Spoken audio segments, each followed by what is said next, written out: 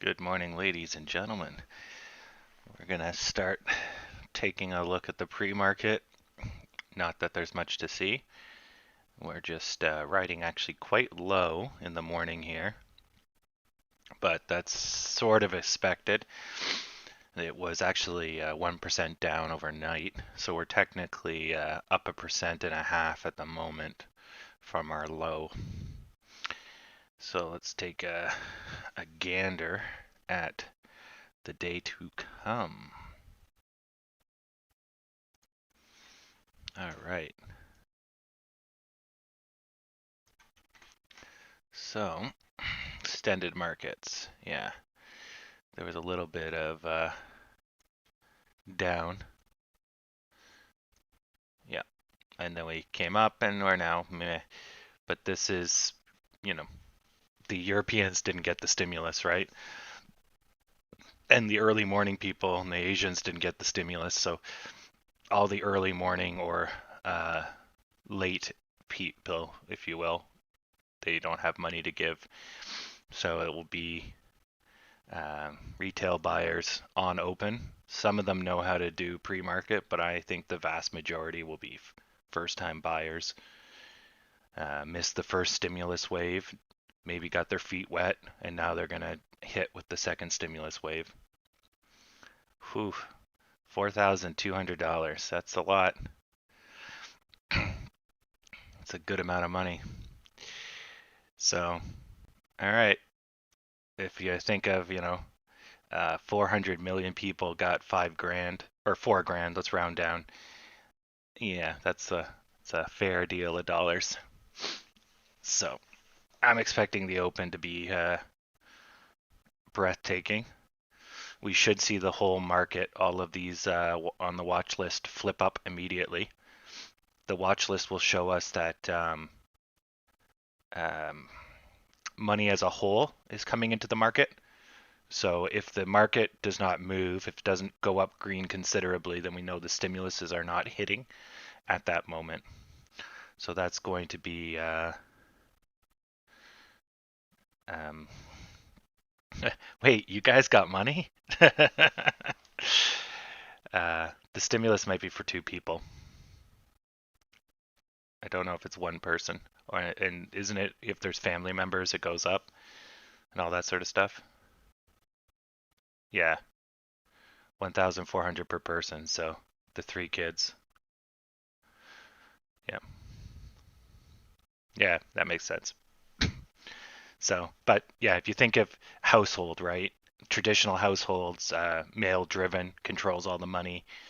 Um, so basically, it all goes into the guy's bank account, and then he goes and gambles on the market and the casino and takes up alcoholism. The standard use. Um, as we're moving forward, that's a little bit more different. It might be blurry just because it needs time to speed up, catch in. But anyways, good times all around. So we got 10 minutes till we open, and we are gonna brace for a sudden jump. So let's, since we don't have a lot of time, take a look at that. So our first level of resistance, we'll just start making some lines here. Stay in drawing mode, that's the one I want. Okay, here, here. So basically all the peaks and the valleys. I'm just going to do all of them for now, and then I'll just erase them later. Just so we have a general idea of where the battlefields are going to be.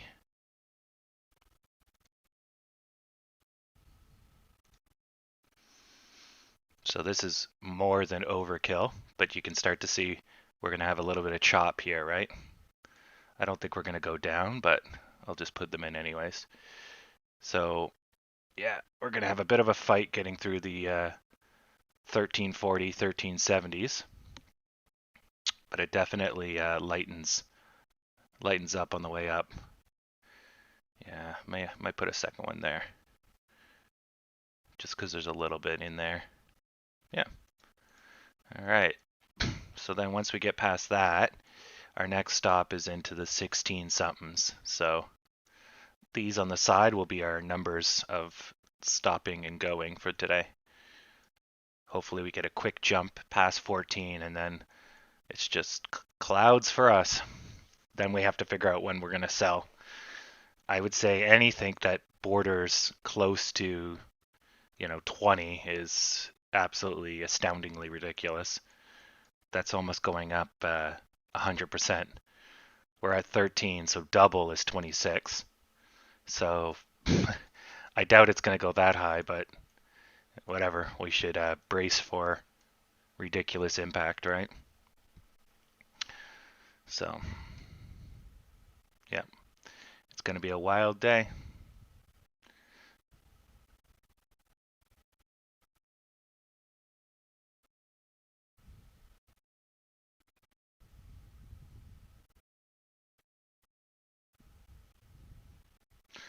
Yeah, yeah. Everything I'm hearing is the stimulus is direct deposited for everyone. Yeah, yeah, that's what we're banking on. So we're already seeing a little bit of the pre-market go up, and so we're just going to wait it out for the next 8 minutes. Gonna grab some more pizza, and I'll just leave this since we're all set up for today already. I'll just leave this here, and we'll keep an eye on it. GME is up 4% as well.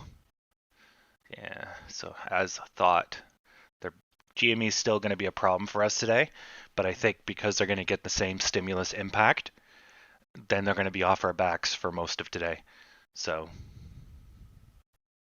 yes, even if we get close to 50%, 60%, you're going to want to look to sell because it's going to come down in nuclear fervor. The hard part of this, though, is that we got all this fresh money, right? So you can think of it as everyone suddenly got rich, but they didn't, right? They got sort of temporary rich. So if the stock flies through the roof, we don't know that that's all the money. Plus, all the people that got rich from going up, they're going to want to lock in their money. So they're going to cause that to crash. But if people haven't put all their money in, there's still that trickle coming in, right? Of the people getting their stimulus next week in the mail and them telling their friends that how rich they got. And so there's a pile in effect. So you don't want to get out too early because you don't know if it's done. But it gets very hard to time the top. So what you can do is you can burn off as you go up, start selling bit by bit by bit, and that way you capture, you don't do it all at once, but you just knock off a third each time, and then that way when you thought it was the top and you were wrong, you got a third of your money out, and then you get diminishing amounts out. Then when it actually crashes, you've already captured 80%, and you take a 10% loss on 1/10 of your money, or 10% less profit, I should say. So that's something I even have to learn, um, but that's going to be incredibly difficult. Yeah, and if we're lucky, this may trigger the short squeeze. Um, but you'll see. Well, if we go up into like the 30s, that we're probably short squeezing. The shorts would be losing double their money basically from this point. No short can hold on. Hell, even if we get to 50, or sorry, not 50, sorry, 50%. So if we get even in the 18s, the 17s, if you bought now and we go to 17, you're pretty much owing all your money at that point.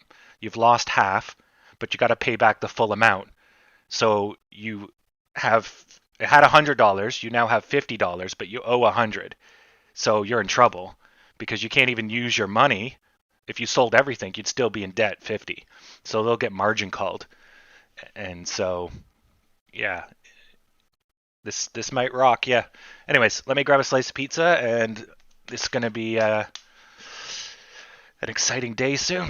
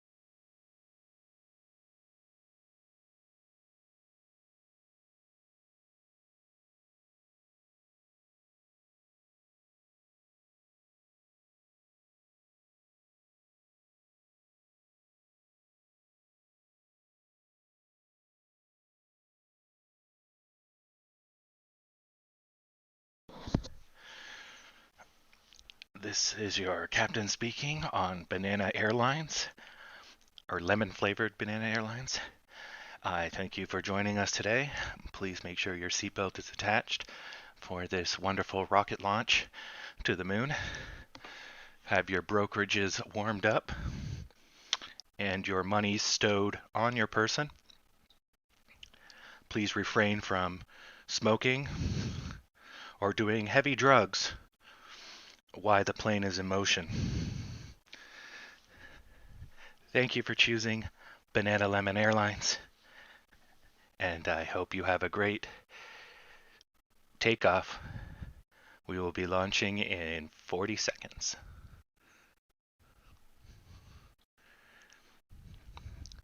Belts, when I try to make up stuff on the spot, it's hard. I don't rehearse any of this. I'm thinking as I'm going. All right.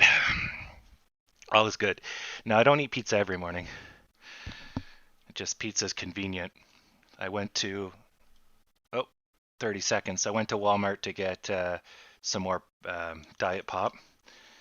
It calms the stomach and it keeps me hydrated. So, and pick up some more bagged milk because I blew through it. So, I got that out of the way today. All right, 5 seconds. 3, 2, 1. Impact. All right, let's see it. Volume is 3 million. People are not dropping their money. 3 million. Don't worry about the red.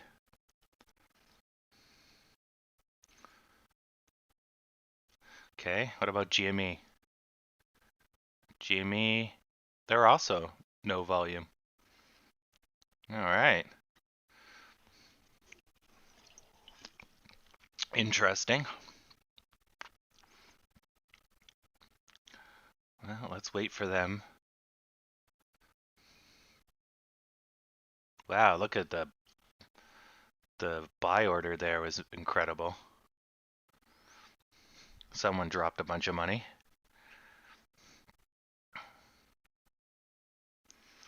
Okay, we're still at 3.09 million. This is still low volume. So open was 5,000, then 4,000, 7,000. Okay, here we go, 11,000.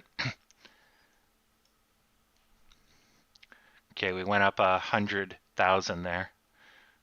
Close to 100,000.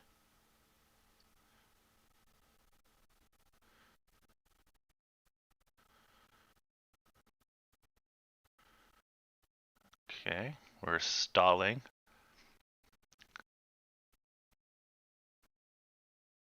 Yeah, yeah.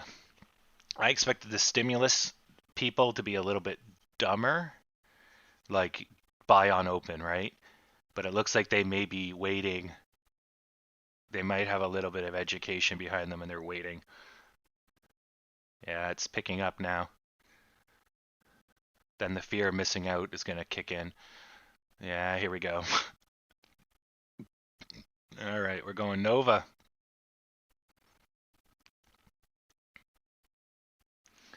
So we just blew through 3 lines of resistance. So you saw that one gave it a little bit of trouble. Now this one's giving it some trouble. We might even get pushed all the way out. Yeah, and we did.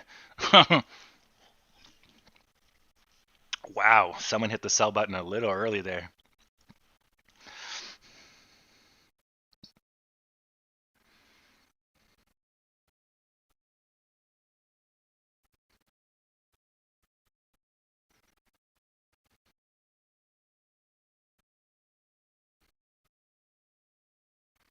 Okay, we're going for round 2.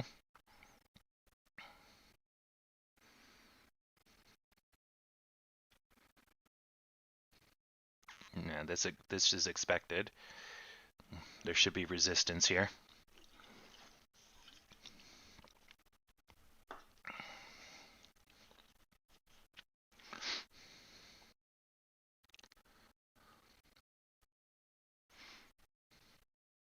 So the volume is getting pretty quick.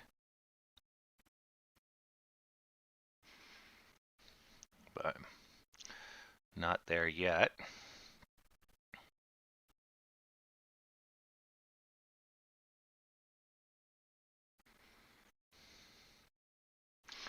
All right, let's take a quick look at GME. So GME might be putting a damper on us. So they had a sell-off in the morning, but what's the market doing? Market's withdrawing money, withdrawing money, withdrawing money. That's odd. Are people actually responsibly spending their stimulus money this time? Come on, gamble.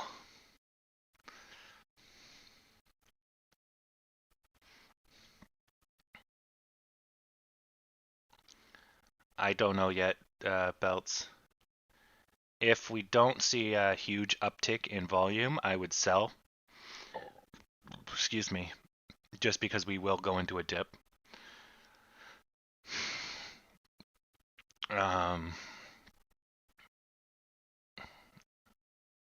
Yeah, it seems that someone has drained us of the fuel. This might go for a technical breakout, excuse me, in about 50 cents. Yeah, so again, the market actually went red, both of these. The Dow is basically neutral. I think it might be time to sell, actually. Just let this figure itself out until the buyers come back in confidence. Are these going up? They're starting to go up. Poorly. Okay, we're going up on GME at least. So this is going to do a technical breakout. It's going to go over this and it's going to jump if it can get over. Okay, I'm going to sell and capture my $1,200 overnight. Let me just double check. Actually, I'll wait till this has a technical breakout, actually. Yeah, because then this will go up and pull us up. Then I'll sell. Because after it gets over this line, yeah, so it's going to just break out over this green here. It'll jump up to here, but it might not have enough strength to get over this. Yeah, see? If it does get over this, then it's going to run. Yeah, see? Yeah, exactly. So we'll just watch what GME's doing. It'll set the tone. But see, it has increasing volume. So the next one might do it. All right, I'm out. There, I got out.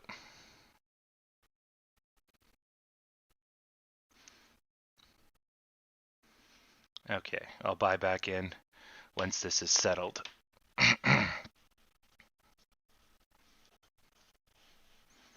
This you're looking at is TradingView. The exact chart I'm looking at, I publish it, auto publishes about every 10 minutes. So I'll just auto save every 10 minutes. I'll just save a copy now so you can get all the lines and zoom out and do whatever you want.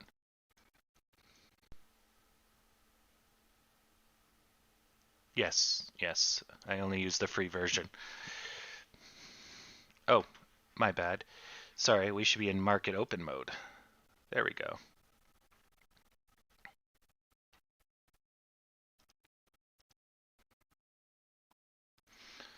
And this should get dragged down a bit. Yeah. There we go. That way it's this is bigger and we got the clock up. My bad.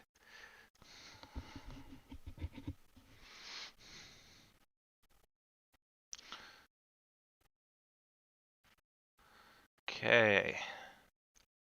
So we're just going to play this by ear. I think you'll still be fine where the market is unpredictable, can't be predicted. So we know the game, we have all our cards in play, but for some reason the money did not drop yet. So why? We don't know, probably never will, but we have to then play it as it is.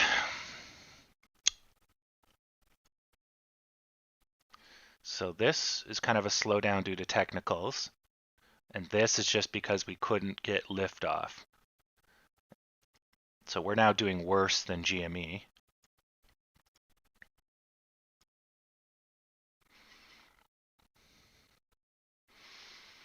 GME will fall if it gets below these guys. And the same thing with us. So this is quite risky because just a small red and it, well, it's got support here. So if it gets a small red, it'll run to here. Then it'll bounce into here. But if it gets past this, then it can fall. And then you'd fall probably into here, 12 something. Yeah, I think people are waiting for a dip to buy. You can kind of see it from the volume. Basically, as soon as it slows down, it's like zoom, right? And no one bought on open, but this is good volume. 18, 15, 10, 14, 20. This is solid volume for us. Yeah, so I think people are trying to time it. But we're not seeing a cash infusion. Whoa, aside from that, maybe. I was going to say we didn't see a cash infusion on the market. So the Dow just took a bunch of money. Okay, the turnaround might be soon then.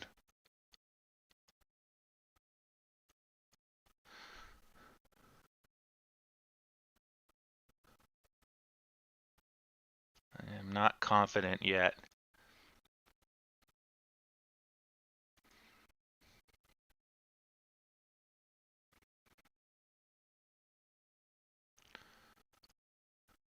The volume speaks to this being a run, but I think you're going to see a red from this support line. It's going to kick it, and it's not going to do it. Not yet. Yeah, especially with the Dow. I think we're going to have to see these guys lift.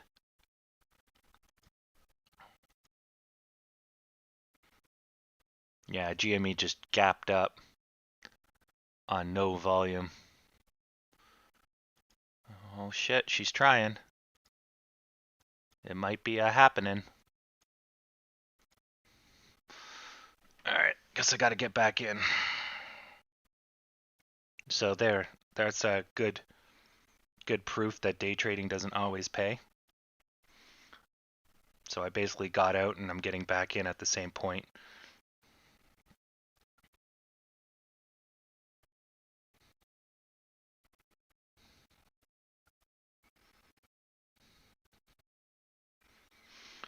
Yeah.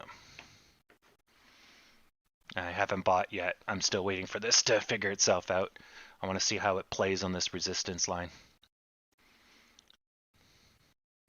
There's obviously some type of resistance line up here.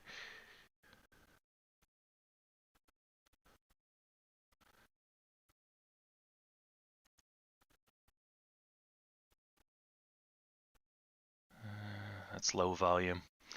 The sellers can easily bring it up to here. I think the sellers are going to crush this.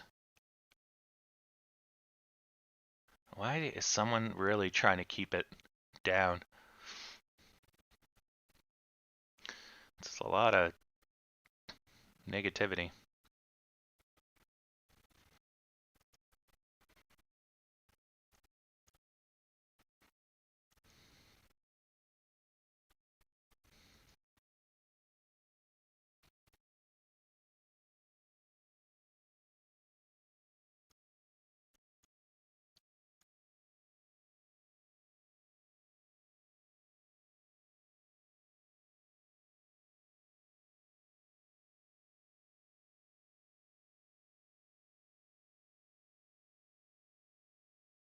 How many seconds? 45 seconds left on this red.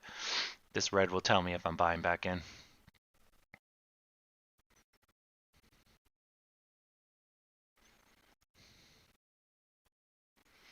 That's pretty positive. That's going to turn into like an S.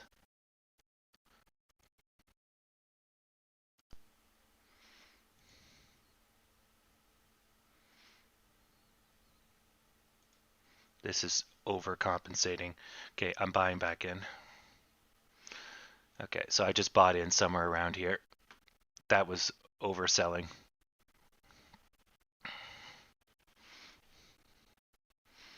Someone has clearly got a lot of money and they're just throwing it around.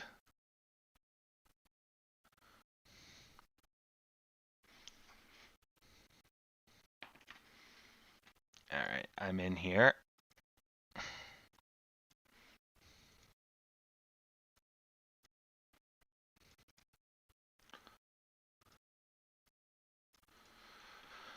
Okay, GME is curving.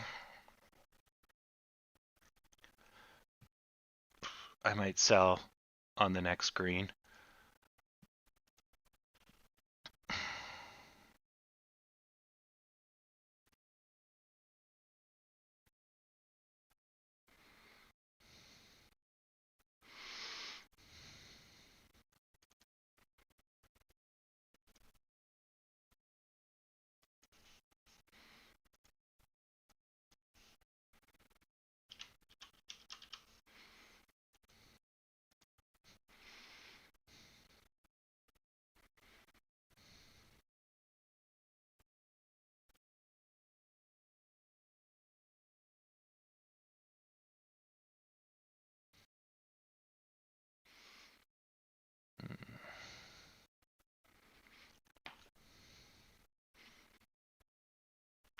Looks like it's going to break out.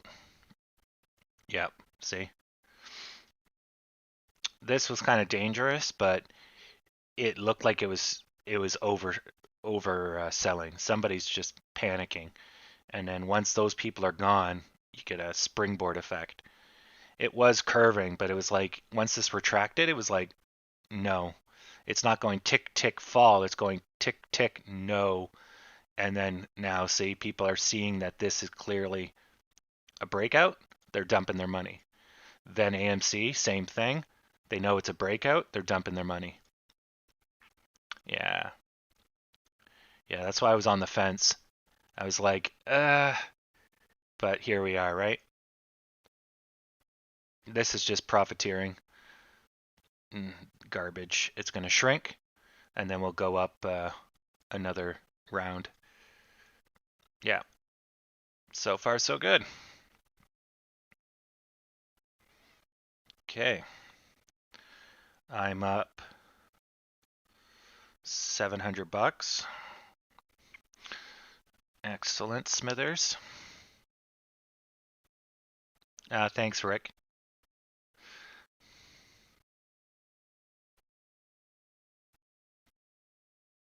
I'm sure there's a little bit of negativity with anytime there's a shutdown, right? There's a little bit of negativity because that is part of their, finances, overseas theaters.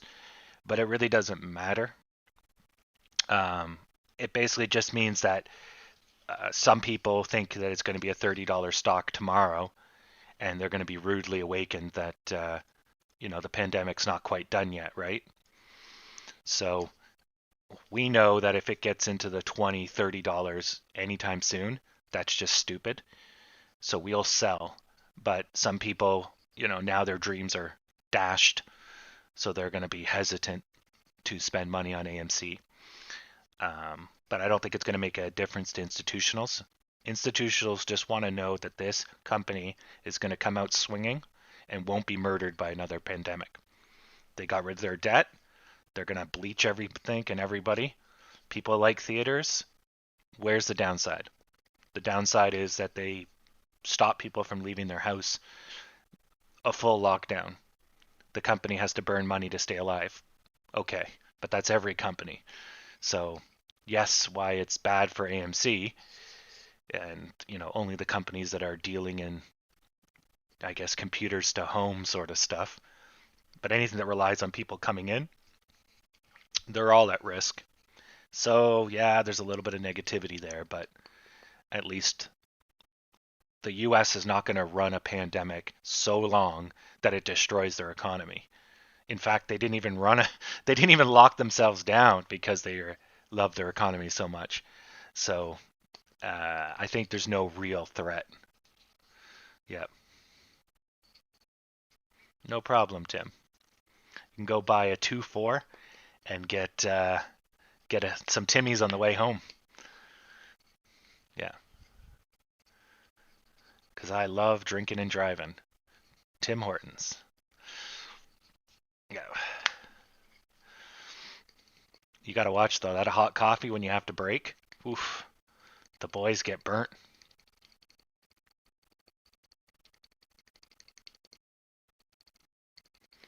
Yeah, no, it's all good. Yeah, leading up to that earnings call, I was a little leery. I'm a lot more confident in AMC now, just because bleaching everything is not a solution. It's not going to solve the pandemic, but it shows that they pivoted. Instead of going, oh shit, what do we do? They attacked a path. And now when the government says, hey, your business is too risky, we got to close you, you can say, look, we're at medical grade bleaching here. We're safer than being on the street. Then the government would go, hey, you know what? Maybe you can stay open. And that gives you the edge over your competition. And that is what investors want to hear. So that's very good. Um, they took a cleaning company, which doesn't really mean much, and then they got a university medical facility, which also doesn't mean much, to certify it, which is good. Um, so yeah, I'm very confident in AMC. As a result, I'm investing in it. Yeah.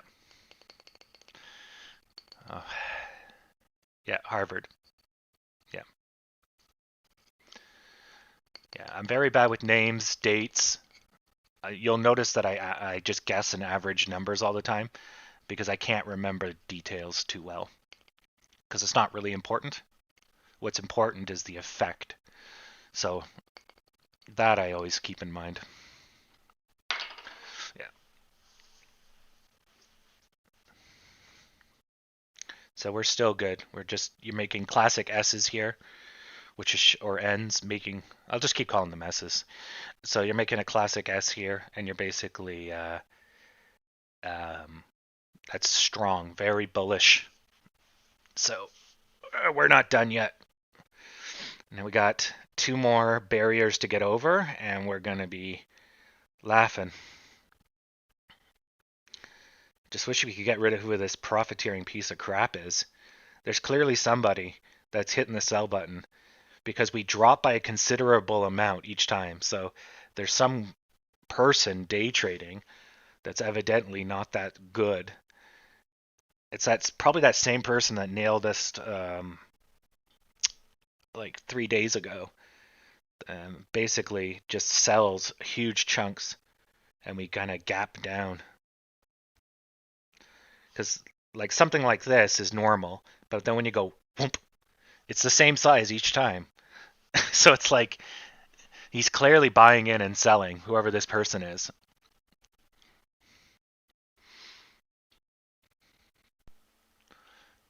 And then he's spooking people.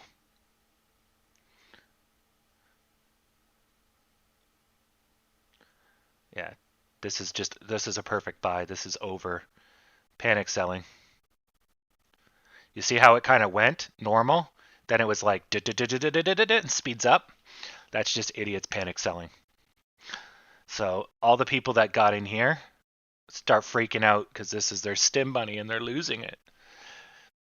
Ugh, newbies.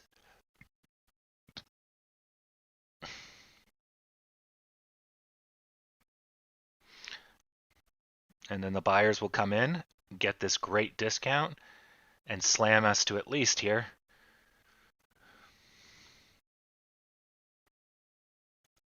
Yeah, the noobs. Well, kiss your money goodbye. Bye bye, money. This green takes off. There you go. You lost everything, you pieces of crap. If you only just held. Fuckers. Uh, yeah, exactly. Yeah. But it comes with experience. Because when I was new, that would have scared me. Because it's like, oh, what's going on? Now I know if it's completely out of a pattern, it's more likely just people being stupid. And if you're watching it, you can see that there was an initial sell, which was most likely somebody looking at this, sold early. Then, because he sold, someone else sold, and then panic. And panic looks like a speeding up, like someone running. It's like, do, do, do, do, do, do, do, do, do, and then it takes off, then abruptly stops. Or actually, no, it goes do, do, do, do. Like it does actually do a little bit of a slowdown. It doesn't actually stop on a dime. But yeah, that little piece here is probably panic. Um, so, anyways, once you see that, then you know it's like, okay, it's panic. Is the panic going to continue? Well, I started to see it slow down, right? So this is probably follow up for this. So this isn't our people selling; it's the masses. How's the market? Market's going up. I think yeah, we're still healthy. Yeah, this should turn green and get us over this black line. If it doesn't, then I'll sell and I'll take my profits and wait for the dip. GME is giving us the drag down.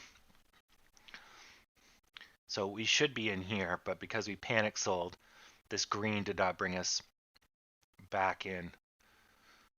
I was hoping this guy would be a little bit bigger, but it looks like we may have spooked our buyers. Maybe not.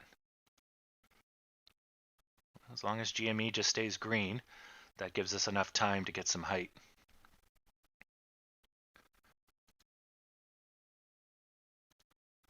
And is it going to turn red? Yeah. I wonder if there's robots that are just selling when GME sells. It's like you can set your watch to it.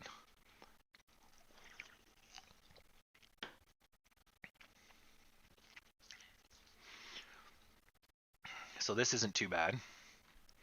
This is along this line. They haven't made new lows. They're still in a kind of a bullish pattern. They might go into a U shape. If it gets into the 222s, then it's bad. It'll drag us down. But we are due for a dip before 10:30. So, excuse me. Somebody might just go for a massive sell-off.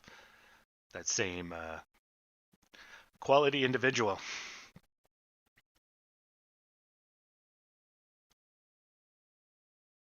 I'm all in everything at 13:35. This green represents my buy. So we got in right about here. So I missed this piece here because I sold from yesterday. I think up here, and then I missed the drop and I missed a bit of the recovery. But I got basically back in where I sold, and we are up $2,000 or so already. Right now we're up $400. This green here is $400. So we're just keeping an eye on GME. No problem.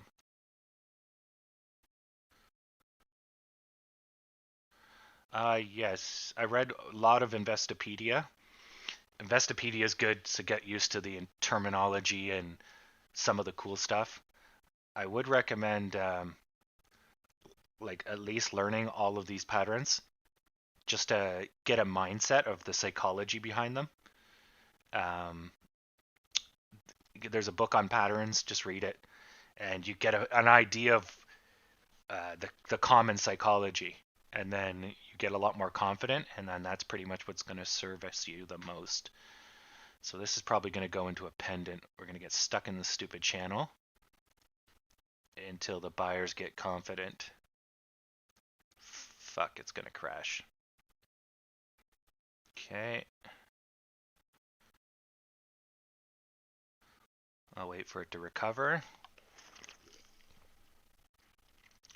So this is basically on the edge of it getting bad. So then there should be a little bit of green and then possibly continuation. My $400. Rip. It's still going to be a positive day. I'm just trying to make the most of it. We're not going to suddenly go negative. Yeah, so then that's going to be our rebound. Push us back up until this turns red and drags us back down.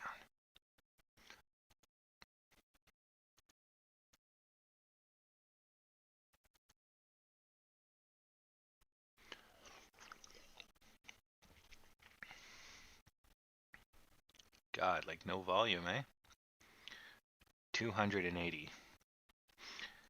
Crickets. There we go. That's going to push us up. And then we're going to get stuck on that black line unless we have a lot of volume. But right now it's gone sleepy time.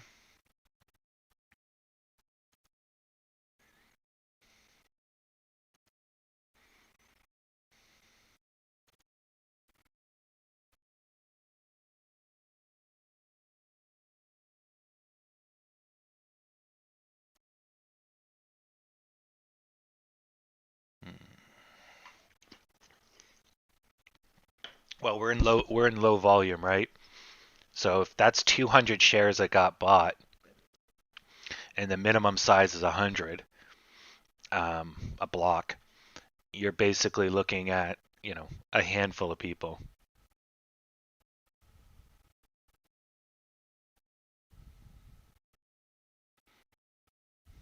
I will update that in a minute. Just a little busy. I did update it, but it just for whatever reason didn't hold. I guess we got a second here. Yesterday.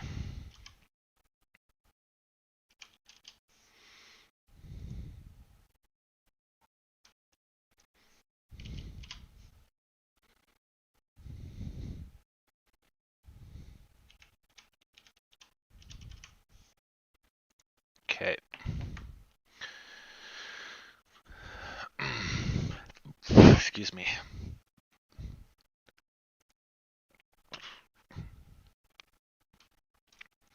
I'll do the proper math calculations in a minute.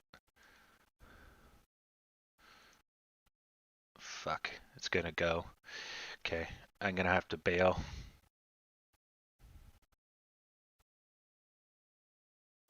Bailing. All right, I'm out.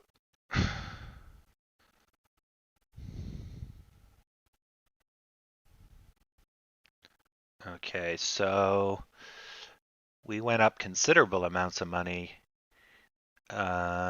We were at 55,800. We're now at 57,900. Almost back on 100% dollars. So I don't know how much money that is, but let's just pretend. So we take out 2. 2 is 5 is 6 is 7. Okay, so that covers that.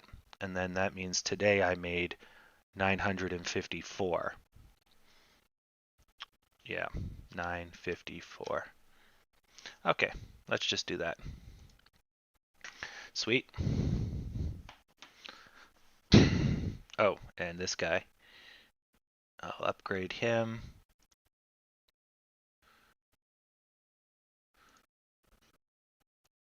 To 5795.05. Right. Making bank. Trying to get to 61 and then I can pay dividends out to my loanies. All right, so I got out on this guy right here. This up here was $2 grand. and I unfortunately only got $400 or something like that. But let's mind the gap, as our British friends say. Yeah, as soon as I saw that, I was like, fuck it. And then we got a little bit of green, and I'm like, no, it's too close. It went under this, so it's gonna collapse somewhere into here. And you know, fuck it. We're definitely doing more. We're more positive than they are. But yeah, fuck it. MMGA. Yeah. Make mornings great again.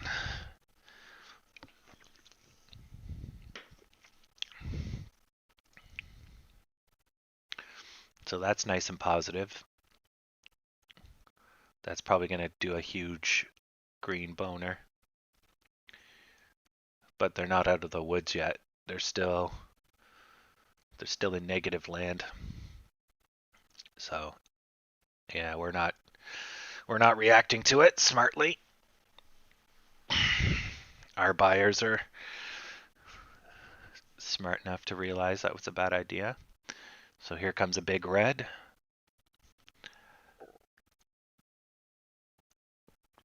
This should be a larger red.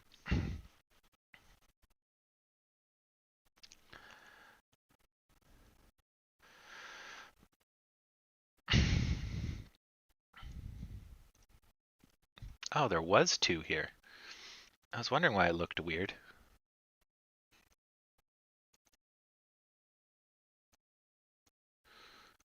There we go. Do, do, do, do, do, do, do, do.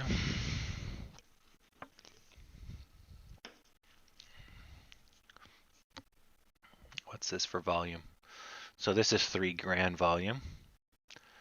3 grand 300, 4 grand 4 grand 400, 5 grand, almost 6. So it picked up near the end there. Buyers are pushing back, 7 grand. 7 300.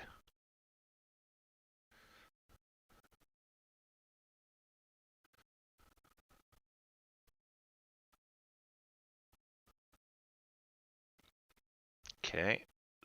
So this is picking up. We got some speed.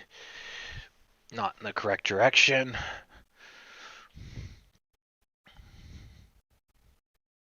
Still low volume.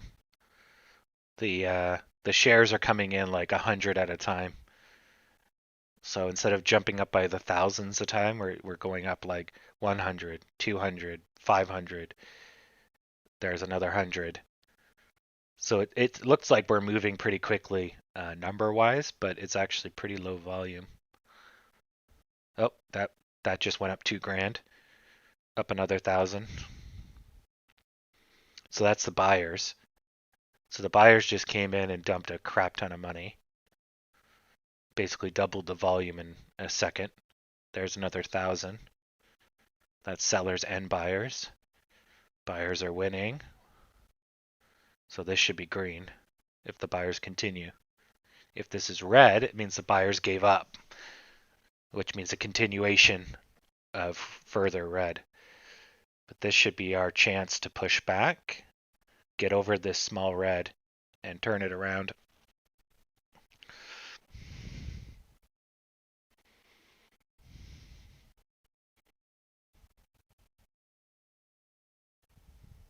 You're broke now, Mr. Cedar?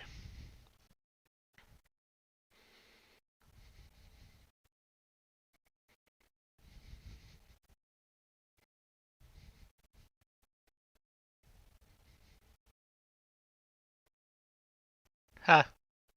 Well, hopefully you made some money on your engagement dollars. But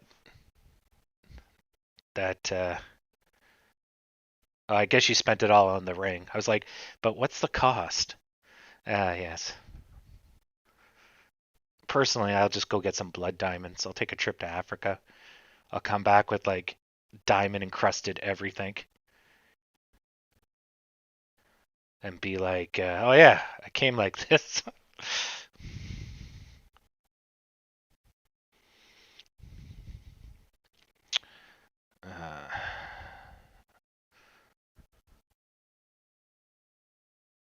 Well, if you're saving for something, then put it all on the market. No, it would have to be for a purchase. No, you made a purchase of a depreciating asset, Mr. Cedar. That asset is going to depreciate. No, it has maintenance costs. Some can be very high. Then it depreciates over time. I mean, it could learn new skills and gain an appreciation, but for the vast majority, it's a depreciating asset. See, it's better just to rent and trade in for a new model every couple of years.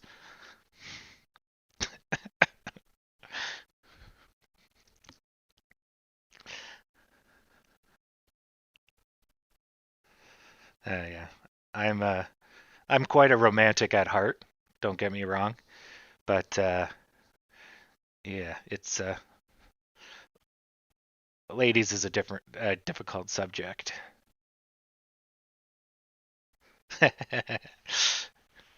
I like keeping all my investment dollars. No, it's all good. All right.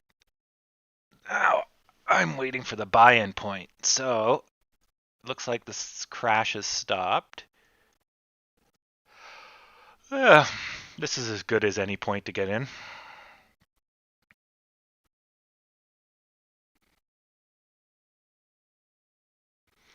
least Zach's here, not here to complain about my yawning.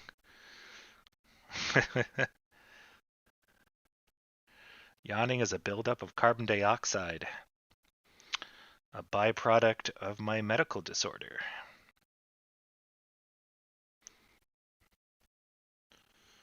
All right. So we're going to go all in at 57 grand. Just wait for it to go red for a second.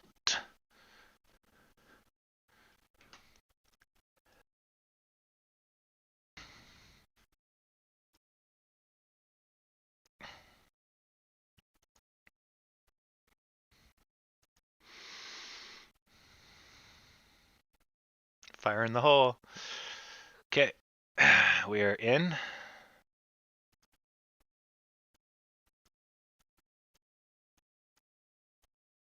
Oh, you're right. Drawing mode. Right, I had drawing mode locked. Jesus. Oh my god. There we go.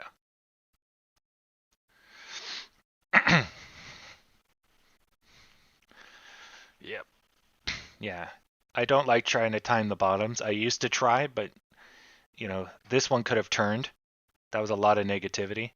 But now it's clear that we'll have a little bit of a red and then green, green, green. Yeah. After about where this green is, I don't know what's going to happen, but it should be like this. Should be the next two patterns. We'll see.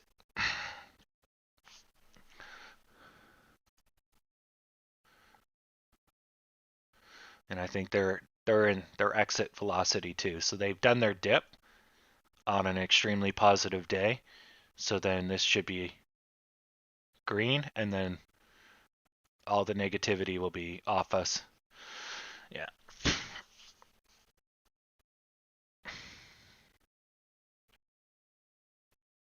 Jeez. You're falling apart, James. You turn 30 and it's all downhill.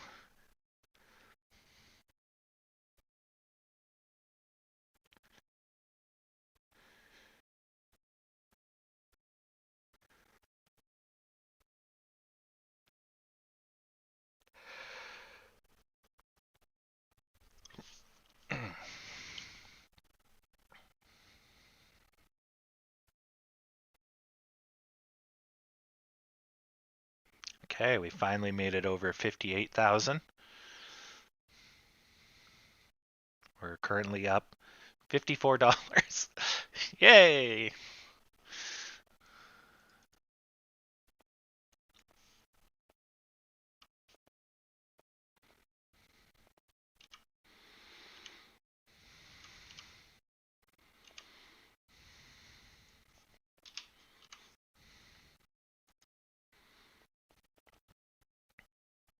Yeah, I don't know what these numbers are trying to tell me. It used to say the what I got in for and the money I'll have when I leave, but 0.75% isn't going to give me 67,000 on 57,000. I'm not going to make, 10 grand, which is what this thing's saying. I'm going to make 10 grand. There's something wrong with this. It used to be right. I got in at 1332. Yeah, starting to go.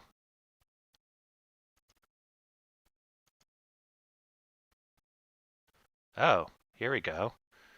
Why is this all of a sudden back to normal?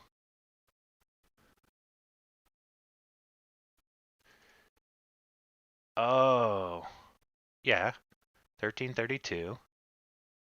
My account size is 5728556.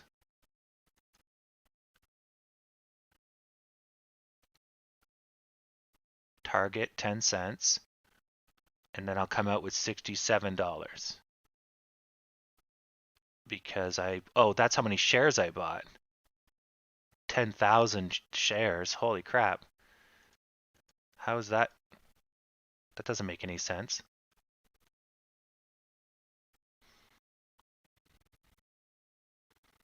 The fuck? Oh, I think I know what's going on. I need to divide this number by 2 because I'm playing at 100% margin. So it's costing me 57,000 to get in, but I'm actually paying the bank. I got to keep 100 in so every 100 that goes in, I got to do 100 in reserve. Let's see if this actually lines up properly. 35,000 US dollars. Getting closer.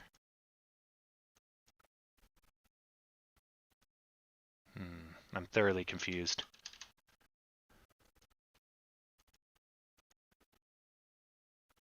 Oh, fuck it. I don't understand what's going on. We'll just ignore this for now. Settings, style, compact stats. Okay. Whatever. I just use it for the percent. It used to tell me how much I would make, but I don't know what's going on now. Yeah, if I had 78 shares, by the time I get here, I would have made 5 grand, or I would have lost 3 grand on my $7,678. But whatever, it's broken. The risk level is determines where this thing goes to. Oh, maybe you're right. Oh, look at this. I thought the risk just determines the automatic size. But let's say 100% risk, 572856. Okay, at 100% risk, we would be 40K, and I would have made 140. Yeah, that's not right.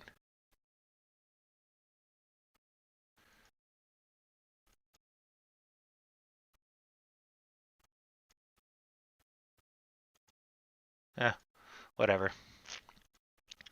So back to charts. So we're just profit taking.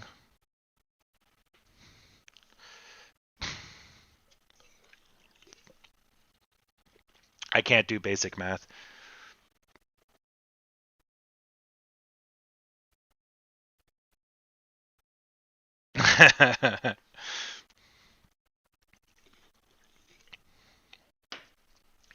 I can trade stocks and make money, but adding, no, not going to happen.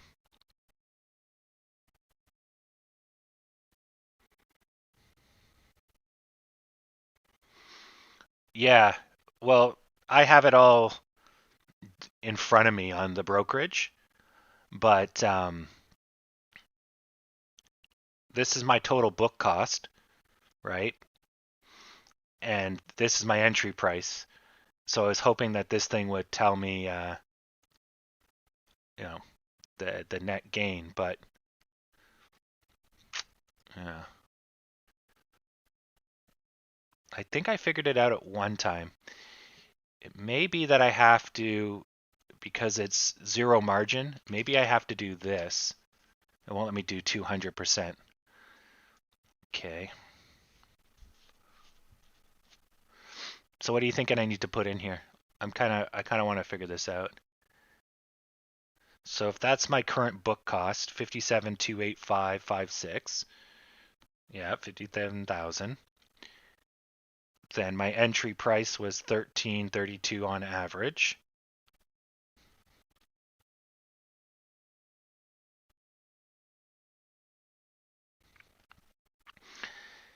And I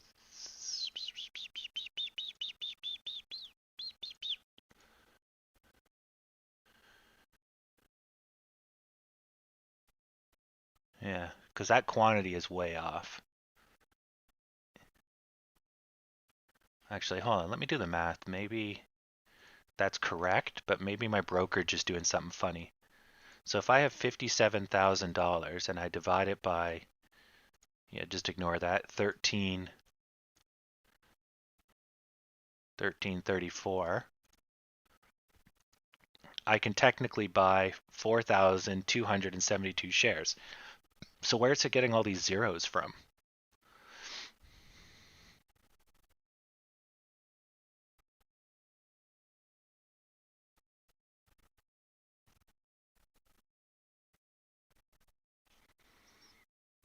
Hmm.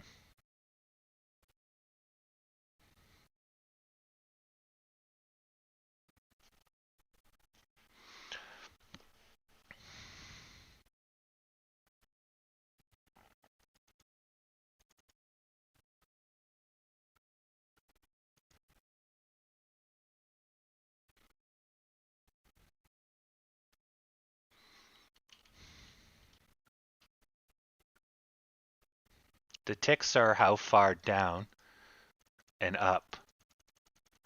So this is for setting like your stop and your whatever. But it should just be a matter of this. But I think you might be onto something with the risk. How about 0% risk? Ah, so the risk affects the quantity. Okay. Oh yeah, look at that. There's the amount. The amount's proper. Whoa, that's a lot of percent. Okay, so what if it's 1%? Hey, that's really close. Okay, maybe this thing is just broken. Maybe someone's effed up the zeros on this thing. That's pretty close. So 1%, let's just go up to the number. So if I have this many shares, that's close enough. I will end up with 900 bucks at this point. There we go. Yeah, good enough. Perfect. There, that's much better. So a risk reward ratio of 1, 15 up, 15 down. Yeah, that's fine. I bought this many quantity. Yep, which will give me 57.9. Yeah, perfect. It says I bought 15. Yeah, up 15, down 15. Yeah, that's right. And then if I do compact stats, oh, okay, whatever. I don't know what the hell's going on, but now it's at least better. Yeah. Yeah. There was a sell-off with GME, and that's fine. I'm in for the haul. There's no point buying and selling here. It's going to be, if I was off by the dip for, 5 minutes, who cares?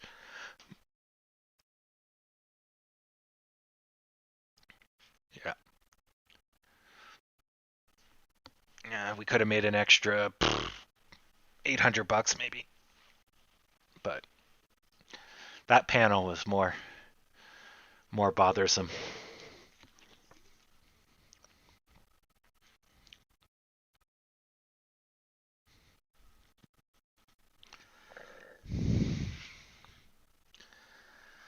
I did a real world example of how humans learn, and machine learning just tries to emulate that.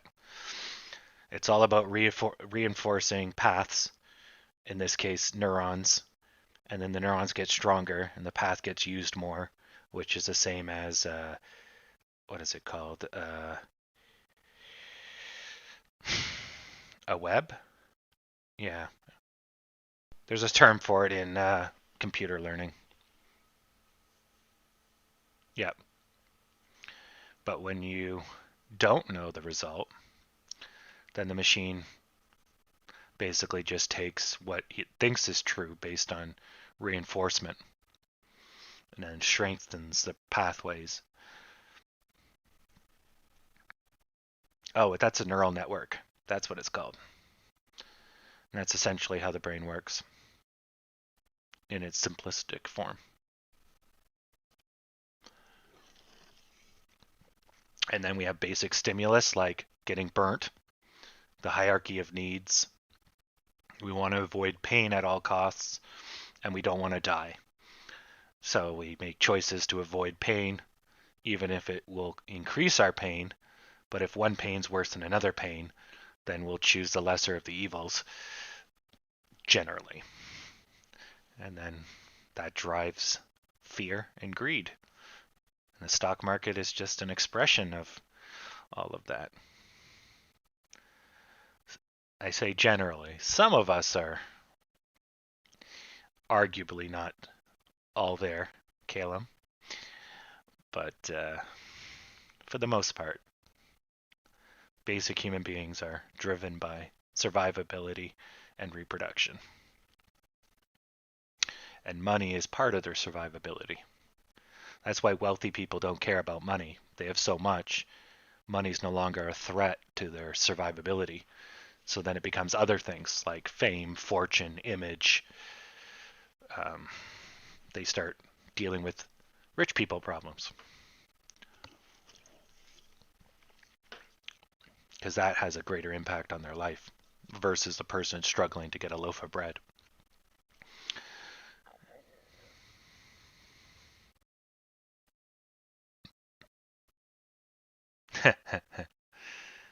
Well, I know neural networks and I know human psych pretty well.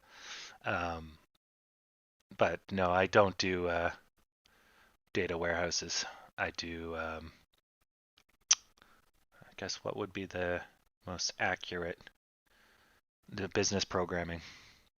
So I'm just building out features for clients, and the client happens to be the military. But not very enthralling, anyways. There's no thrill. There's no hunting and chasing down your prey. So I'm not getting that primal satisfaction to which I'm getting here when I hunt on the stock market and I'm successful, like we are right now. Then I go out and buy my steak, and it's just the modern version of hunting the deer. I hunted the deer. I paid someone else to kill it, but I hunted it. So, anyways, that's why people like shopping. Shop Women are the natural hunters. They're the male just sits at home and screws things. That's why women like shopping. It feeds a primal need of providing, getting, finding the deal. And then some guys have that same, you know, urge. Um, some guys don't. Some guys hate shopping. Some women hate shopping, right? But on a fundamental level, all things removed, shopping is basically a replacement for hunting, um, surviving. Yeah. And Western culture, of course, we don't have to fight each other for survival. It's not Somalia. It's not, the jungles of somewhere. So we're not fighting for anything. So we have to find supplements like the stock market. We need, or gambling, or racing horses, or something.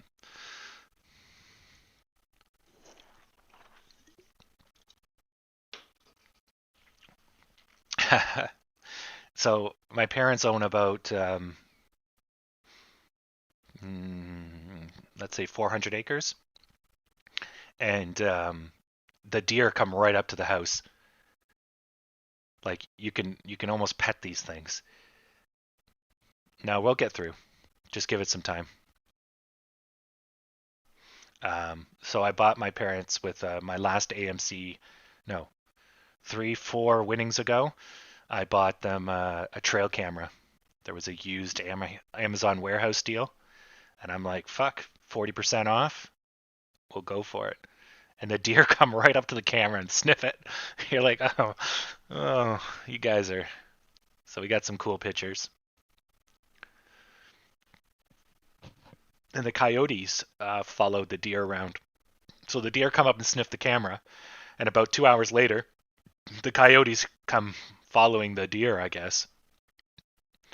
I don't think coyotes are big enough to take down a deer, but they might be trying to take out the young or whatever other herbivores that trail with them.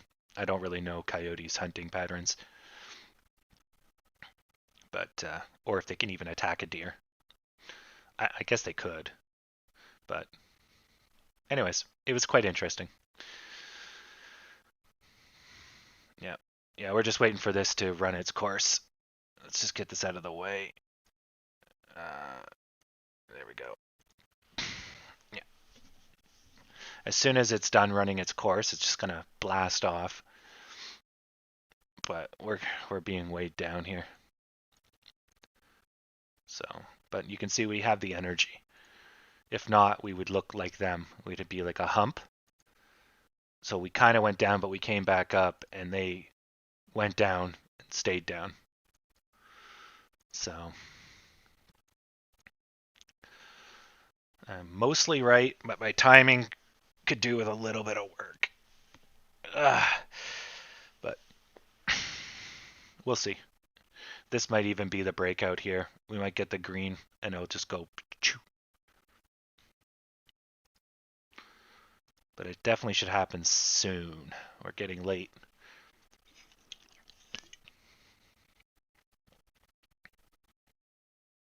Oh yeah, coyote couldn't take out a horse. Horses can fight humans. Like even an armed human, a horse, it's got a lot of weight. Powerful legs. And if there are a pack of them, they just run you over. They don't even have to fight you.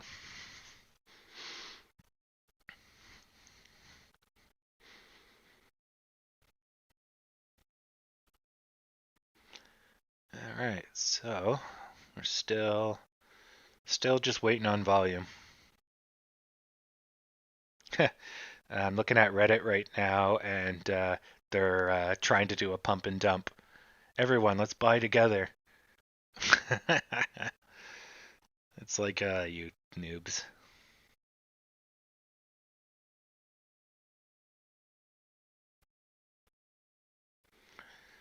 Damn.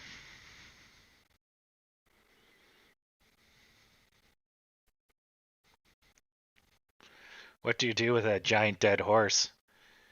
Do you just cook it up or dig a big ass grave? I mean, I guess I would start eating horse meat. It's free food.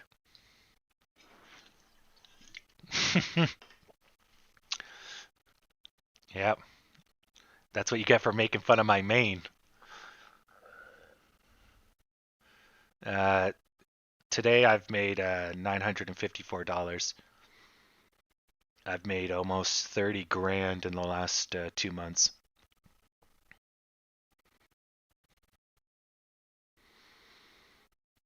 I'm just actually coming out of a hole because I lost about 20 something grand when AMC crashed. So I'm almost neutral. But it's hard to make money when it's crashing.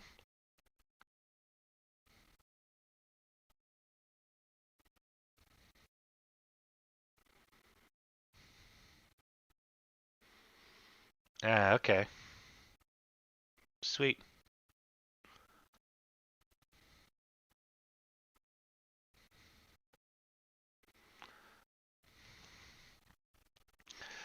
The sell point has not come yet. You gotta wait. We're just waiting for the pressure to finally be enough to get us out.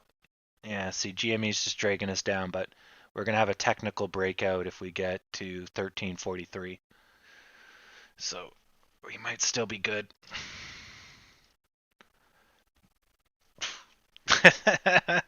Oh, yay, $20 Friday. But wait, some guy told me it was going to be 5,000 tomorrow. I made this thumbnail and everything to go with it.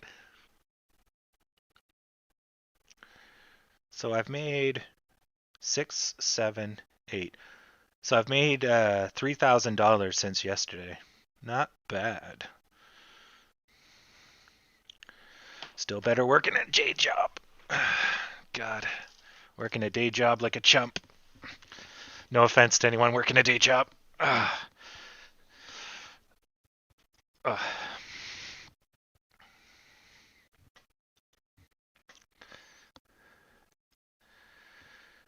Let's get rid of that. There we go. All right, time for nappy time on the couch. So yeah, GME's whatever energy they had is just dead. The volume's still better than normal. You can see over here. So that's definitely higher energy than their normal. But yeah, they're clearly not doing as well. So I may have to sell before they crash. But we really should be going up now. Sometime between here and here should be our upswing. But holy crap, they're down here.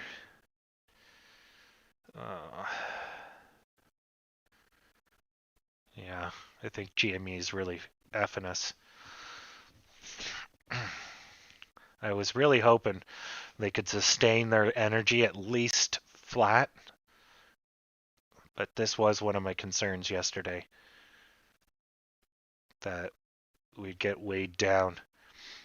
But I figured maybe we would have enough energy with the stimulus money to just punch and keep going. But it looks like people are trying to time the dip. Like we get bursts of energy near the bottoms. We did have a huge buy-in in the morning.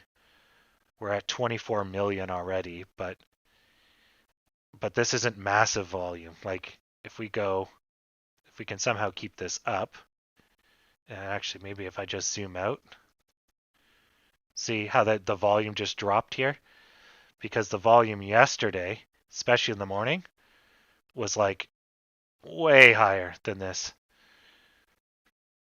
Our all day volume is kind of what we're doing right now. And yesterday was I think a relatively slow day. The day before was 200 and something million. This day was nuts. Yeah. But yeah, it's hard to compare volume from day to day because it keeps adjusting. But anyways, the point is this is solid volume, but not what I would expect with stimulus money.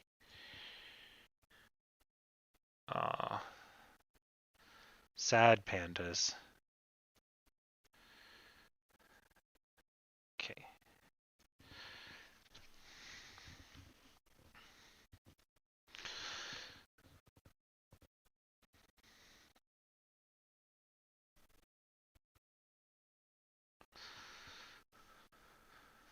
Yeah.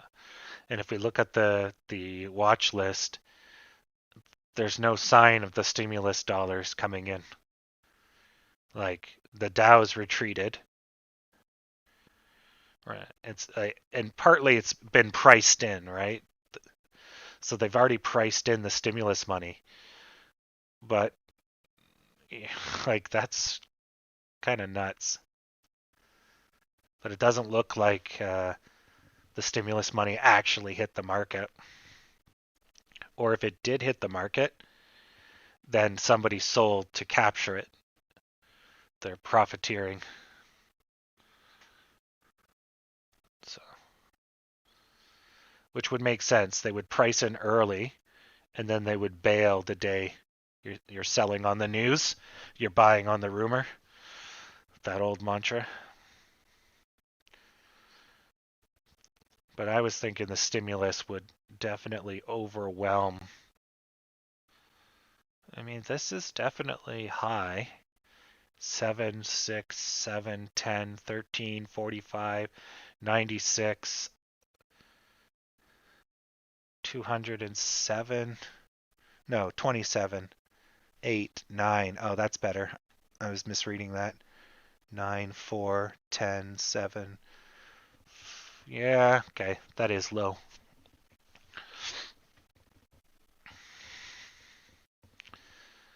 All right. Still shit. This is coming out. So this might be a W here. And it would either be here or here. That's its shoulder. So this should continue till about the midpoint, then continue to about here or here. But the midpoint will be the deciding factor, which would be right about here. So 224 is going to be a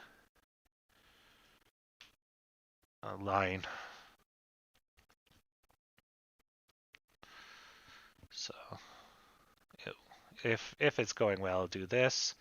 So it'll either do that, go up to here and do that, or go up to here and do that. So one of these will be its, if it doesn't crash. If it crashes, then this is just a dead cat on the way down. But normally that would be higher and the cat bounce would not be 50% of the initial fall. The cat is not made out of bouncy rubber. Yeah. So this is just probably going to go for 3 kings. I don't think we're going to collapse. Ugh, still sucks though. I was hoping for an easy buck here. But there's my 2 chances to get out. And we'll see.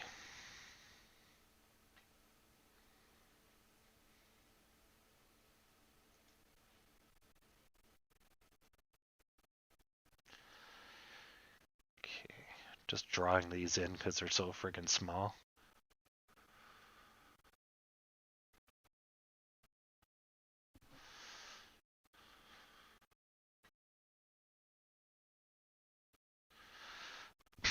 Well, we're still talking about 5 grand from everyone, right?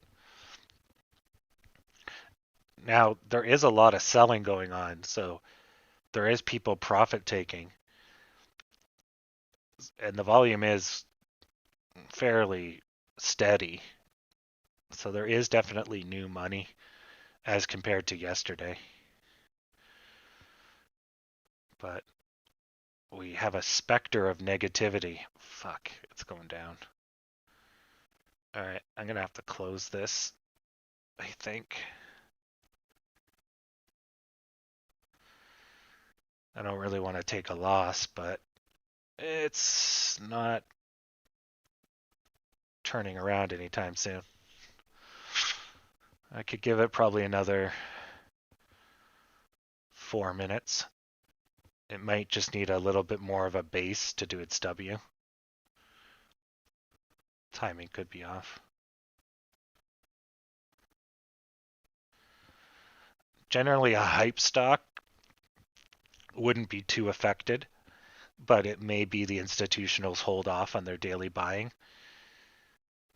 Sons of bitches. Okay. I gotta get out now. How much money did I lose? $800. Oh, there goes my winnings for today. Let's see if I can time this so it's not so bad. Oof.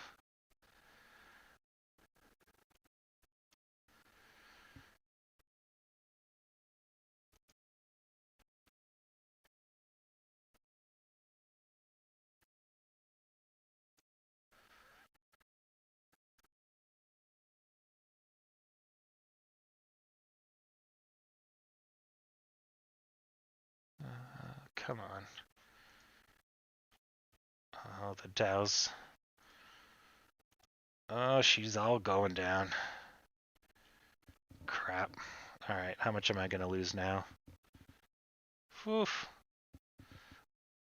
So now it's down to 1,300. I might just have to ride this one out.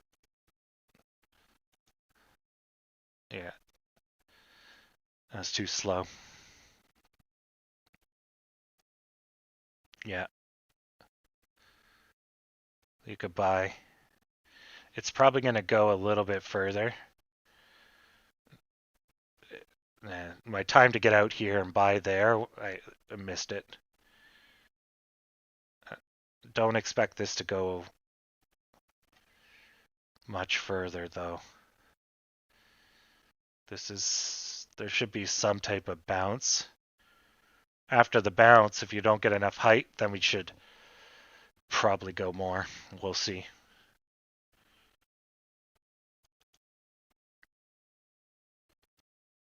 Okay, so we should get our bounce probably up to this black line or close to it.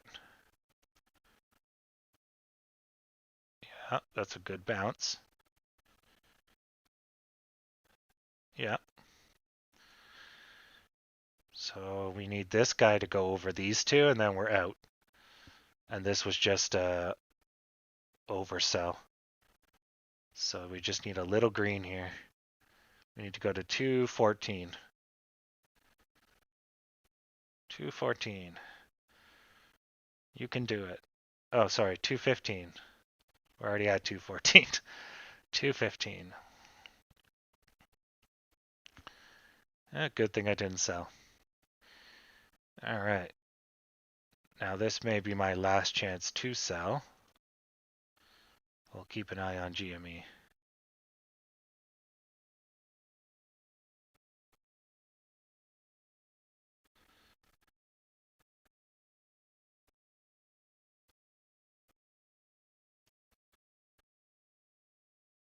Okay. Just profit taking.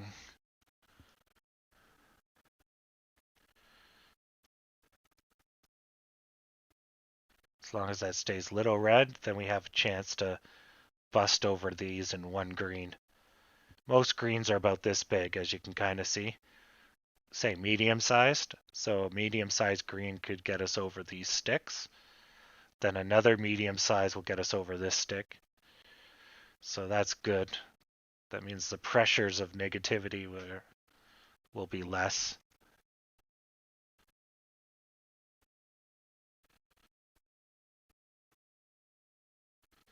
So still good.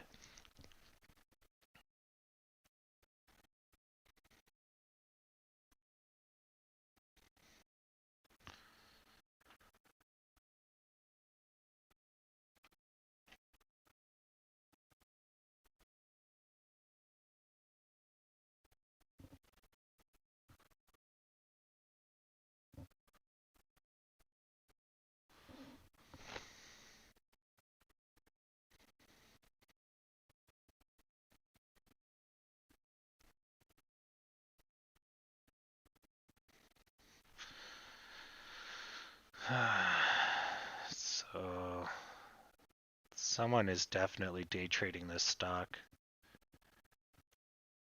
They're just selling every peak they can get their hands on.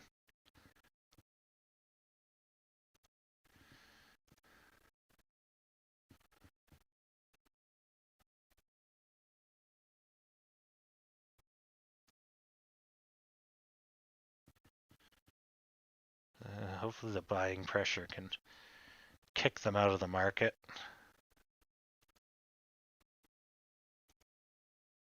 We're looking good.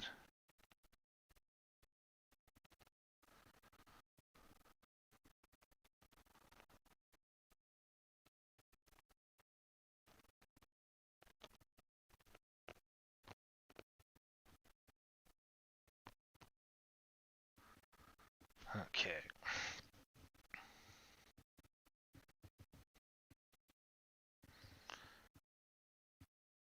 I think we're still okay. Yeah, we got some support here. Okay, so I got a meeting with my students in 10 minutes. That should be a quick phone call, but I'll still be watching the stocks. I just won't be able to talk to you guys.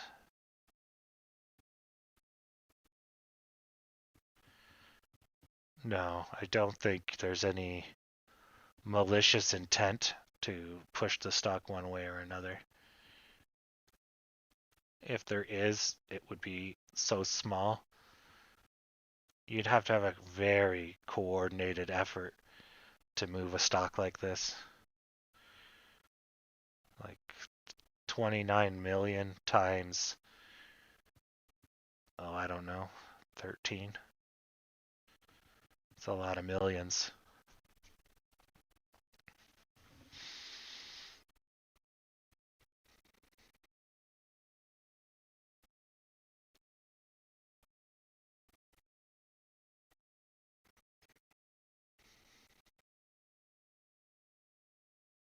Yeah, so they're starting to climb up. Volume's increasing, so that should take this stupid cloud off of us and get us going.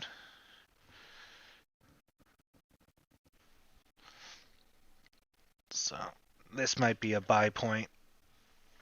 It's still a little rocky, but lemons, yeah, could let's fire those up. Might be a little early, but give it a whirl. Just because I'm being generous, you can have some lemons too. So this chart still holds up. It just needed a little bit more time. So just visually move this over, and then this would be here and that would be there and all that sort of stuff. Or just use these lines, I guess. There. That'll use.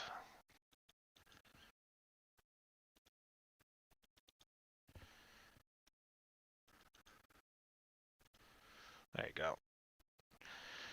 All right. Guess I will grab another. We are under short sell protection today.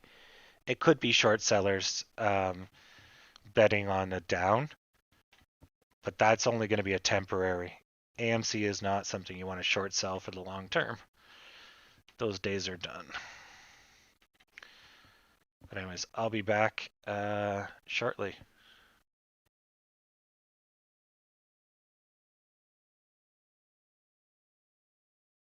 Oh, and don't be fooled that it's slow. The price action looks slow, but the volume is decent. But yeah, I expected a lot more volume. But it might come in as soon as things are starting to take off.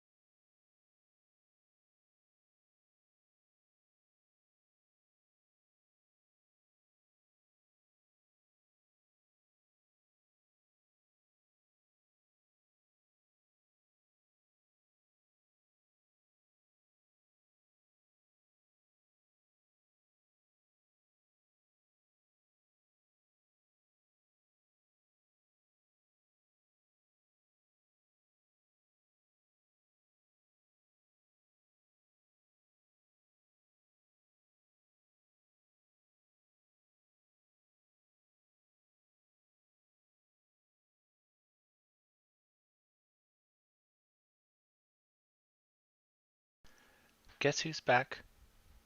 Shady's back. Tell a friend. All right, that was a long conversation. It was supposed to be a lot shorter, but their project manager came in and asked if, the team could improve, and I had to politely tell them, there's room for improvement. They're students, and they're cutting me off in conversations, and they're talking on top of me, and there's a little bit of personal skills that could be improved upon. So I was just like, trying to find polite words for it. But anyways, I am back, and it looks like we got what I was expecting, but not as high as I was expecting. We're going into 11:30, so we really shouldn't be this low. Yeah. So this one should have taken off. So that would have been the W right there, and it failed. Tried, failed. Now it's going into basically a U shape here. So this is definitely something volume-wise, but it is garbage. Where's all our stimmy bucks?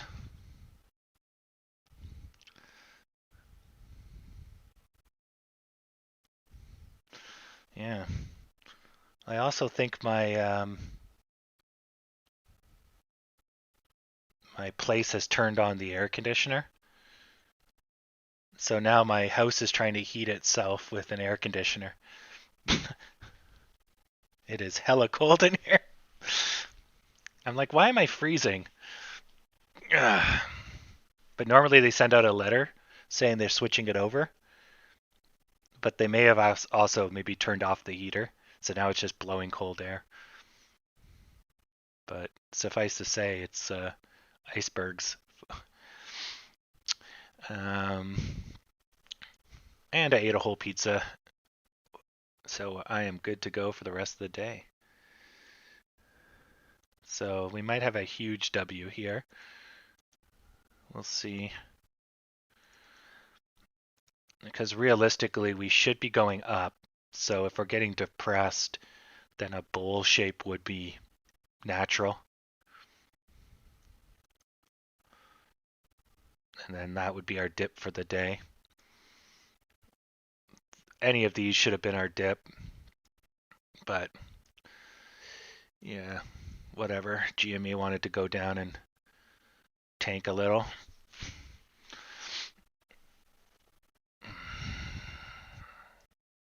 So basically, we're just biding our time. We got a fueled up rocket ship, and we're basically any time is a good time for liftoff.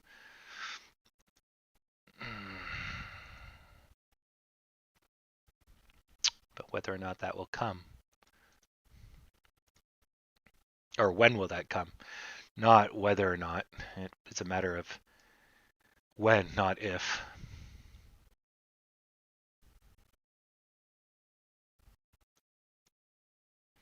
Yeah. Like, that's pretty heavy for them. That's 2,000, which is pretty heavy. Not as heavy as like this, 6,000, 3,000. But that's still very positive, especially in the short term. So maybe that'll get us up and over. We'll see. Exactly. Yeah. So to answer your question, Char, it's basically that's the game. So if this stock is worth $30 in December, if you went to sleep till December, you would have 3 times your money, let's say. Okay, so that's it. But is it going to go down, up, down, up? Like there's room for more money than 3 times your money. But if you don't want the effort, then just buy at any price, and I'll see you in December, right? So as you start playing more frequently, your risks increase and decrease, um, but mostly decrease, let's say, because you're moving your money in and out. but then your profit can go down with it because your money might be out when it goes up and you might sell when it goes down and blah, blah, blah. So there's more chance for money loss when you day trade. So you have to kind of weigh it out. If you don't have steady hands, then don't day trade. Just buy and hold and just close your eyes when it goes red. Yeah. Well, I would keep your space suit at least cleaned up. We're not done yet. Ooh, this pop is ice cold, courtesy of that wind chill. Nice. Damn.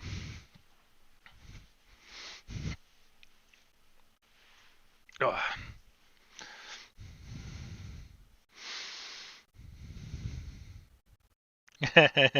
I know, I love that. But I bought 10 shares. Why don't I have $1 million in my bank account? It's like, do you even understand compound multiplication? Do you even understand the words that are coming out of my mouth? Nobody understands the words that are coming out of your mouth. So good. Yeah, the markets are pretty flat. Like 0.25 is nothing. Down 0.5%, down over 1%. So it's a pretty dead day.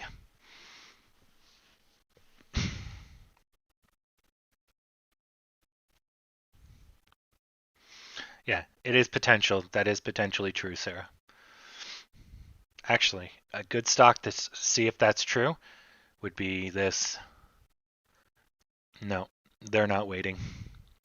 It's going to say if you find a stock that has robots, the robots would be put on pause, right? So they would hold the price at some ridiculous flat number. Yeah. You'll see that just before an announcement, like the earnings call. I expected to see like flat robot trading near the end of the day, but I don't think that's our stock has enough of a known price target. So our company is probably worth about $5 per share, $1 per share, somewhere in there fundamentally, and we're trading at 13. So our price target with all the multiplication probably puts us at 8 to 10, maybe. And that's where the robots would try to hold us. But now that we're so high up, there's no robots, right? Like when we had that $5.50 floor, we went almost the entire day. It would not let us go any lower. Every time it went down, boom, gone. That's clearly like robots, in that case, supporting us from crashing beyond 5.5. But I think we're too high for most institutional investors. It's just going to be day traders, semi-pros, and the risky hedge fund kind of guys. We'll see. But eventually they'll all come in. So if we're doing this good with like not a lot of people playing, it only gets better. So until we get over 30, and then they're going to turn on us because we're overvalued. Or AMC does something stupid, and then they reduce value, and then the institutionals correct. But that shouldn't happen until we get back to its full price. Right now, we're still making up for lost time. Or short sellers, I guess, or the real problem.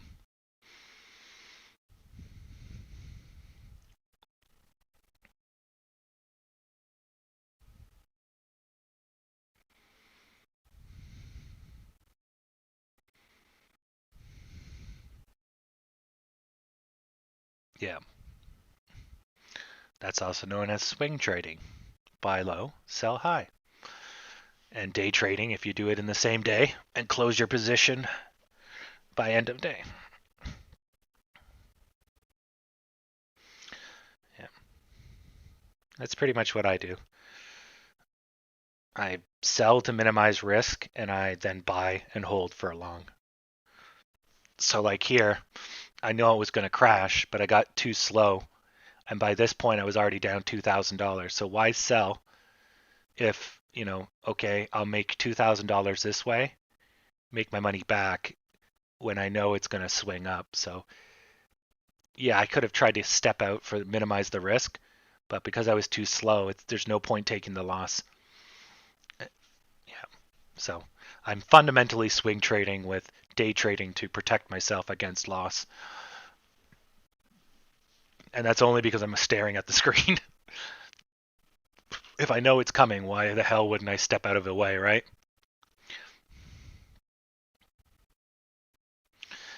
Yeah. Generally, the people that stay in make more money. So it's a I definitely don't make as much money as you guys on the upswings. So whoever's holding since 5 has made way more money than I have because they caught all the ups, right? Where I catch, I don't know, 40 to 70% of it.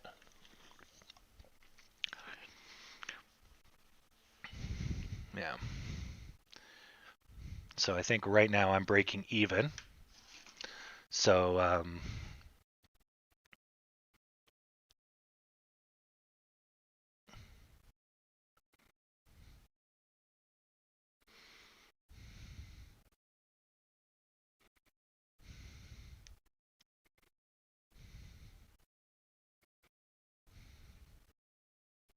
nope, I'm still down 0.5%. I'm at 1332. Oh, okay. Oh.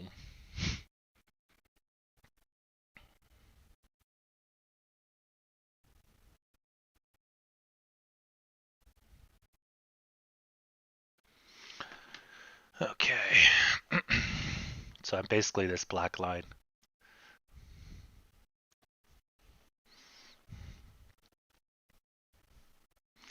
Yeah, yeah. And that's exactly how you do it, Taddy. It's not the same as paper trading, but putting your skin in the game, it really hammers home and helps to burn off that um, stress and the fear. You get used to it, and then it's gone. So it's it's the way to do it.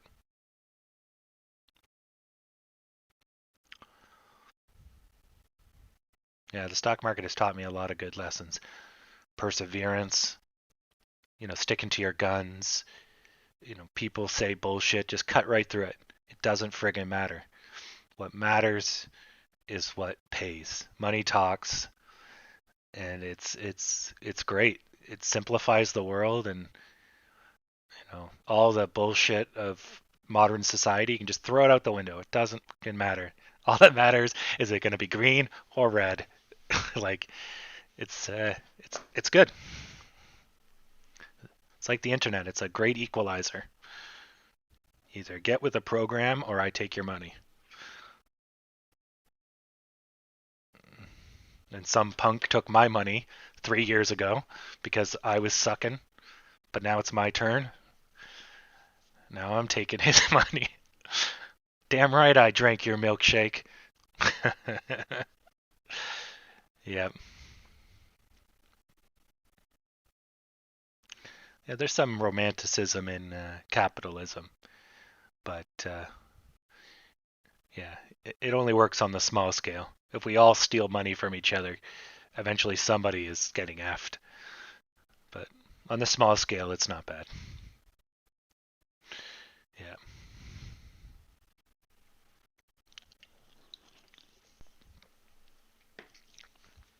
Yeah.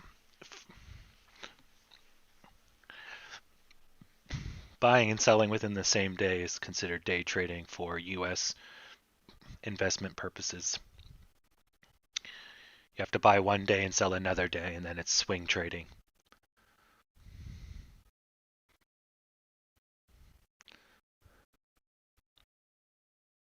Oh, Ayn Rand. God. I actually tried to read it when all the conservatives in the States were going psycho about it, and holy crap, it's brutally bad. I'm like, what are you even going on about? It's not even good.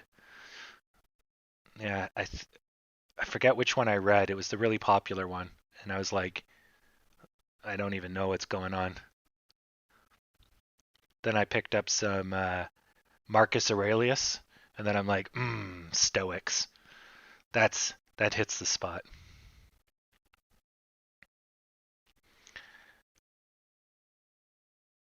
I think Fanable, your best bet's to just self-learn. So you already have all the knowledge you need from like 2 days of watching me here. So just start paper trading and place bets, see how they pan out, and then learn about the patterns, and then just read the chart. You don't need anybody to help you.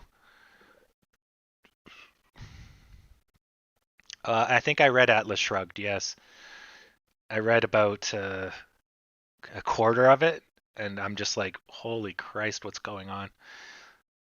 Meditation is great. Yes. Yeah. Stoics are good. The only problem with the Stoics is it, as much as it's great to be a rock, it doesn't quite pan out because a society is based on everyone helping each other. So if everyone's a rock, you get nowhere. But it means that everyone is then reliable and strong. But you need some type of weakness and empathy and other stuff to really work. But on a personal level, stoicism it works um, here and there. Yeah, yeah, yeah. It's good. It's a good read. Good perspective.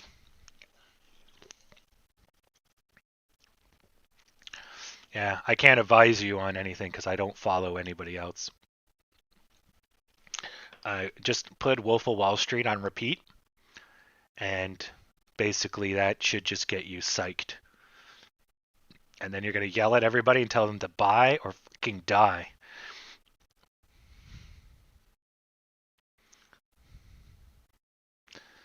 Yeah, yeah. You don't really need 100% concentration, but you have to have um, you have to have a lot of time to get used to the stock. Like the first week of AMC, I know nothing about it. Then after the last we're going on about a month now, I'm starting to learn its personalities, how much it moves, how it thinks. I'm starting to understand, the trends. And then that allows you to make better decisions because you know how big these sticks are supposed to be, how fast the volume's supposed to be. That's why you always see me review the volume.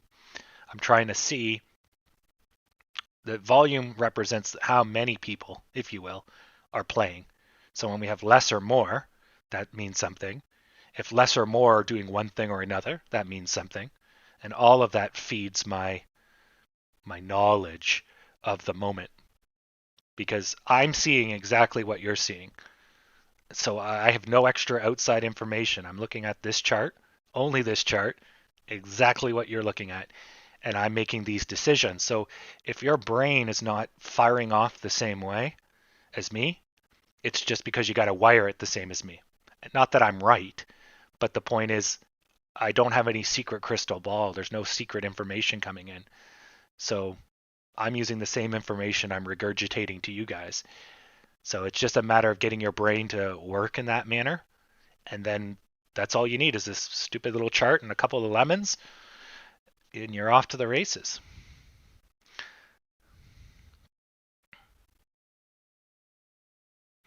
The Big Short is the real estate crash.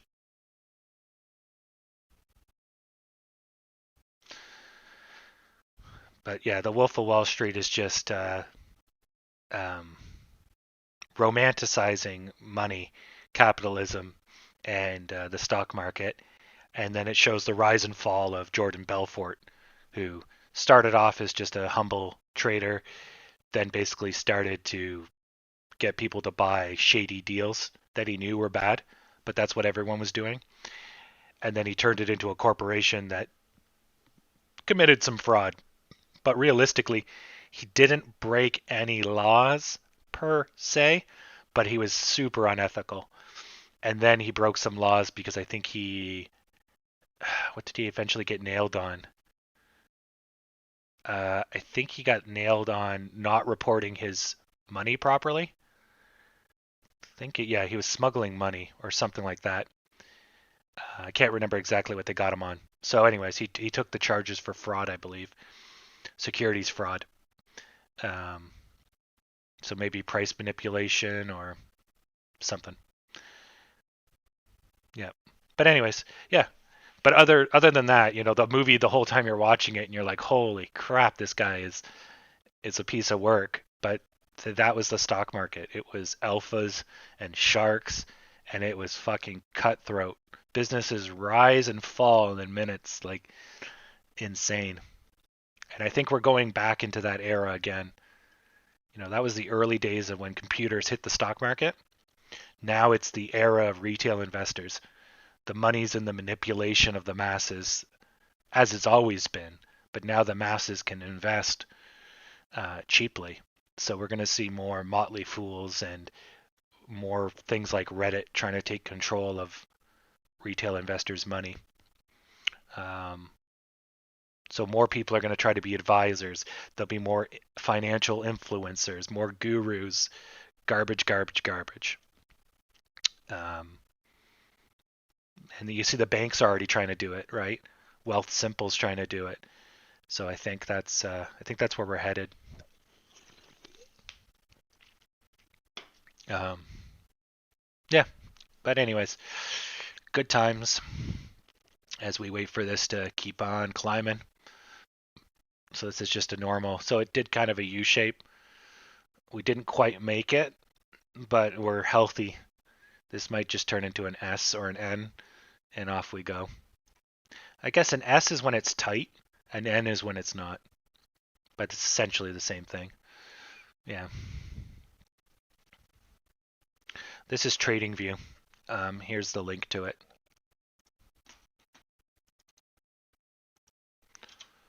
And then I'll just resave it. There you go. So you'll have all my latest drawings. But TradingView is a pretty cool website. They people basically set up their predictions, and then you can actually go back and play and see if their prediction paid out. And it's actually very nice to go through them and see how people do their charts, and you learn a lot from that. Like pendants, that's how I learned about pendants. I read about them, but you see them in action, because until you get good, this is just a bunch of spaghetti. It doesn't mean anything. But after a while, you start to see the patterns because you've been staring at it for 3 years. Right now, I'm just trading AMC. I don't really have time.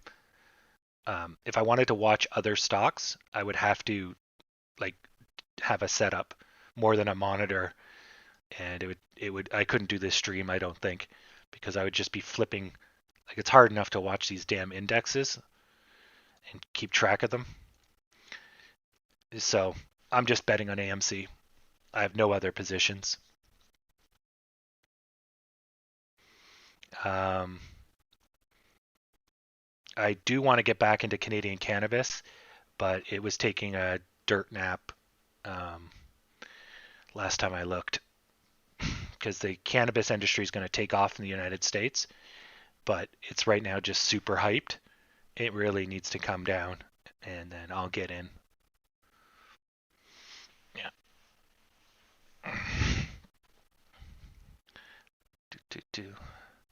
Because yeah, I think the future is definitely going to be cannabis infused drinks. Um, people need to calm the fuck down. The anxiety business is incredible. They say I think it's 5 out of 8 Canadians have anxiety disorders or something ridiculous. Like, it's pretty much like 60% of the population, and it's like, okay. And then it's like one in 10 or 3 in 10 are prescribed antidepressants in Canada. So that's a ton of money, right? And then if you have a beverage that calms people, you have oils and products, you're at the forefront of the calming industry. Then you're going to knock out those stupid herbal teas with something that actually works. So I think there's a lot of money to be made there. Um, Some people drink it for the notoriety, and that's how alcohol works, for the image. And then some people are doing it because it's medicinal, and some people just because it might taste good. So you have a lot of positives there. So yeah. Oh no, Canada doesn't care what the states are doing, unless you're a manufacturer or an exporter. Then it matters. Literally, the states is just our source of entertainment. Uh, we're so boring up here. We don't do much. All we do is waste money, and poor people rob us blind, and that's about it. Oh, and then we have conflicts with our natives. That's ongoing. But we want to fish the fishery dry. No, we need the fishes to continue. Well, we're natives, so we get to fish whenever we want. That's true, but we want to use commercial ships and sell it for a profit. Now you're fishing for millions. Yeah, but, and then then there was a big fight. It's like, they want exemptions from the law that everyone else plays by, so we have a fishery. You can't overfish, but then they get exemption.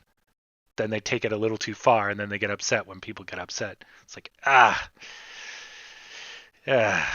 But that's our big problems in Canada. That triviality, nothing, nothing at all. Toronto can't have a winning hockey team. That's a big one. Yeah. Yeah, I think you have Jack and Coke, but I don't know if it's Coca-Cola's formula in there.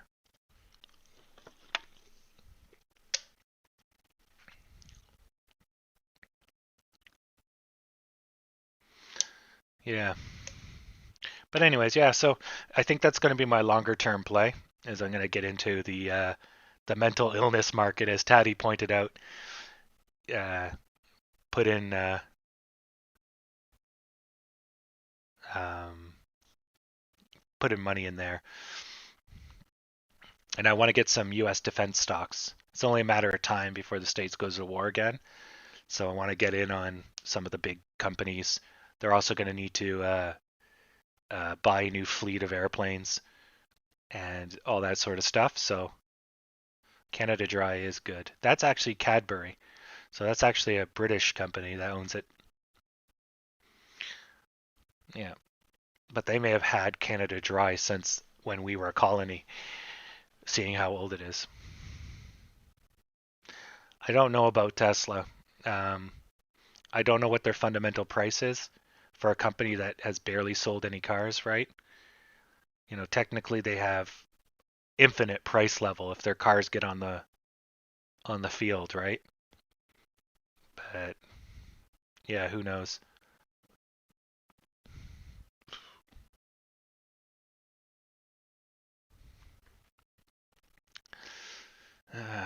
Right, we're still putting along here. Nothing to write home about. Hitting a little bit of resistance on that black line.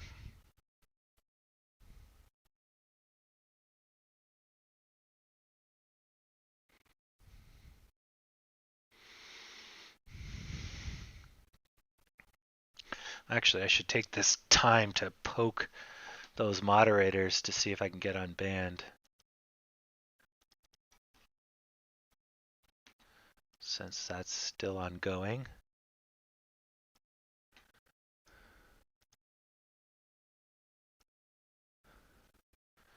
Yeah, the US side is better built up at Niagara Falls, like the platform and all that.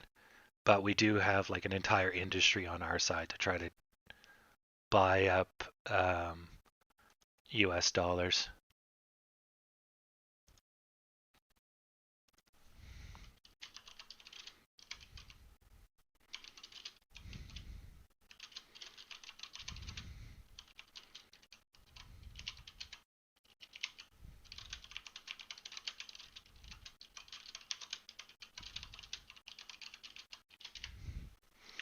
Okay.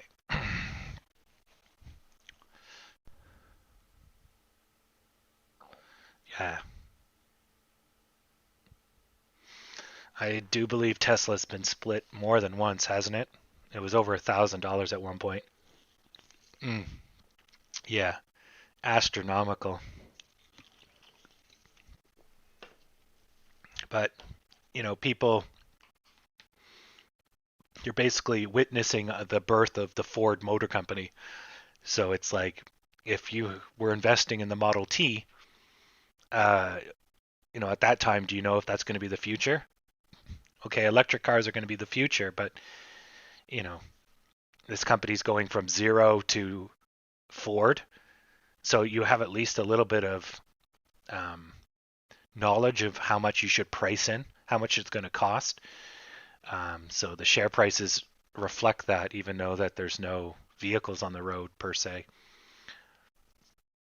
5-1 split. Holy shit. Um, but I don't know. I stayed out of Tesla the whole ride. It's a it's a great stock, but I don't know anything about it to invest in it. It's like Bitcoin. It's going to go up, but uh, at least Tesla's a real company with real workers. But it's pretty nuts.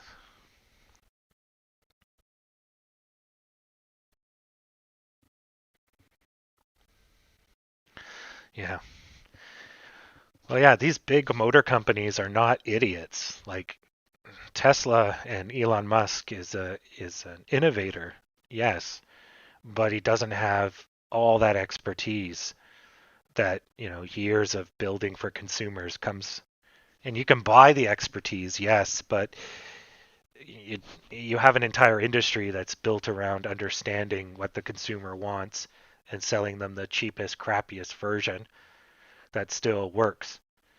And if we look to the Chinese market, they don't have the expertise, and they're building cars that are brutally horrible, much like the Russians in I guess, the 80s. But they got better, the Russians. And now the Chinese are going through that. And then Tesla's bought the expertise, but they just don't have that level of refinement. They're making small mistakes and they're overlooking things in there, and the stuff that comes from years of experience. So I do think the big motor companies are going to give Tesla a run for their money, and that's going to really affect their share price. So even though Elon Musk helped popularize getting an electric car, he brought out something that they were unwilling to do because it was too early, too fast, too big. Um, that's good. We need innovators, but from a economic and a shareholder standpoint, it's good, but it's all flash until you can back it up with a solid, rock steady business behind it that isn't going to collapse. The flash in the pan, as they call it. So it's great and all, but an investor wants long term because I don't want my money going to zero. So you got to weigh it all out. So I kind of stayed out of Tesla just because I didn't know how much flash, you know, even eBay's not doing so well. Like eBay's still around and still makes a lot of money, but it's, getting surpassed by everything nowadays. Yeah. Yeah, exactly. Like Toyota's an amazing company. Like absolutely rock solid from top to bottom. Like if I was to ever emulate a company, it'd be Toyota. They know exactly what they're doing. Management is on boards. Like it's just it's just so good. Um, but lucky for them, it's easy because everything's focused around manufacturing a vehicle. So from start to finish, it's a process. It's a waterfall process. And so where they got good is that they made the process rock steady. Then they enforce the process. So you don't think, you just do. But instead of becoming robots, they open up the creativity at the start. So when you're designing a car and the person says, well, it has to be this, you have flexibility. You have new ideas coming in, and okay, well, we could do this because you told me to, but what about this? What about that? And so they allow that creativity at the start, but once they lock it in, then everything's predictable down the line because it's all been locked in. Everything's made so that there's no problems, and it all just kind of fits part and parcel. And just it's so freaking good. I watched a whole documentary on the Toyota company, and I just drooled the entire time. Holy crap, so good. But yeah, if you like that sort of thing, definitely look into the Toyota company. They were facing, I think, bankruptcy, or at least really bad times, and they basically turned it completely around because they didn't want to end up like the U.S., where back in I think the 80s they were just making cars with random parts and picking random shit all over the place, and it was just costing them so much money in maintenance, or they wouldn't even maintain the cars, so then no one would buy them because the cars were too complicated, you couldn't get parts, blah blah blah. And so they pioneered the whole modularization of cars and reusable parts. So they all use the same engine. You just change the body. The body's separated into the A, B, and C, the front, middle, and back. And then you just swap out rears, swap out fronts. Finally. I don't think that's going to hold, but at least we're out of that gully now. Um, yeah, it's really freaking cool stuff. Yeah. Yeah, that's the kind of stuff that really stimulates the brain. I love that kind of stuff. Just like you have a problem, and then the creativity that they through trial and error or whatever, and then they come up with this idea, and it's like, oof, that was good. Yeah,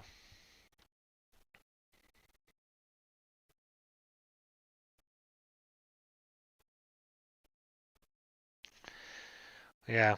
Well, Tesla's a battery company fundamentally. So what makes Tesla worth is that they pioneered better batteries. And that's where the money is. A car, who cares? The battery is what matters. Just like in a car, it's the engine that matters. Wheels, who cares?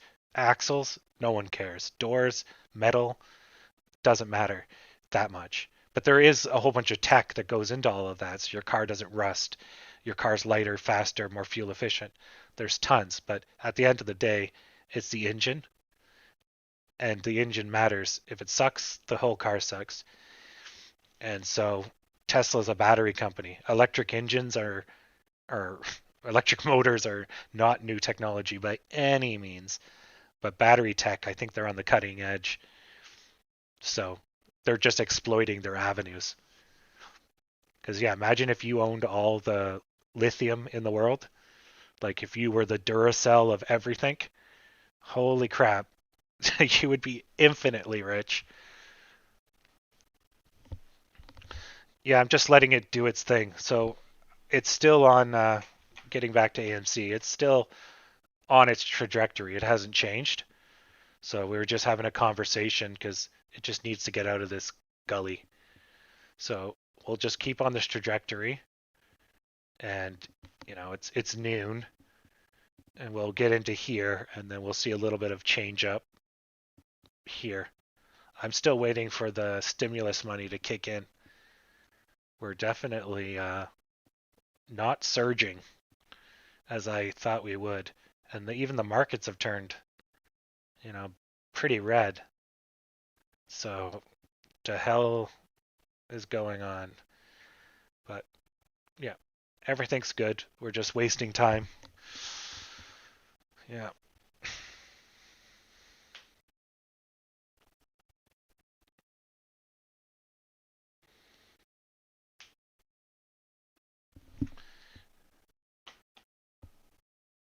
Yeah. And since my money is in somewhere around here, 35 or so, um, I'm basically just waiting it out. I could have made some money. if I bought in down here, but this severity was not expected. As you can see, it got fairly quickly erased, but I expected some drop, but is what it is. People love to panic. Interesting huge sell-off here. It didn't even do anything. And then on like a quarter of the volume, we go back up. Not even a quarter, maybe a fifth, a sixth.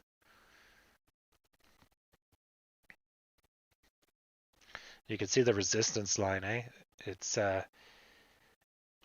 they get bigger when they're down here, then they get tiny, bigger because they're in the middle, tiny, tiny, tiny. Yeah.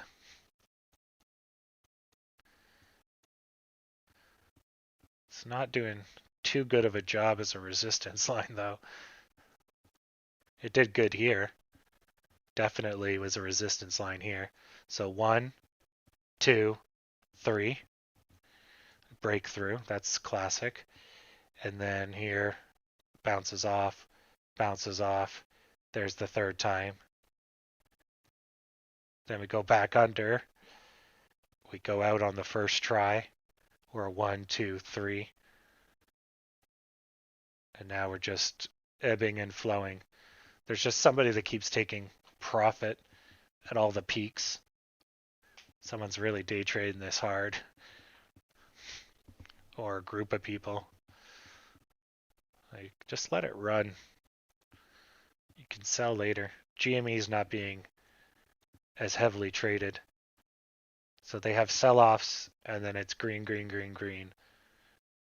A little bit of sell-off, green, green, green. Whoa. That's a little big. Yeah, but they're mostly negative. Now they're mostly positive. But they did gap up, so they might be trying to get back down, at least in the morning. Hard to tell.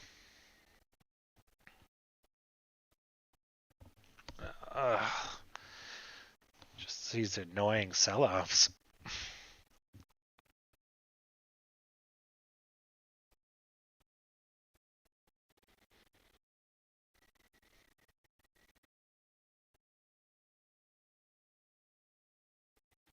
Yeah.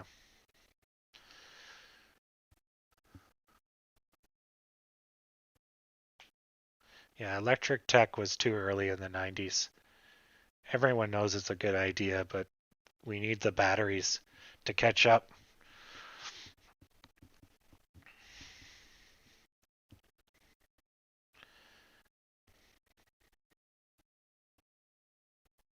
Like, remember how big your laptop was? And it only ran for like 30 minutes unplugged, right? So now your phone runs for a day. Like, we're clearly doing something better now. What's interesting is Japan, I think, is doubling down on hydrogen as a fuel source. It's like, yeah, hydrogen's not bad. But the infrastructure required is, and storing hydrogen is friggin' dangerous. Yeah. We were going to have a hydrogen plant in Ontario, the province of where I live, but they did the environmental study on it. If it blew up, it would knock out the local nuclear power plant. So they're like, nope. Basically, if it ever blew up, it would just go nova and it would just fry everything. So they're like, yeah, no, we got to find somewhere else. And then classic bureaucrats, they never got it built. Oh yeah, well, fusion is key, but that's power generation. You're not going to have nuclear fusion in every car. Sweet Jesus. Get in a car accident. It'll be like Fallout 4. Yeah. And actually, we want cold fusion. Right now we have hot fusion, plasma. Cold fusion's going to be the future. Although hot fusion's not bad either. Yeah.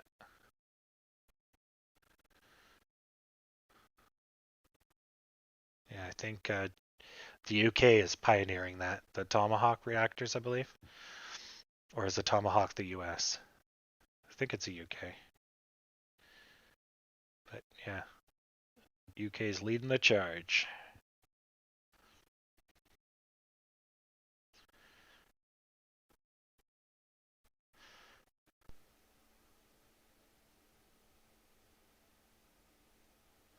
So now we're bouncing back for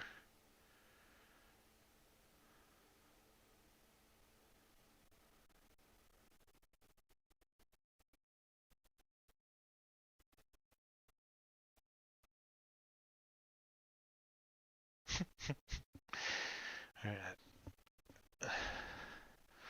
Let me just get out the portable plasma generator. All right. Now, Timmy, ride the bicycle so we can just get this thing spinning. And there we go. We've achieved criticality. All right. Just remember, don't stub your toe. It heats the house and powers it. Yep.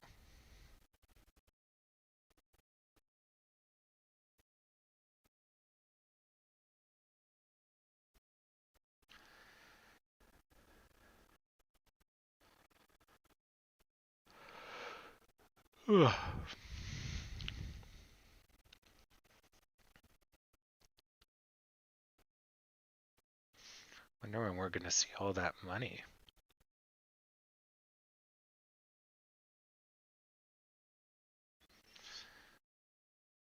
It'll be Star Force.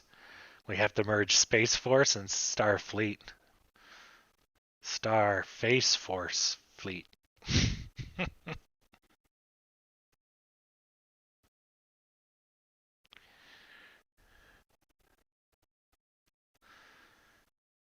And I'm going to have a ship called the USS Buzz Lightyear. It's going to be great.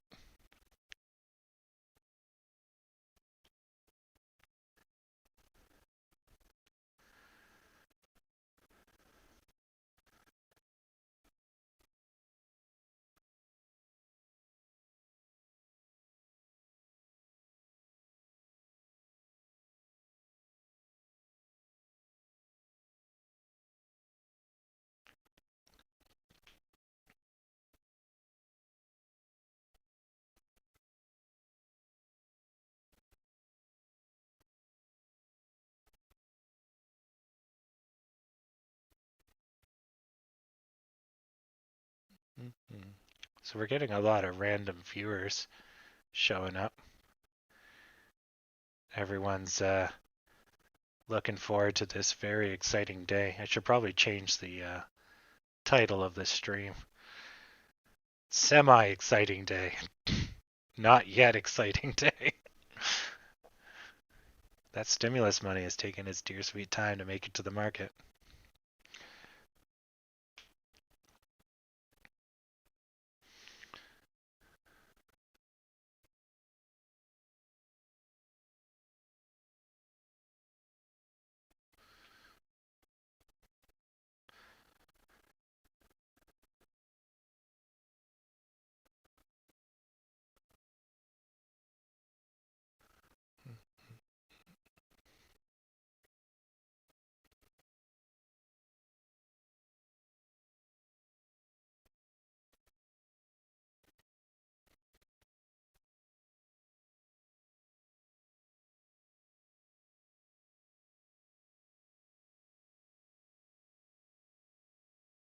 Hmm.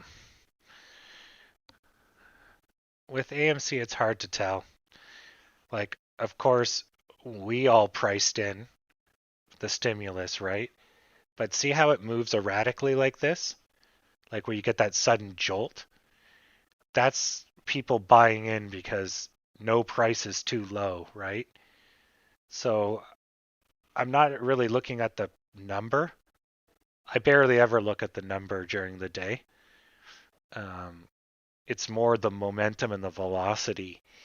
Um, I'm not seeing the impact of all fresh money flowing in kind of deal, right? So yeah, we always have tomorrow. Tomorrow 500. I'm sure if I go look at all the YouTube personalities, they'll be like, "Oh, today was the day," and I don't know, some other crap, and then they'll just make up a reason why it didn't happen. It must be ladder attacks.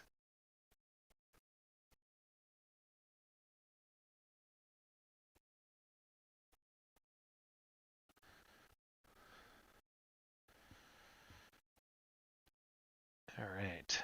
I am currently down $200. Ugh, come on. Get out of this hole. Daddy wants his money.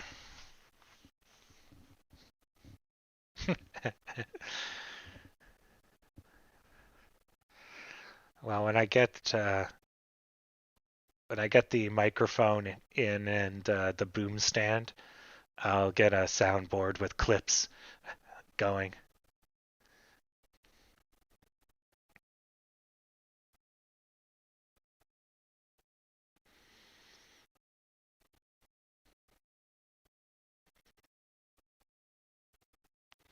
I definitely need a GIF that comes up and just Illuminati confirmed. Flash, flash, flash, flash. Yeah, and maybe a customized overlay that just has like rockets flying out of the bottom.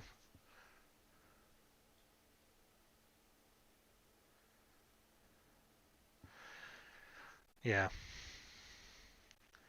it's kind of overkill. Like,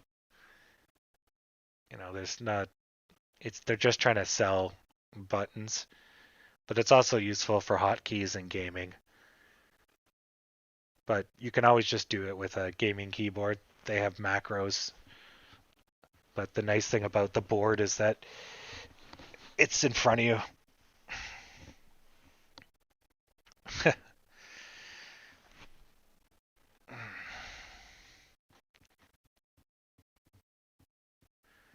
I should learn how to draw Batman.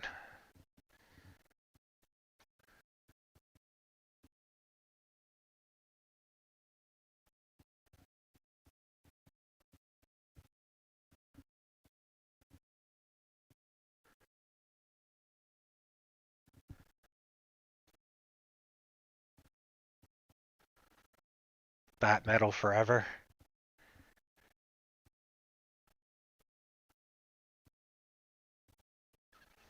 If you recognize that YouTube video, it's Batman.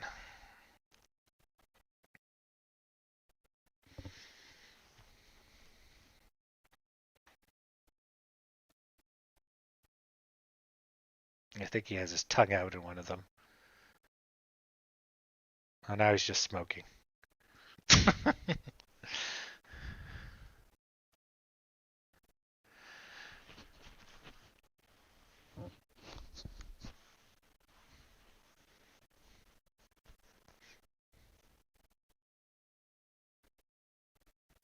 Rain on the metal roof is nice. I'm slowly freezing to death right now. I should probably turn off the heat because it's like ice in here.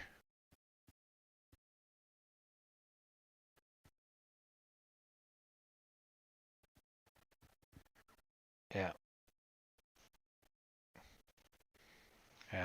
When this party kicks off, we should probably see the watch list turn all green by a couple of percents.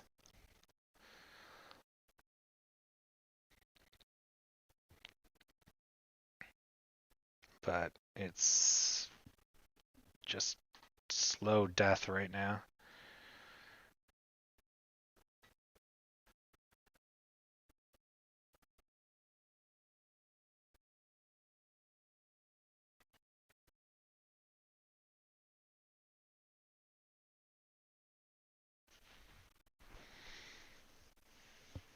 Yeah, I would say at this speed, there'll be a little bit of a drop, and you could probably come back at 1 o'clock, and I don't think we would be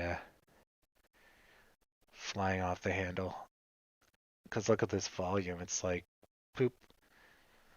But it might pick up at 12:30 or 1 o'clock. Well, I'm currently laying on a couch trying to keep warm, so I got the chart just cooking away here.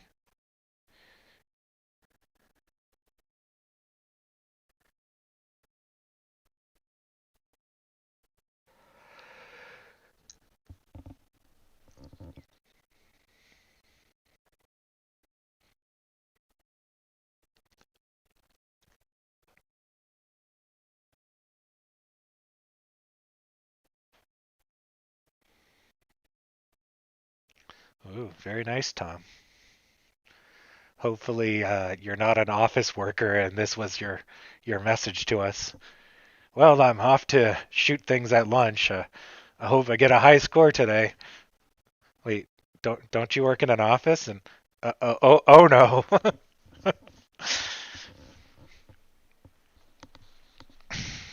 Yeah.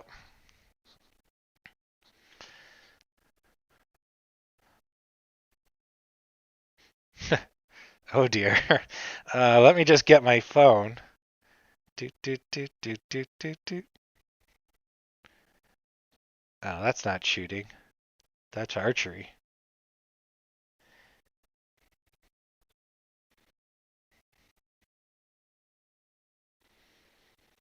If you want to have a nap, just lace that lunch with a mild sedative, and you can have naps together.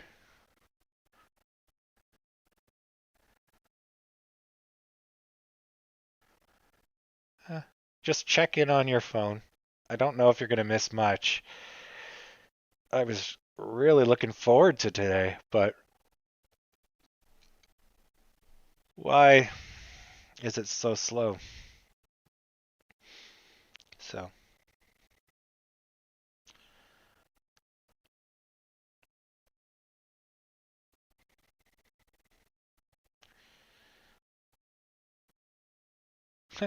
Reddit still asking who's selling. God, the stock market's more than just 10 people in a chat room.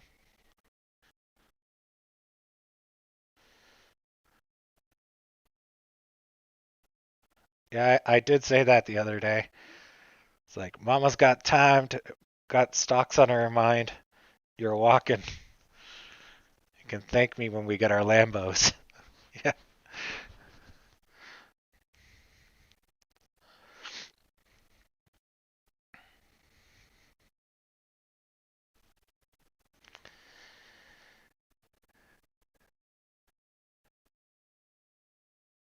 Mm, That's a bit of a, well, 40 minutes in a city, but yeah, that's a bit of a walk. That's about an 8-hour walk, depending on how much of that 40 minutes you're driving.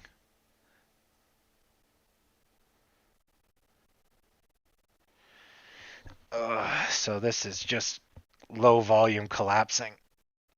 Yeah. Let me guess, GME. Nope, not much. Ugh.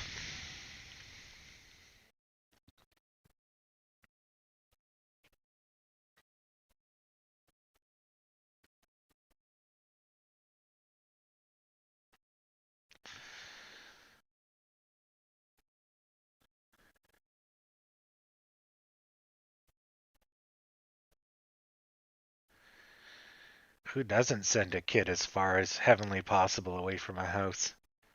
This guy.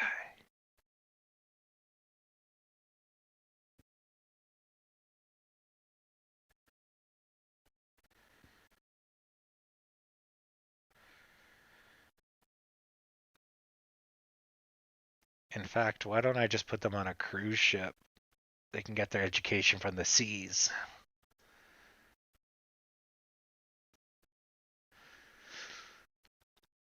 Davy Jones' locker.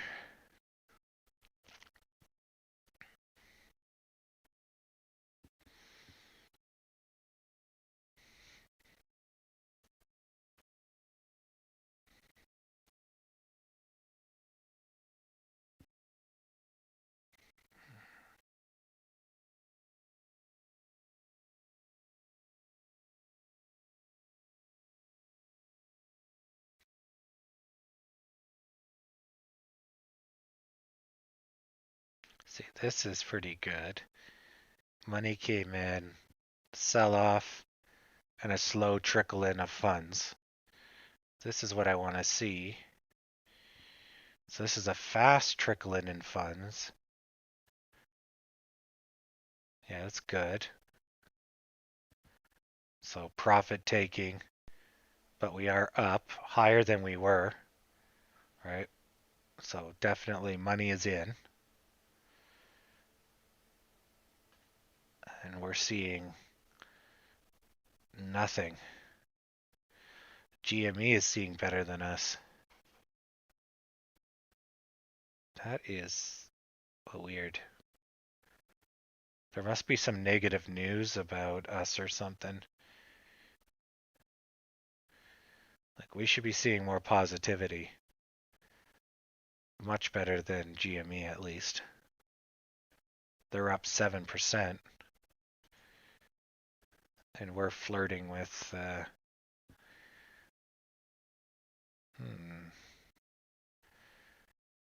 volume is moderate.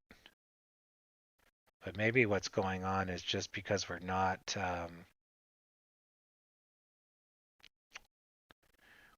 reaching our goals fast enough. Maybe we're getting punished. And maybe we priced in yesterday or the day before. Yeah, like look at our volume versus 2 days ago. Like incredible volume. And we're like, yeah, and slight fuzz. So it's kind of odd.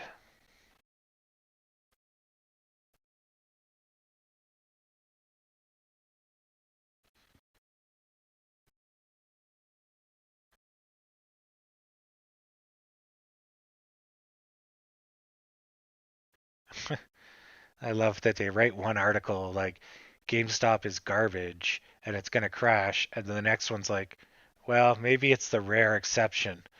Like, make up your friggin' mind.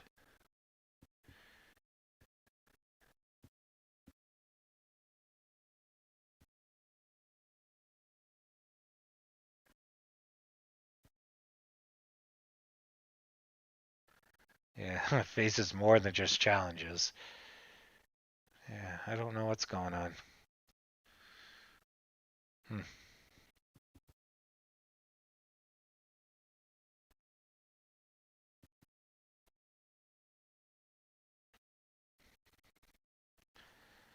Yeah, this is kind of an S shape.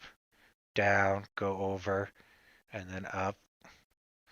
But they're very small, so the reaction's going to be very small as well.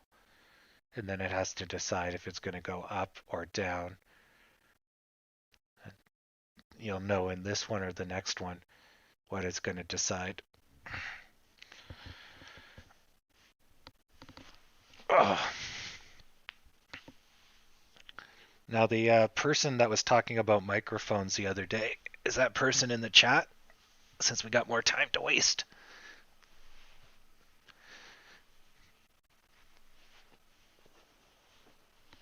Oh.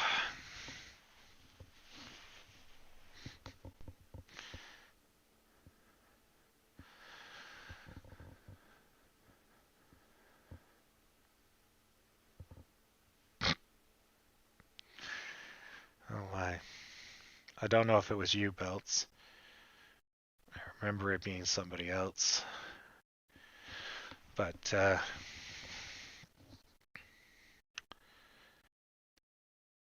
well, actually, I think you mentioned the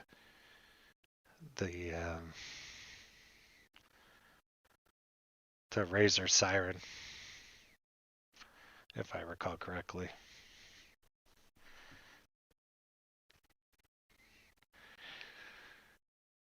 But yeah, I'm looking at more like the Rode microphone or the Shure dynamic mic.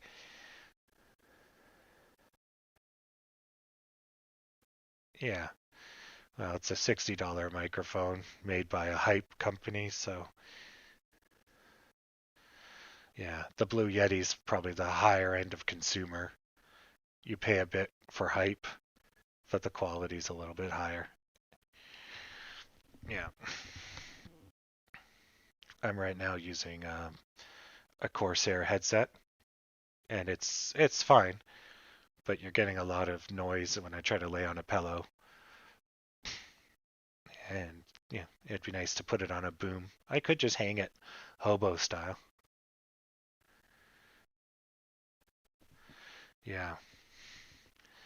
Well, I'm thinking I could use a dynamic mic, and then the fact that it's unsensitive will then allow the low rumbles from outside or computers or foot sort banging. You'll have a lower low frequency response, and you won't be overwhelmed by like high frequency vibrations, such as the hard drives and stuff. But realistically, that's just the microphone. Anything can be edited in post. So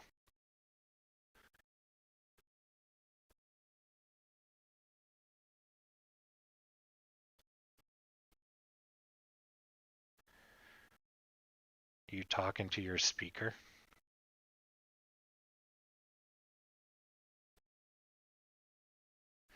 I mean, you technically can use a speaker as a microphone. Yeah. Yeah, that is technically how a dynamic mic works. It's essentially a speaker, just the other way around. But anyways, yeah, I was thinking a dynamic mic would work. A condenser, so my voice sounds very nasally if I listen to it, where to me it's very deep because my jawbone's vibrating. So I want to try to capture some of that so the voice I think I should sound like sounds more like my voice. But this microphone definitely picks up the higher frequencies. So it sounds like I'm talking from my nose, like that. So that would be what I want to try to improve if I'm going to pay $300.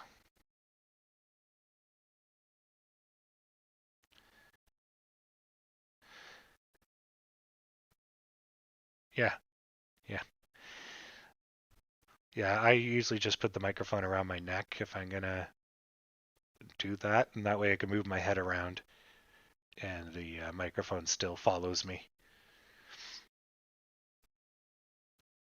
But yeah, the boom mic is just so I can lay on the couch while we wait for the stock to do its thing.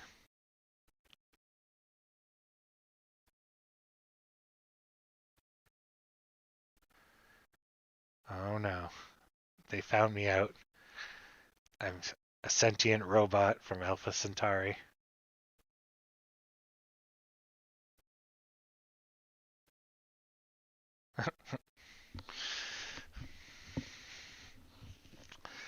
Oh, good times.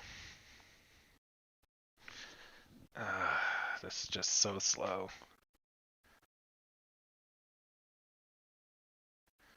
Yeah, I could definitely go for a nap too, but I can't. I can't afford to take a nap in case it goes down. I got stuff to buy today.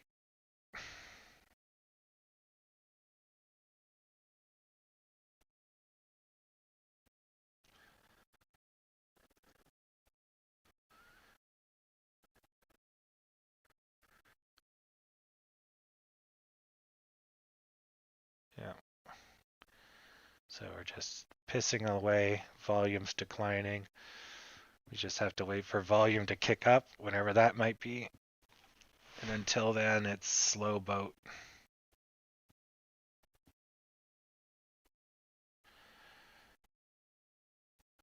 GameStop leads meme stocks lower, on track for sharp weekly drop, says Reuters. Curses.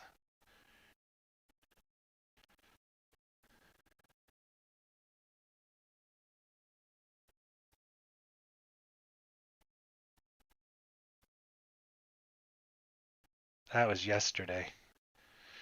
Okay, Google's just listening to me talk. So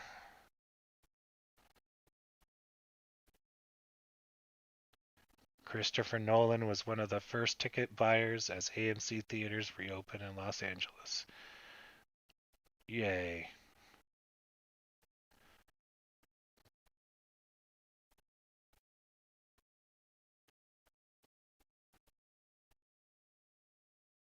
Okay.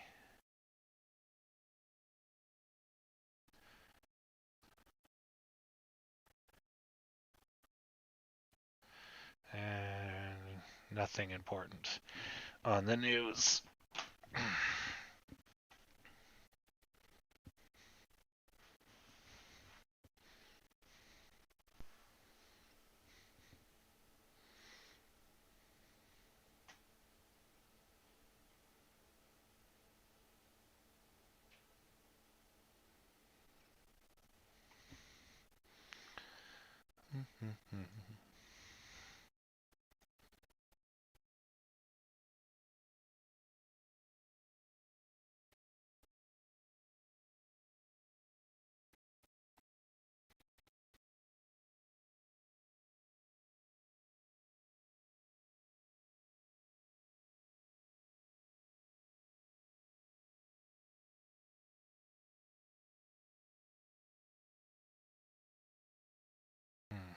We're going to go red again.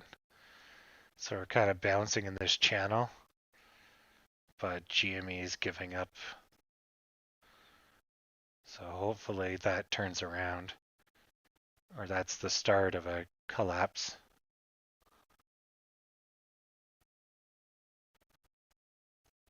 It's hard to tell. Volume's so low. And we're back up here. Maybe. Oh, or might go for a breakout. It just gapped up. Volume's doubled from nothing to a little more than nothing. Oh, we went red. I was like, oh, that's positive. We're gonna have to get over here.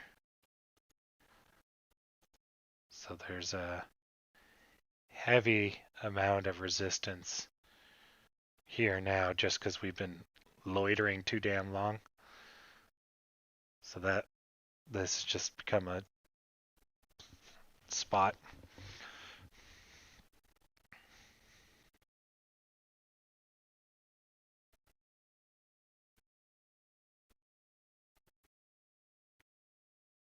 Yeah, it's pretty slow. So we'll just have to wait it out. As I said, every day is not going to be an amazing day. Some days are going to be nap time day. And it looks like this is one of them.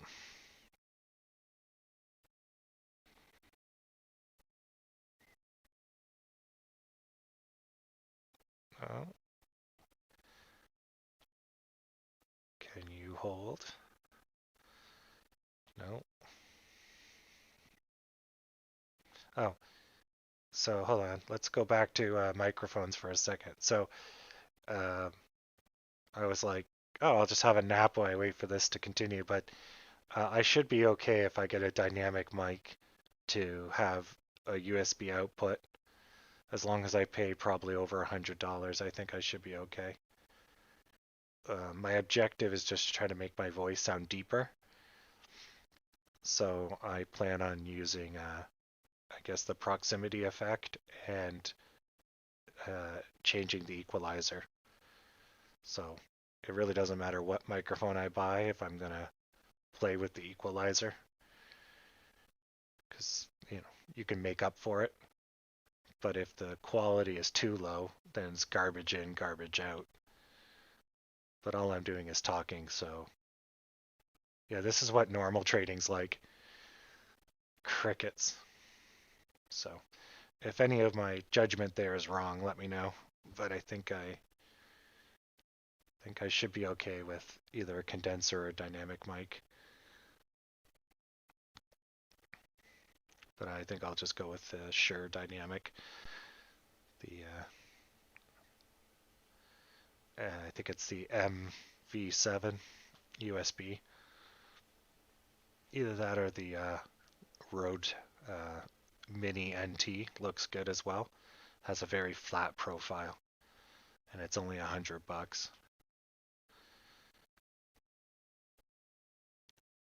So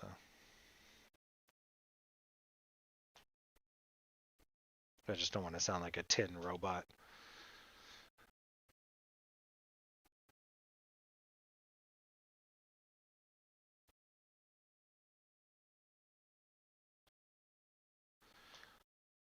Yeah, I'm reading Reddit to see what the sentiment is, and they're just fighting each other. Nothing,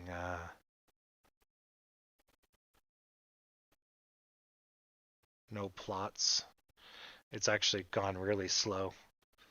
Like, no one cares.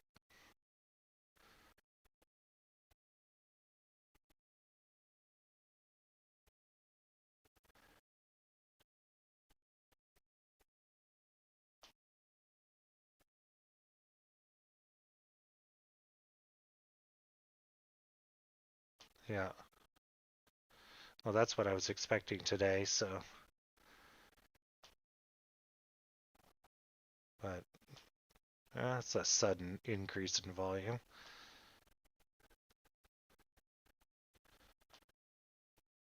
So weird.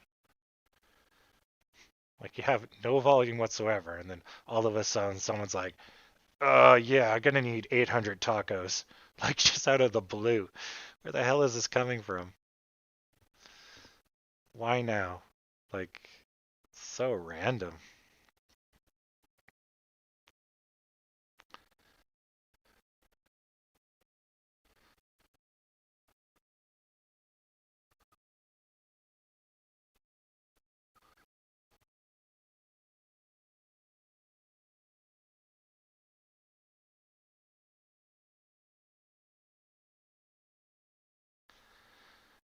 Make sure to draw us an MS Paint flowchart and get it approved by a 5-year-old. Then we'll know it's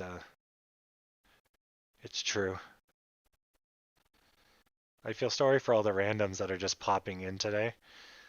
They're gonna hate this stream. Oh well. Every day can't be an amazing day. We'll win them all back when we get the cocaine. That still hasn't come. Our delivery is held up in the postal service.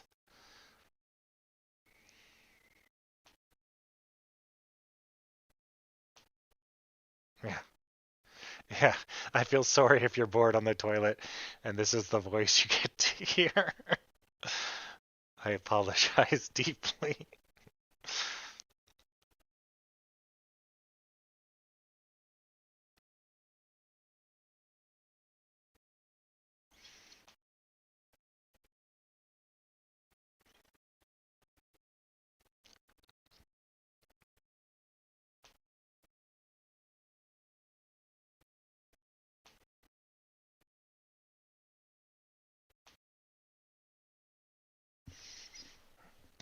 Did someone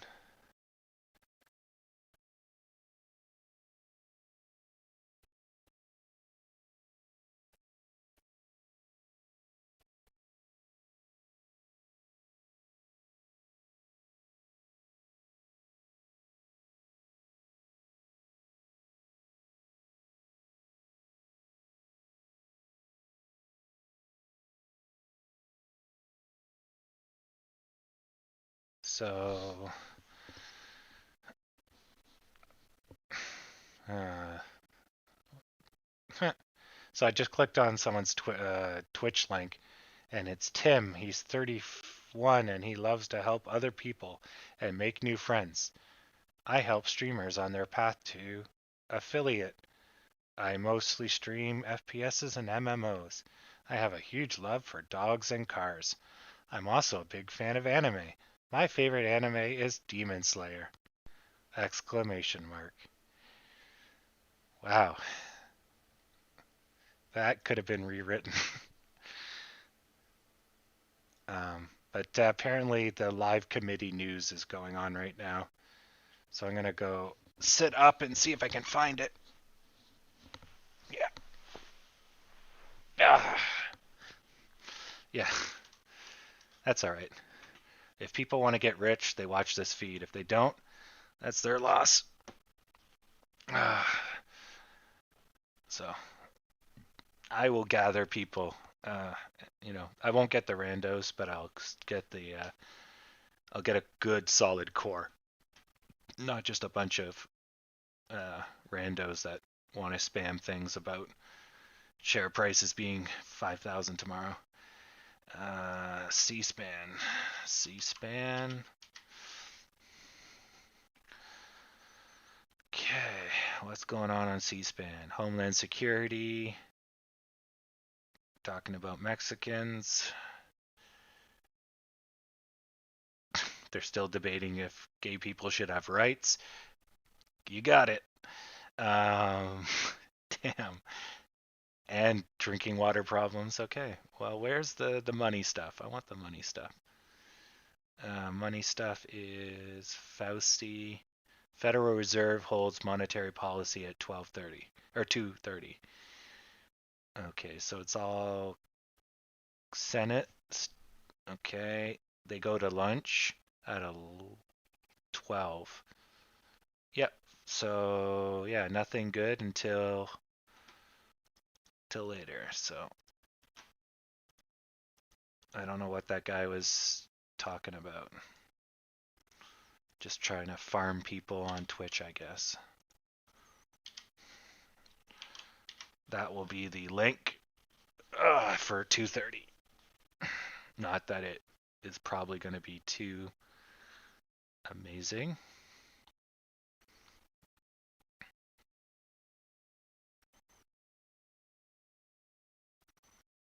But worth the watch.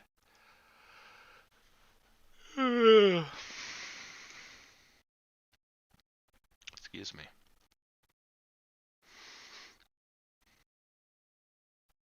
Yeah. Yeah.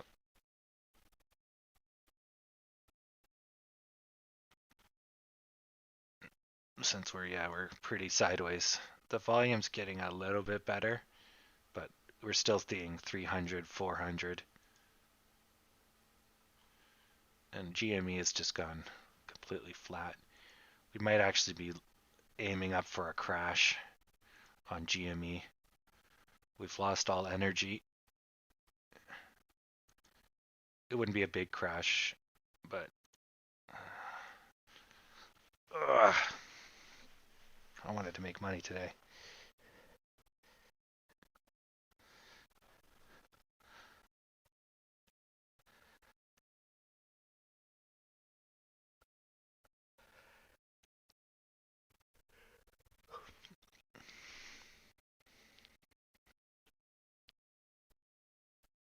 Okay.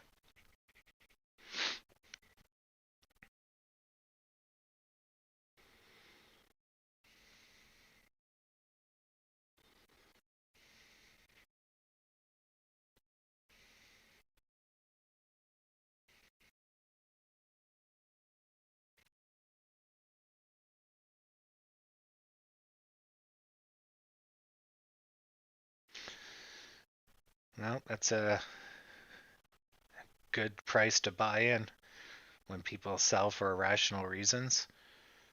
That's good for you to profit.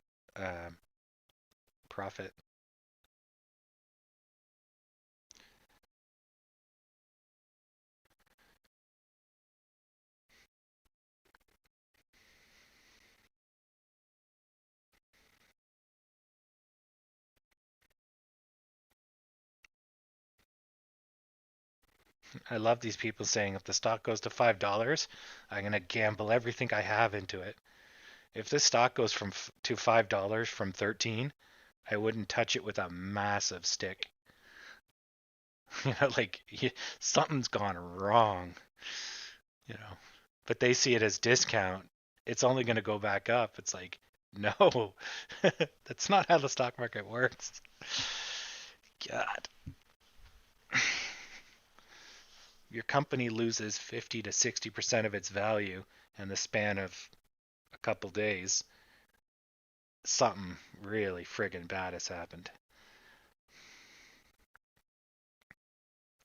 It's time to open up that window and go for a drop.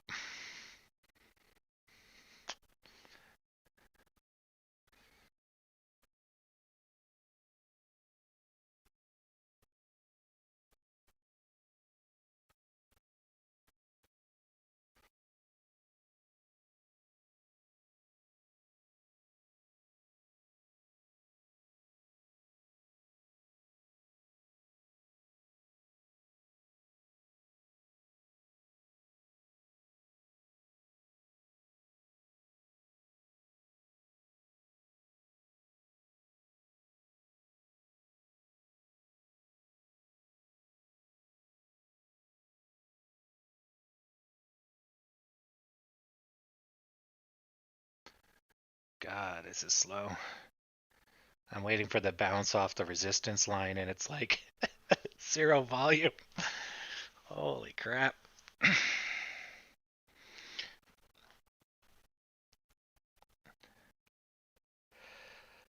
It looks like we did bounce. Excuse me, but oh, there we go. But we couldn't see the bar because no one was trading.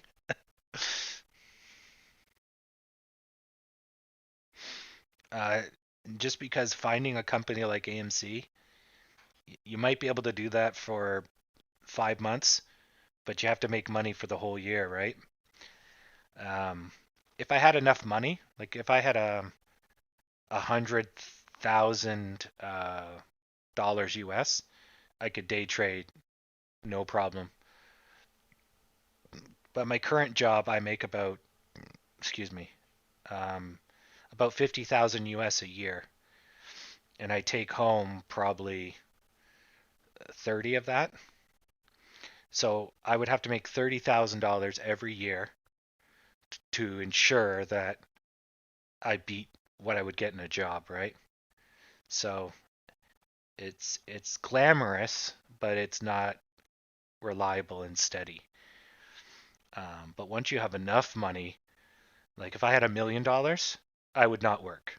I would trade stocks twice a year, like just 2 days a year, pick any stock, and like 5% I could pay all my bills. Like, so yeah.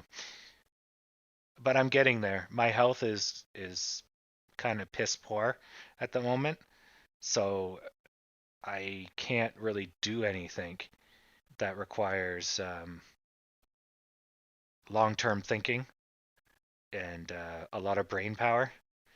So staring at a chart's not too bad, but programming requires like logic and solving problems and analysis, and it's extremely difficult when I get brain fog. With stocks, as long as I don't move and eat, I'm good. Um, Stocks are a lot easier. But yeah, I think I will eventually probably retire like early and then just trade stocks till I'm old and gray.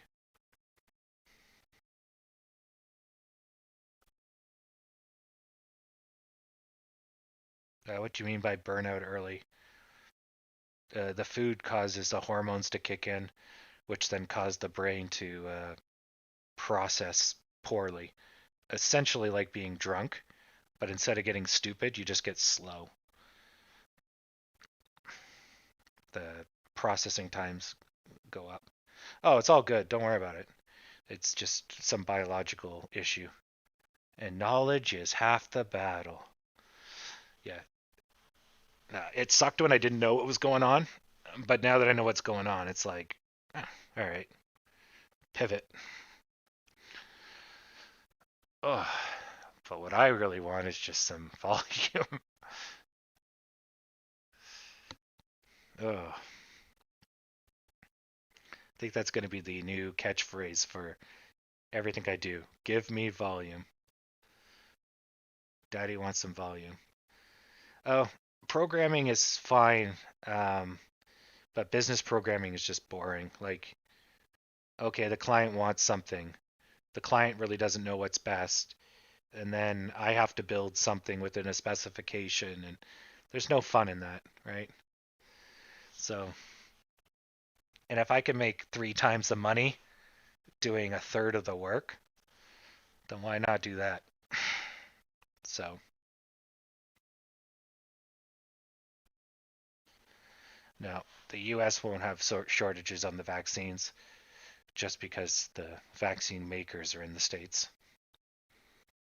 And the US will use war measure acts to ensure that the companies do not export the vaccine before everyone else is vaccinated.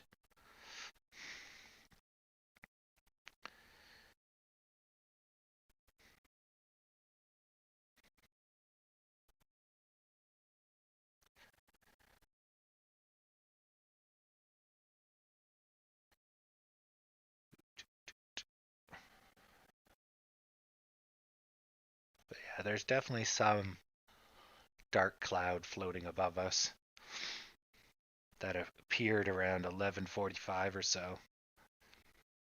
Something.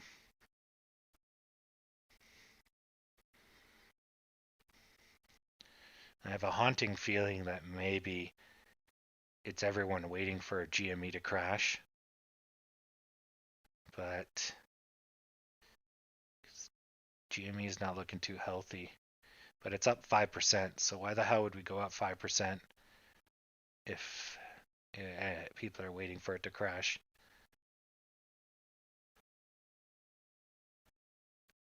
And the markets themselves are all fairly negative as well. Even the DXY, the German markets closed at, or no, they're still open. They're going to close at neutral, 0.1. You know, it's down all over.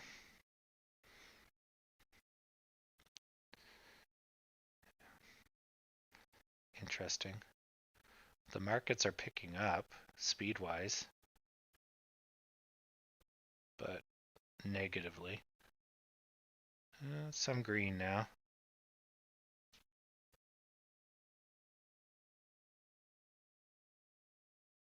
No, just going back and forth.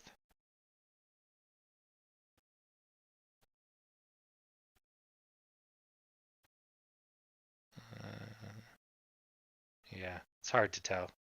You can't really look at the numbers. You have to look at the percent and then try to remember what it was 10 minutes ago. But the Dow's slowly going up. It was 17, 18, now it's 19. S&P is, I think, getting better. It was 50, now it's 45. NASDAQ was 1.12, I think, and now it's 14. Yeah, and the DAX hasn't moved. Yeah, I don't know what's going on.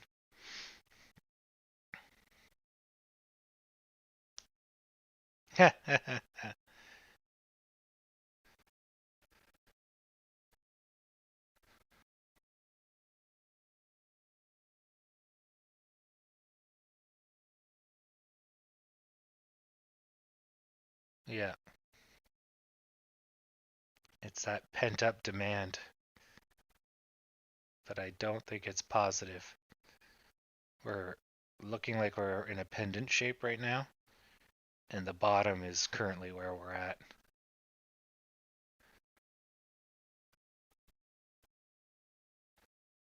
Yeah.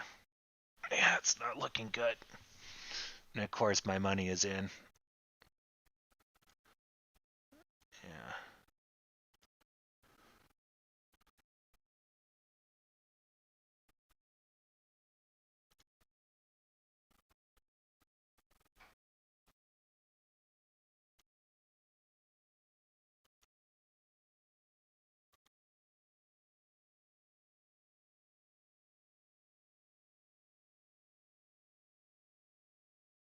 Yeah, we'll see if that holds up.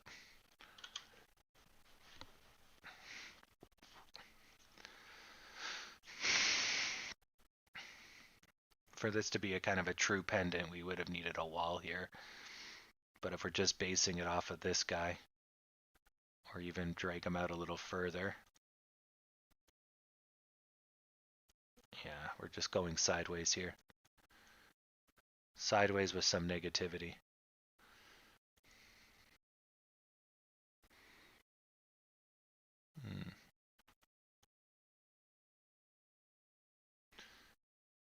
Put a zesty lemon in there.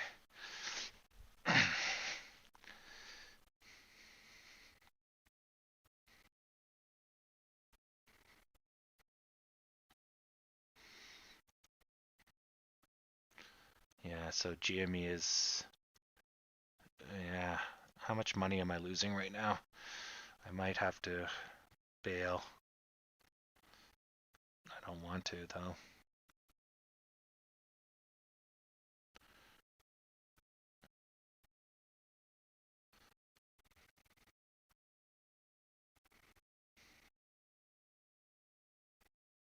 No, it's only $600. It's not that bad.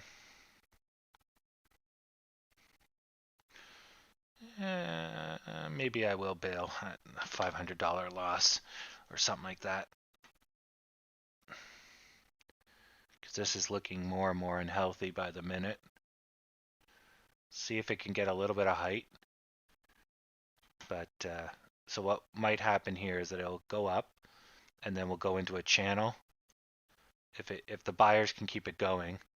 So I'll sell kind of here, and then basically one of these times is gonna die, or maybe 2 o'clock will turn it around. I don't know, but either way, if it keeps in this channel, there's basically only thing it's gonna do is wiggle with a potential drop at any given time. So then I can buy back in somewhere down here. I mean, I'm still feeling that there's going to be a huge kick up, and I don't want to be out of the market for that, but I'm not seeing the signs.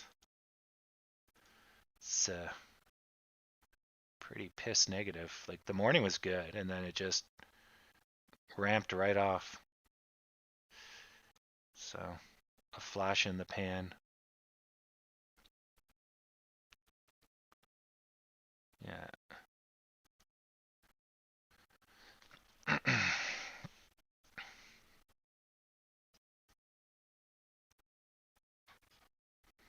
Not bad. Up 1.5. And what are you trading with 60K?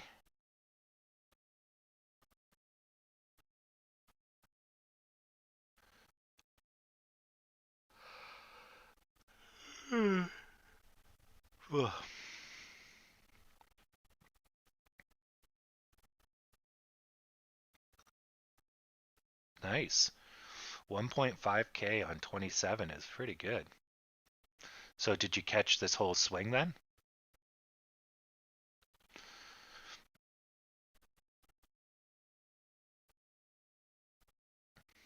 Or it's from overnight or multiple days? How the hell did you take a 5K loss on 27? This has got to be over multiple days, right?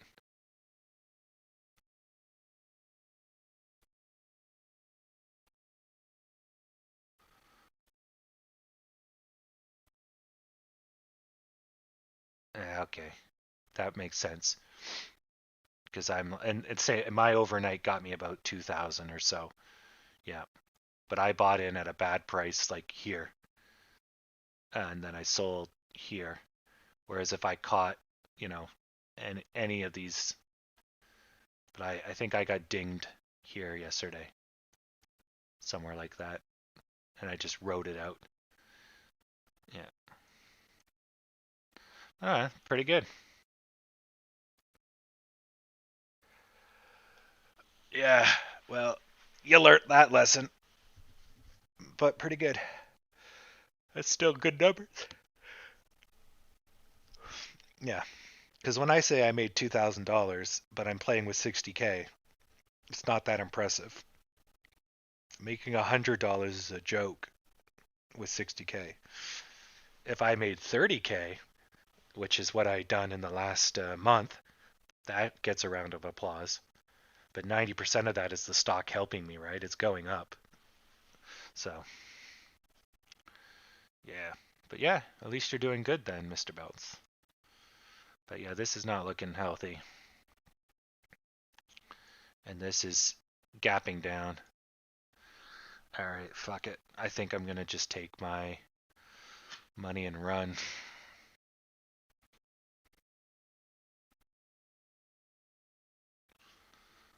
Yeah, I don't want to take a $500 loss though.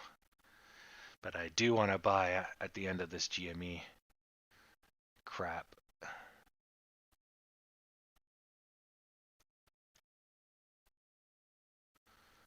Yeah.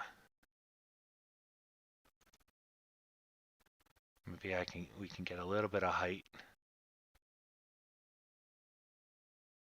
Yeah, I would say so. AMC is positive in the long term, which is why I'm debating. Because you don't want to sell if you don't have to. So, is the drop going to be good enough for me to make my money back is what I need to figure out. Like it'd be hard for us to get fresh lows, but we're looking at a 15-cent drop potentially. Yeah. And we've already had a 17-cent drop. Yeah. I mean, this is even like a large pendant shape as well here.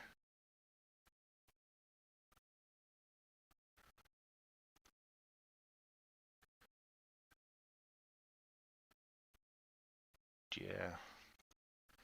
Yeah, I think it's just a matter of time and then we're going to have a breakout in the negative.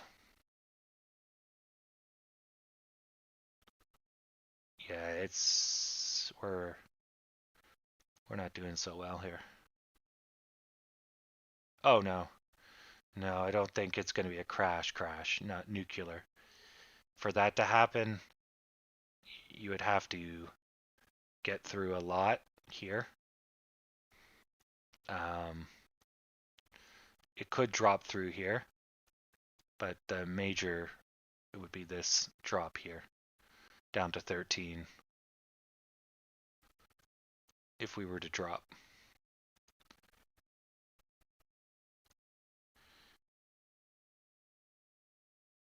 Really hard to tell because the volume's so low.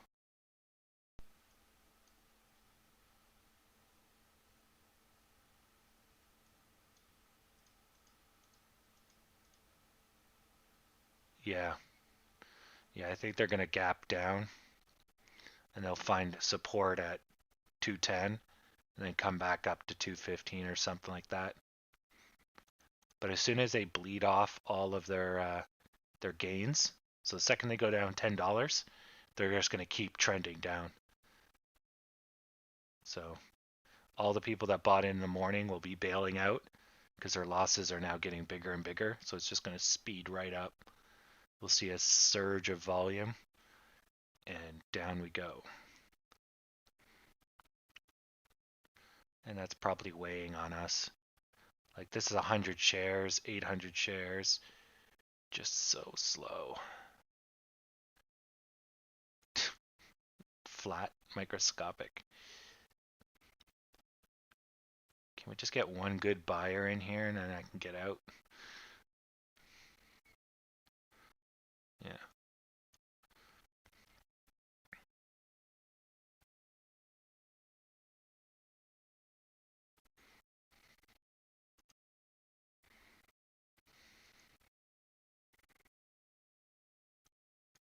Yeah. Well, there's no point getting angry at the market. She does what she does. GME's just doing what it does. All right. Well, while we wait for this to run its course, I'm going to go forage for the last of the pizza and rehydrate, I guess, since we're going to be sitting here for the next 10 minutes or so. I don't know what's going to cause us to separate. I think probably a crash. But if everyone's getting their news from Wall Street Bets and Reddit, they're tying them together still. I guess people have to stop talking about AMC and we have to kind of go into our own channels. I don't know what is going to be the key separator, right? It's hard to tell.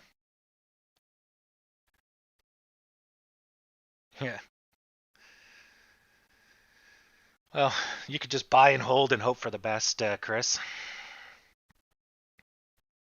It's all you can do.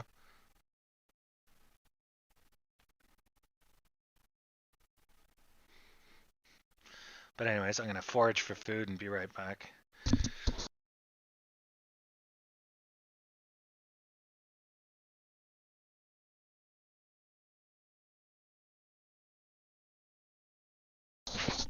Or maybe I'll just stay since it's gapping up on no volume.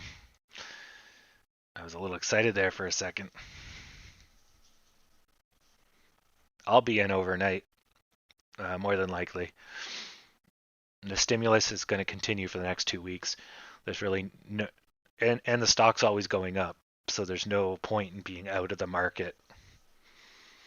Um, the only time I sell is just to avoid risk.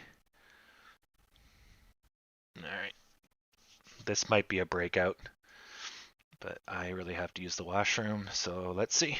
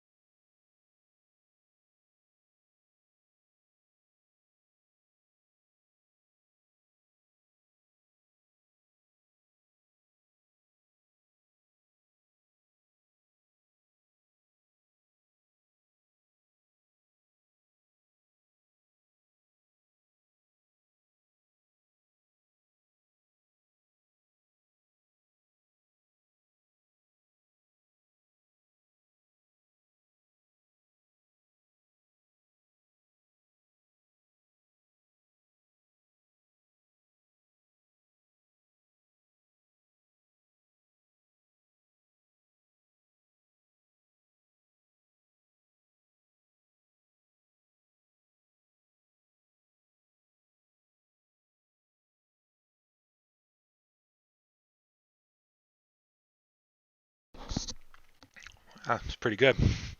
Yeah, that gap up was the indicator that something was changing.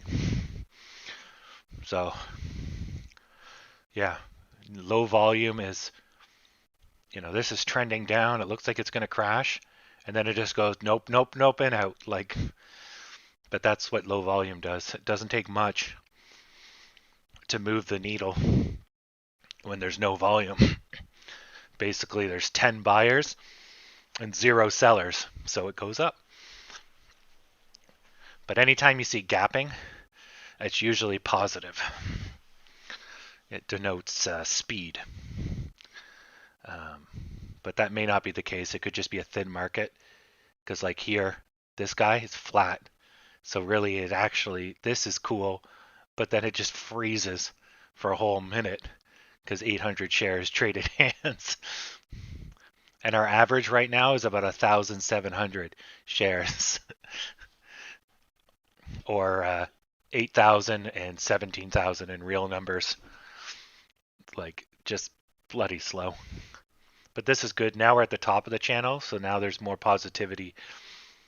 If this pendant is real, then we should see it push back near the middle, try again, and then break out on the second or third try.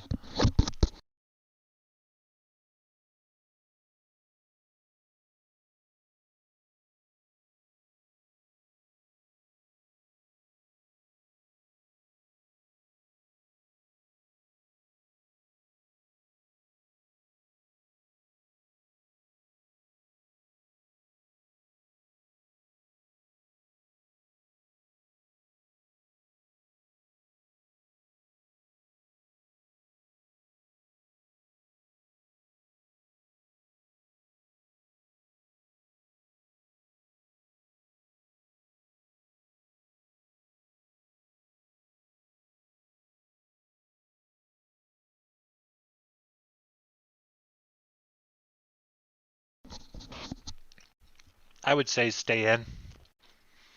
There's more upside than downside, especially if you're in at 11. And you can always put a stop loss, but AMC will be $30 eventually. If something bad happens, we might go back into the low 13s, like kind of where we are now. Um, Maybe we'll drop down to 10 if it's cataclysmic, but I don't think we'd stay down there for long. So, but it's up to you. I don't want to be responsible if it goes down to lower, but I don't see us going that low. It would take some serious crapola. But then just have a stop limit, right? Say if it hits 11, bail. If GME goes nuclear, like I forget who it was, left for a minute. I think it was Belts. Left, and it just went down critically the second he left. So, just use your judgment. Um, but yeah, you only have to deal with 4 days of stock market, 2 days of stock market. So yeah, I'd stay in. We're gonna probably be above 11 on Friday for sure.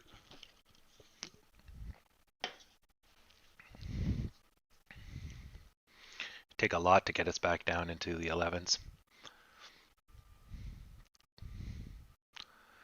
But who knows with GME?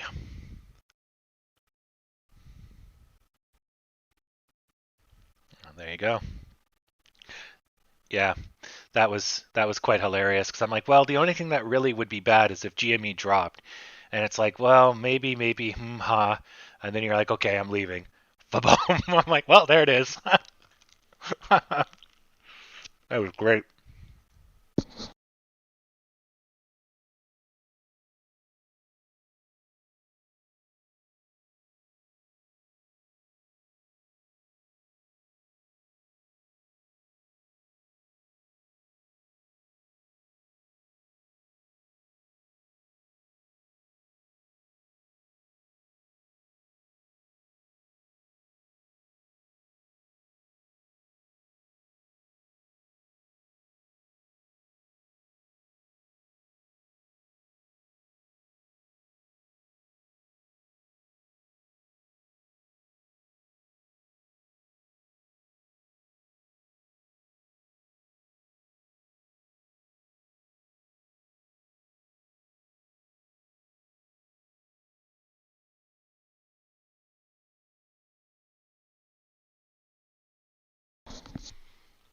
That's a really weird.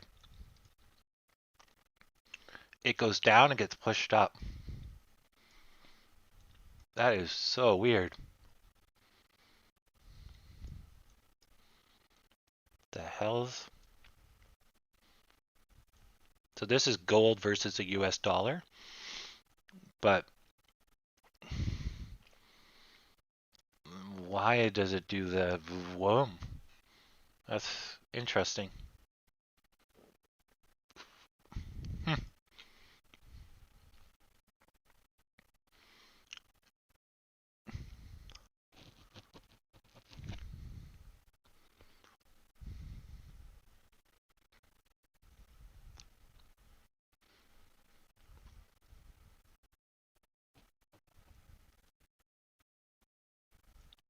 Hmm.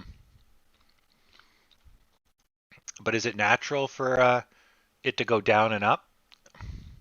So it does this and does that. What the fuck? Yeah. So there's somebody that drops it and brings it back up, like some robot that's making purchases. So he purchases every minute. That's interesting. Except for that minute. He said nope. Bang.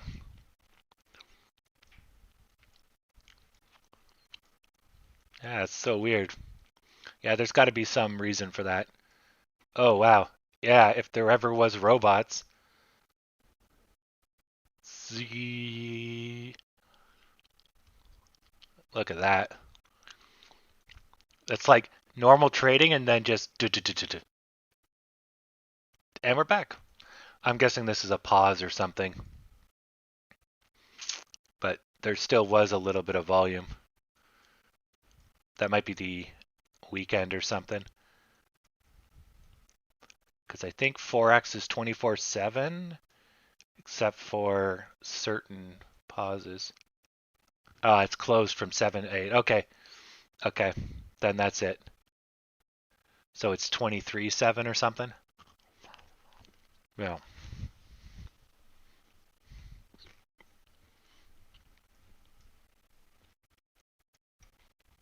Hmm.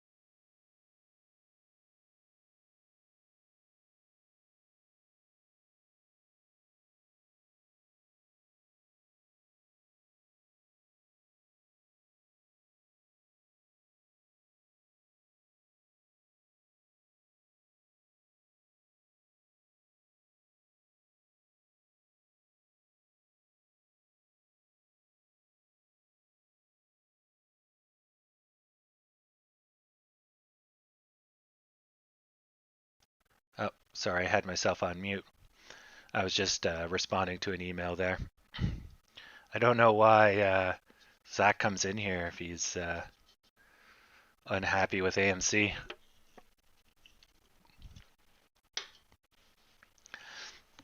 I mean, we're all making money here. I'm currently not making money, but I will be soon.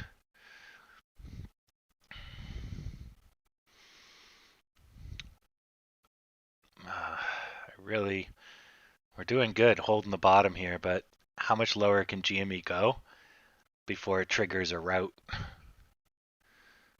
I do not know. Maybe a zesty lemon can help out here.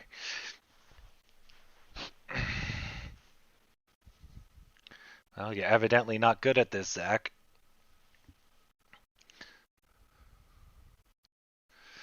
You got to get better at this. Yeah. And then when it's $30, you'll be like, this stock sucks. And it's like, well, if you were in at 10 or 11 or 9, we were like 9, what, a week ago, 2 weeks ago? Like, fuck, you're laughing. What stock goes up 30% day after day after day? Pretty much nothing.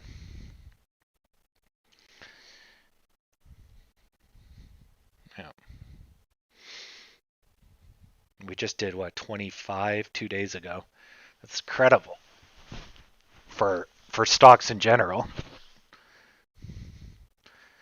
Yeah. Yeah. It's just really slow today. I fully agree. AMC is a garbage stock ticker for today. It's like like I guess I could take or make money bouncing up and down in these channels, but it's like $200. It's like it's not even worth clicking buttons.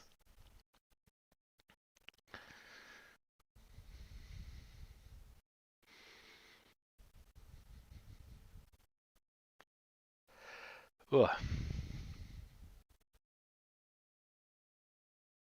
Exactly. Yeah. Remember, the best stockbrokers in the world, they generally net somewhere around 43% yearly. So if you're doing 50 and you don't lose all your money before the end of the year, then you know, shit.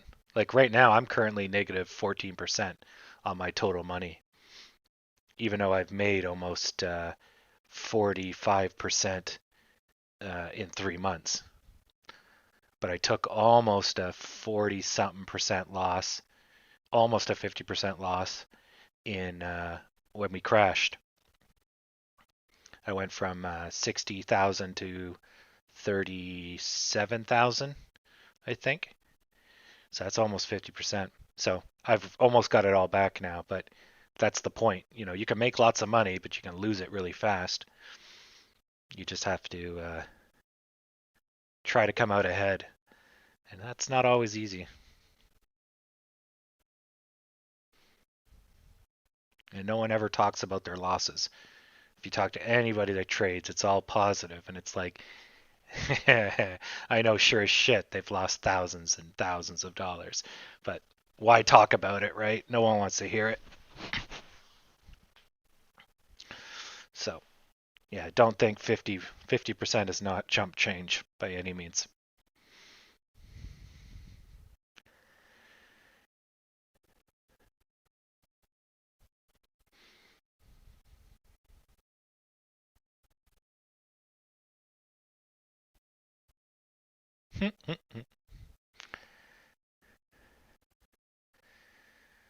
Well, the Dow hasn't moved. The Nasdaq's improved 0.10%. S&P has declined. Can't remember where it was previously. Well, I'm still in it to win it.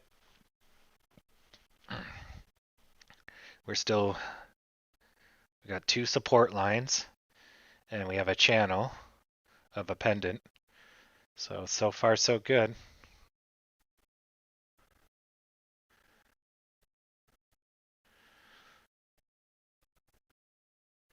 Yeah, I got in at 5 as well, but I get in and get out all the time. So, but I did buy in around the very bottom, and that got me most of my money back.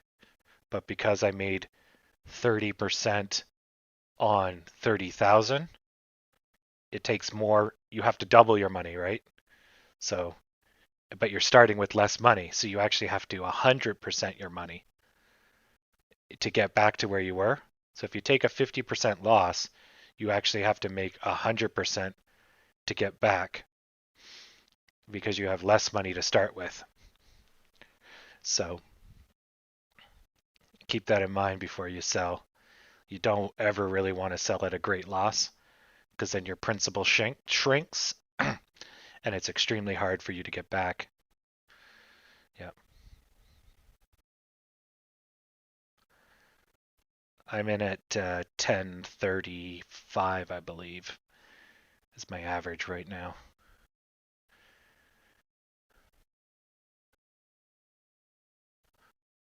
And that's just from buying in 3 hours ago.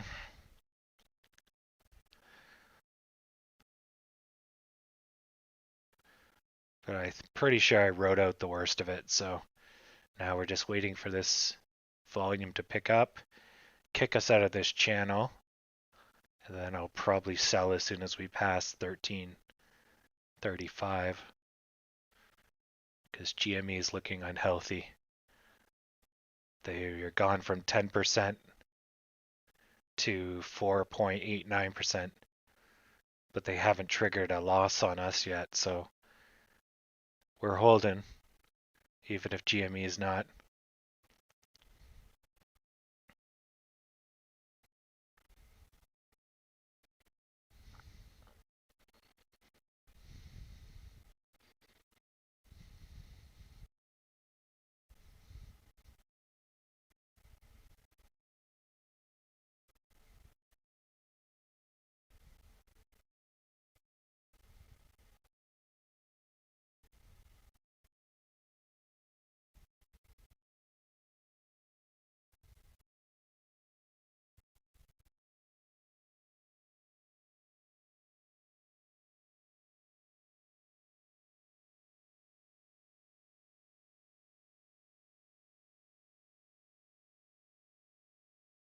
Not bad. We're all thousandaires here.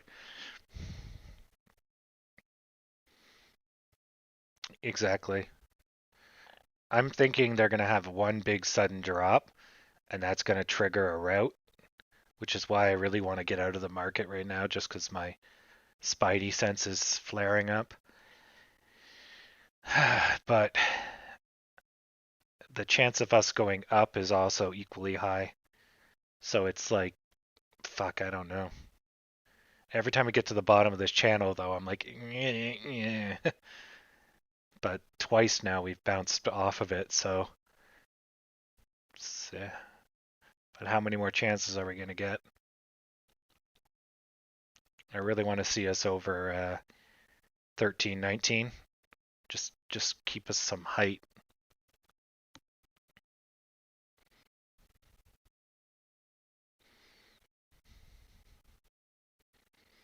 GME's gone up 1%. That might help. Dow hasn't even moved in like an hour. Christ.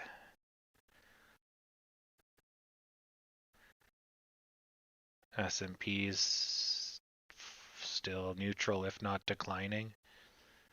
The NASDAQ is, I think, improving. It was 12, then 1, now 4, 0.4. Sorry, 0.04.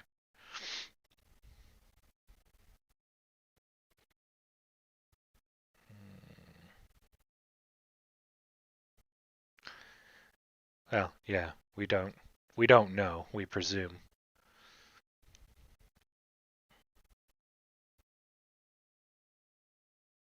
Yeah, but that's a judgment call, right? There's no way for us to know. But it's safe to say, yeah, it's definitely gone flat or it's in a waiting pattern as you used. Yeah. Yeah. We can guess that that's the case. Or at the very least, we can speculate that he will have an impact on the market. So, yeah, just when you use absolutes like it won't, there's no way to say that. Um, that's all. It's likely. It's more than likely. You are correct, though. Just being a little pragmatic. Um, but I'm keeping an eye on it in case there's, leaked information or, you know, all that sort of stuff. Yeah, yeah.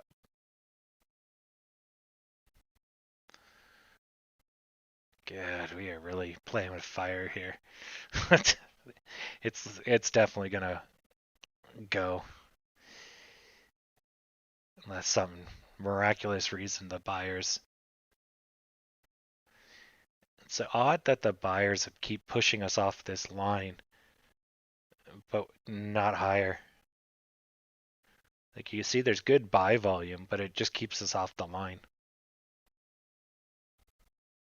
It's weird. Yeah.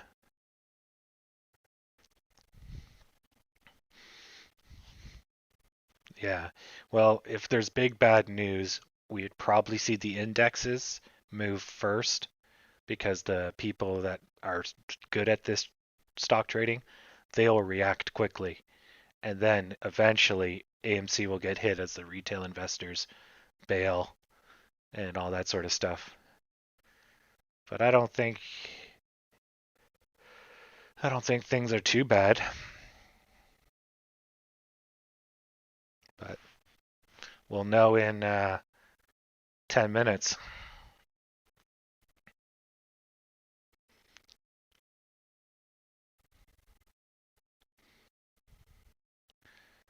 I don't know what's going on. Could be robots, but why this price? Why 13.20 or 13.16? And they're not doing a very good job at tightening the channel. The volume goes on and off. So we should have relatively steady volume with a fixed price. Because the robots trade amongst themselves. Yeah, well, if there's more than one robot, they end up fighting each other. So the volume kind of goes back and forth. It's actually pretty cool.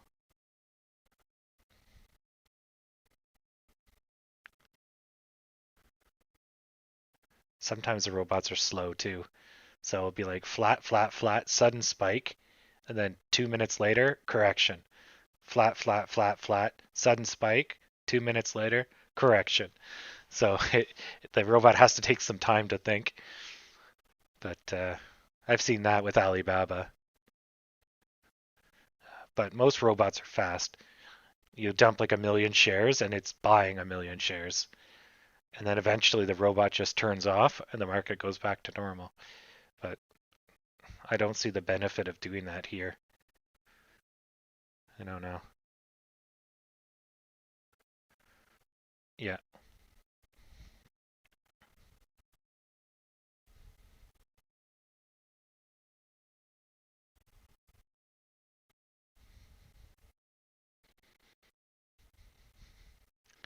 Yeah, market doesn't like surprises. So if they're going to do policy changes, they're not going to surprise anybody with it. They don't want to spook the market.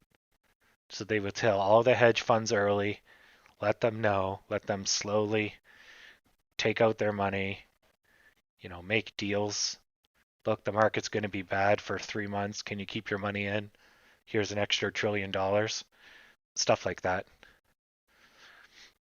But if you just show up one day and you're like, by the way, negative interest rates, the market just like would explode because you can't spook people because then they're gonna panic, and then panic makes panic, and oh dear Lord. So yeah.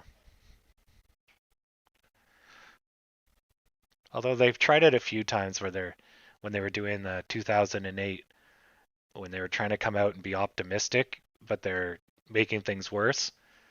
So everyone knows it's going to be bad, but nobody knows how bad it's going to be. That causes the market to jump a little. But yeah, I don't think we're in that kind of scenario. Ugh.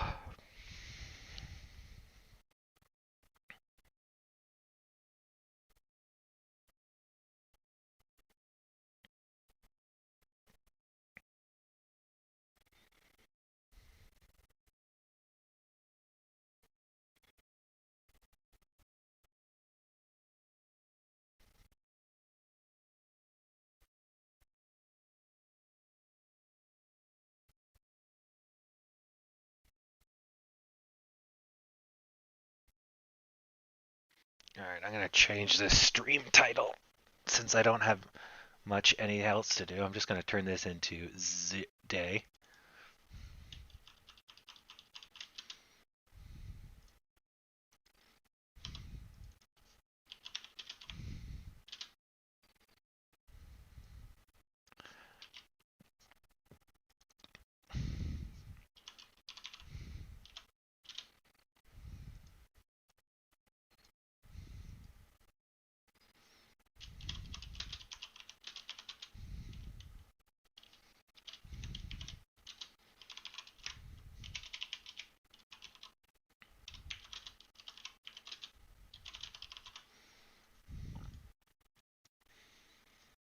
There you go.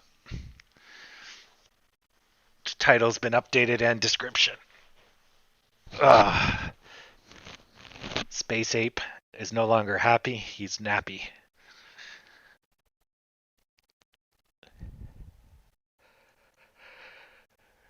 Ugh. That's going to be the new title screen. Um, the lemon trading and nap time emporium. So when the stock starts to go slow, I start playing relaxing napping songs. So you just leave the screen open. And now for our 57 nappers in the back, this one goes out to you with DJ Sleepy Time and the Muppet Crew. Or no, the Jumping Sheep Crew. Yeah. Oh, I'm having trouble keeping my eyes open. That pizza is kicking in. It's a lot of calories. I was thinking of firing up Mario, but I was like, that requires brain power. I don't have it.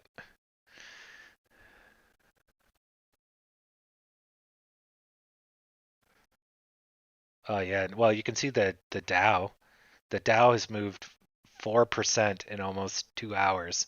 Sorry, 0.04% in 4 hours. It's like, oh, crickets. So if you're using the Dow as an indicator of money coming in or money leaving the market, it is just crickets. Today might be a good day to buy Nintendo, though. No, it's the same pizza from the morning. I just ate 80% of it in the morning and ate the rest of it at lunch.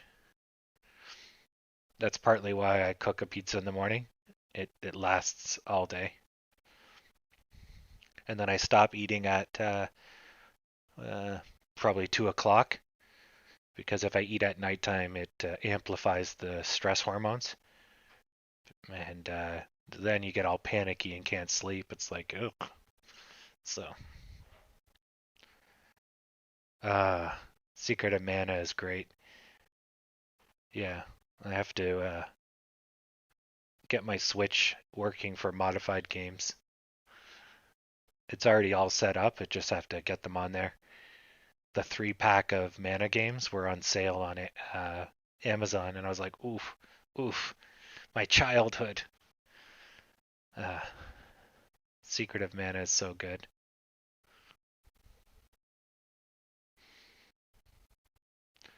But I went back and played it recently on an emulator, but it's like Chrono Trigger's good and all, and it was definitely ahead of its time. But there's so many more PC games I rather play than hack and slash uh, Chrono Trigger, basically, with cool magic, with Final Fantasy elements.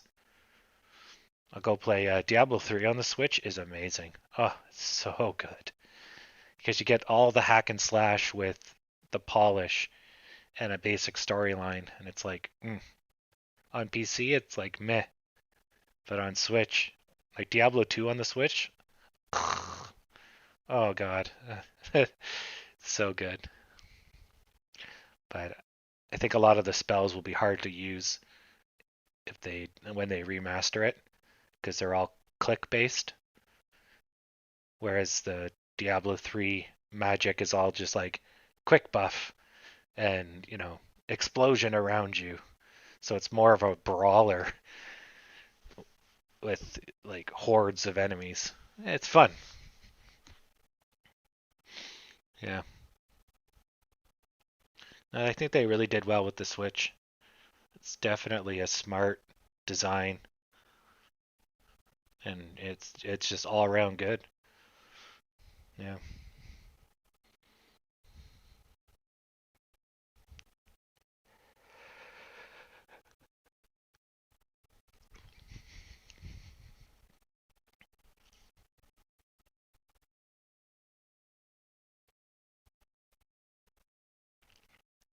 Someone set a stop loss at um 238,900 because that's the distance to the moon.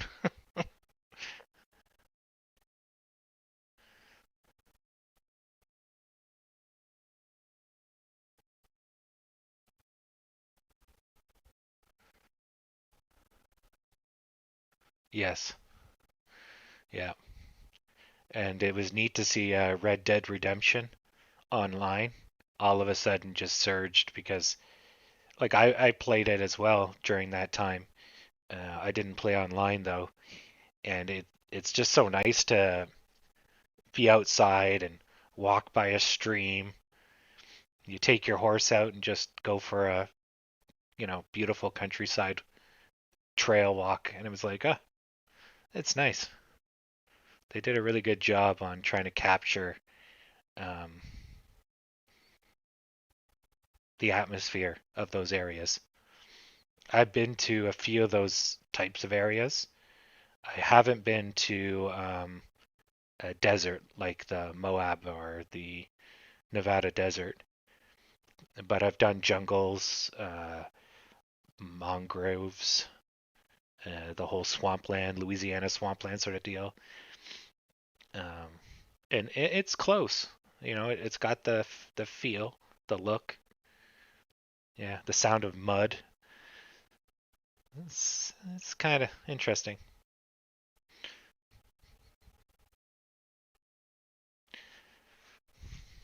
But yeah, Animal Crossing definitely takes the cake on the timing award.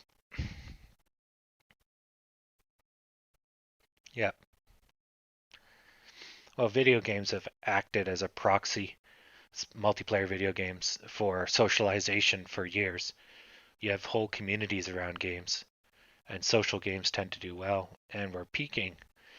But will she hold? Wow, that was 2 o'clock on the dot. Let's see how the rest of the market. Dow went up 0.2%. S&P is going up. The Nasdaq is gone up 0.5%. Yep, everybody's dumping money. Uh, it's slowing down though. S&P is going to go green. S&P is now green. NASDAQ is now still trying to figure itself out. NASDAQ's actually going down. Okay, that's weird. Dow's gone up a lot. Dow's now 0.5% above. Yeah, awesome. That is quite the turnaround. Yeah, so the NASDAQ, yeah, trying to figure itself out. Good, good. All right, so this should finally shake off our fucking cobwebs. Ugh, please. It was so fucking boring ass day.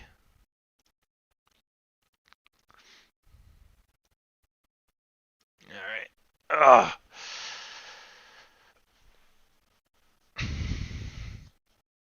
Oh, I'm still in. I'm in at 1335, so up here. I'll get out once it goes above this, depending on the velocity. Oh man. But I'm not gonna get my hopes up too high because I've had volume disappoint me so often. It's like really fast and then cricket, cricket. Oh, I mean, I'll take low volume going up. That's fine.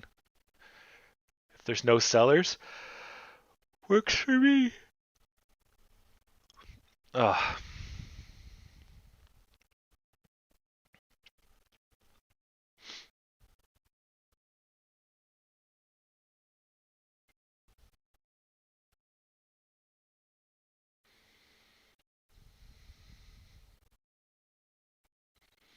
no interest rate hikes until 2023. They're giving a 2-year grace period. That's going to dump the economy. Sorry, not dump.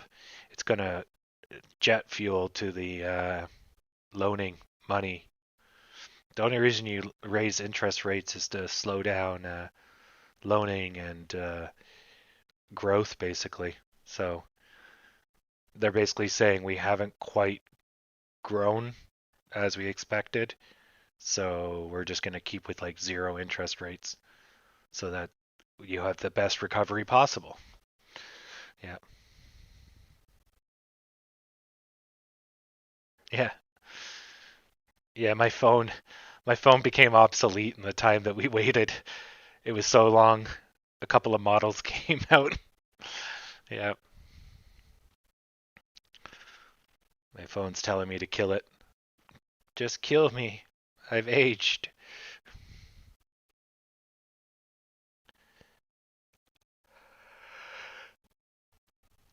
Ugh.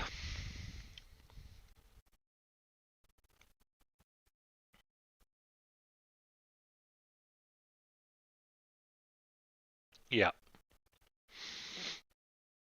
as expected.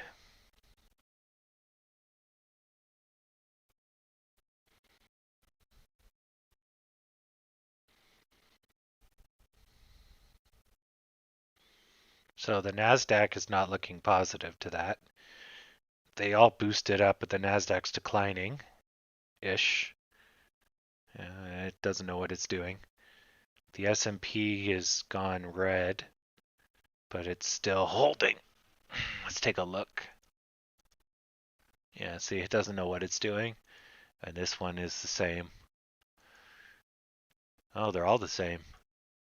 So some big fish is moving the whole market. Holy crap. They're all equal. I love how the buys and sells are exactly the same time and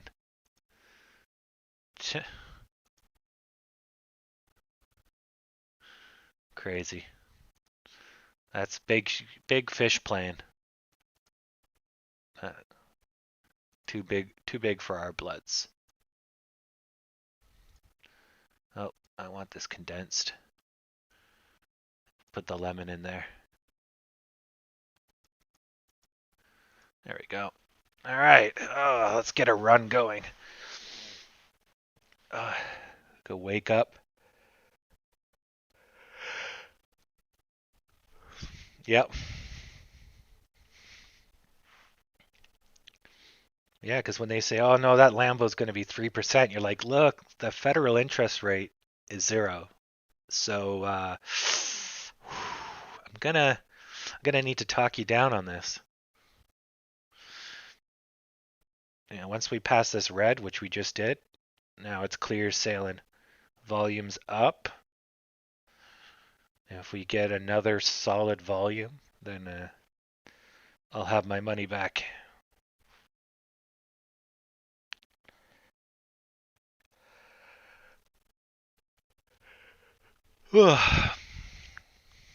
Damn.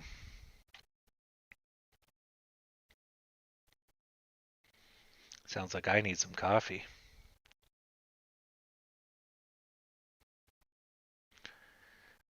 People that review my stream are just going to be like, this guy needs a fucking cup of coffee.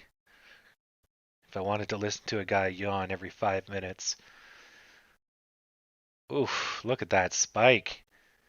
Nice. Someone just dropped a ton of dollars. All right, we're getting some action here. Oh, you picked the best time, Daryl. Welcome back. Unless that was just a rhetorical question, since I think you've been talking for quite a bit of time now. But yeah, I think nap time's over. Volume's up. Some big fish just dropped a lot of money.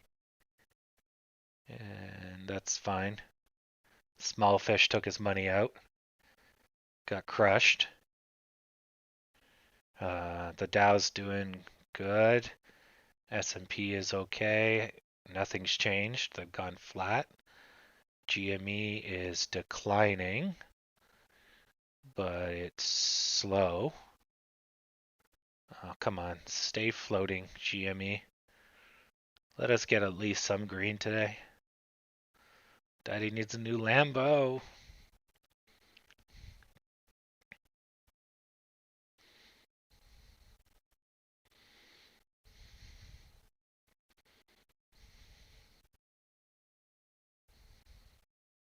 Yeah, fuck Robinhood. Exactly.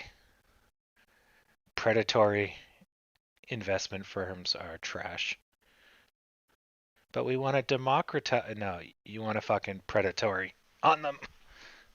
I'm just democratizing labor for all the peasants. It's like, yeah, you can choose what you do, but you're going to work for free. But you get a choice. Fuck you. Shit company. Wealthsimple's the same in Canada. They're under the guise of, teaching people how to invest, but they're just out there to grab as much money as they can. No. Welcome back, Stacy.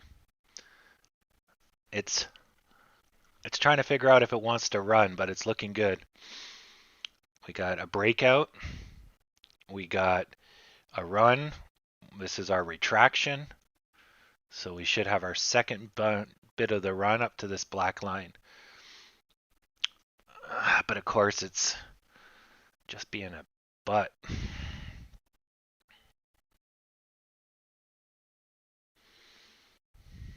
And of course, I had to buy so high in the day that I didn't get any of that sweet, sweet money.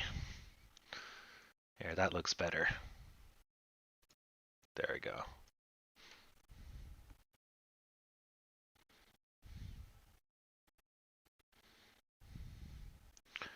So, oh, I got in at 1332. Oh, I thought I got in at 52 or 42. Sorry, 42. I'm making bank since here. Here. Oh, sweet. But it would have been so much better if I bought here. Anyways, let's take a look at GME. GME is stalling, but so far so good. So there's not much support and resistance here. So we're going to see big swings. So this red is big, but not unexpected.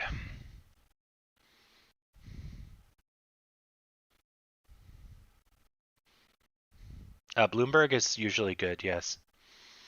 Um, Bloomberg lately has gotten some clickbait titles, but the content is usually good.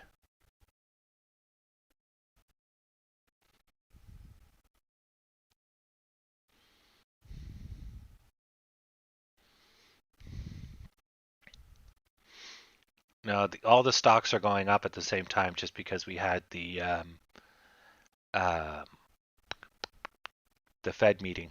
They just said things are good. So everybody that was holding out is now dumped their money. But I want to see our cocaine day. We got all this stimulus dollars. Just come on, get that FOMO going. Not this lame bleed off. But yeah, we definitely have somebody that basically scalps the tops kind of deal because we always get big sell-offs lately. Every time it goes to a peak, sell-offs. Peak, sell-offs. Like it's pretty excessive. So, but at least things are better now. Now we can finally wake up.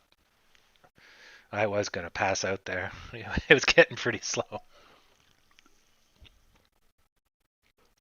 Yeah, gotta turn that frown upside down.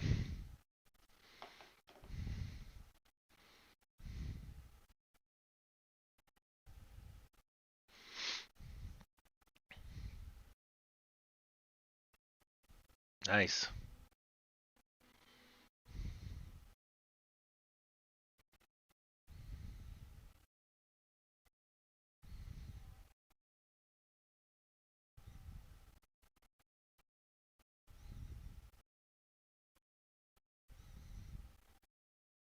Wow, look at that volume. We're at 22. Quite the fight going on there. Not a good sign for me since my oh, huge sell. 18,000. That's not a good sign.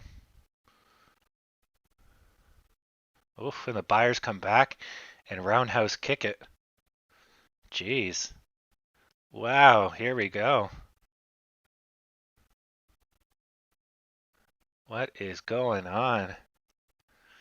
That was quite unexpected.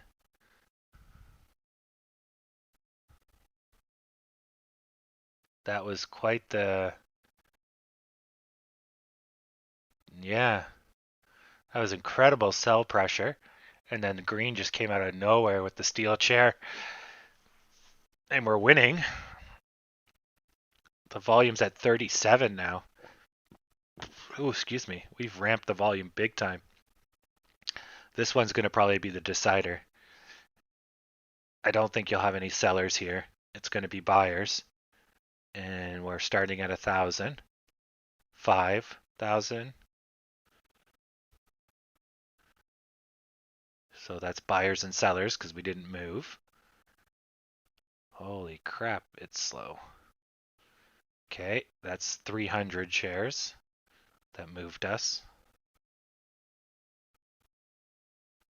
So that's 2,000 down. So that's buyers and sellers.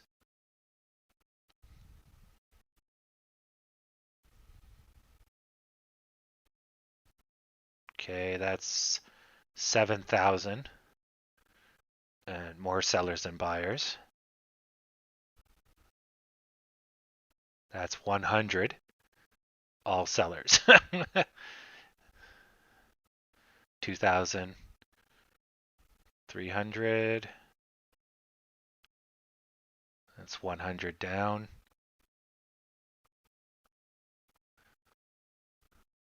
200 up.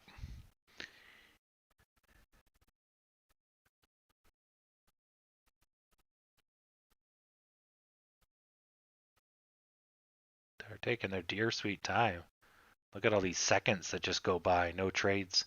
Okay, there's 2 grand. Another grand. I missed that one. 100. 100. Look at these $100 buyers. That's 1,000 down. 1,200 down. 300 down. Yeah, there's a lot of selling pressure. There's 2,000 down.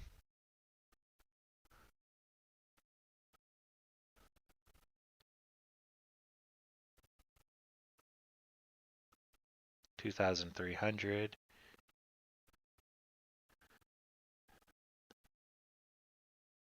Another 2,000. Yeah, it's a lot of negativity.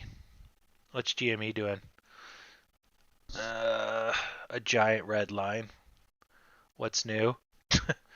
Wow, it gapped down horribly. Wow, it flew. What's that? It dropped 2% in 5 minutes. How about us? 1.5%. Yeah, we're following suit.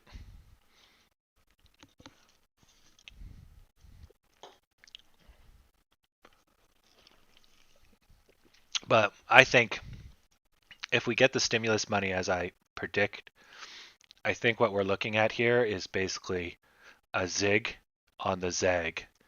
Like this is just a charge up of a massive upswing, right?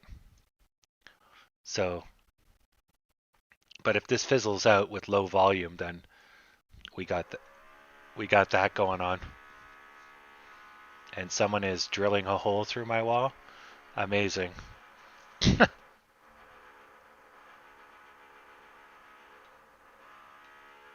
You'll just have to ignore that. And I'm still thinking electric scooter for the kid.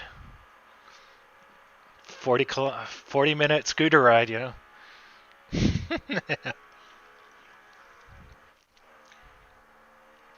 I'll see you later if you get back here. It's always tomorrow. Awesome. All right. Yeah, so there goes our volume. But this could be just a charge up. That is, you know, it's basically large because it's going to be big. So the start of something awesome usually looks like this. And that's just a giant S. But we were staring at such garbage all day that we're not used to big anymore. So if I zoom out, you know, that's pretty big. We're not even that big, right? So this might be the start of something.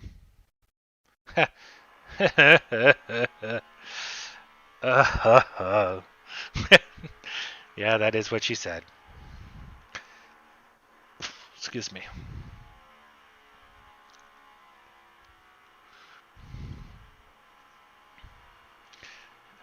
And I told her it's just the start of something big.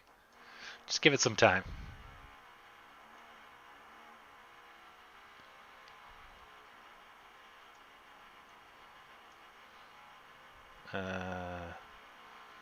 Okay.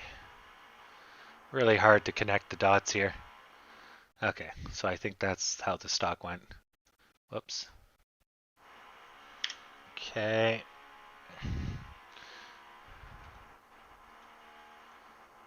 Holy crap. I think they're sanding the entire floor above my head.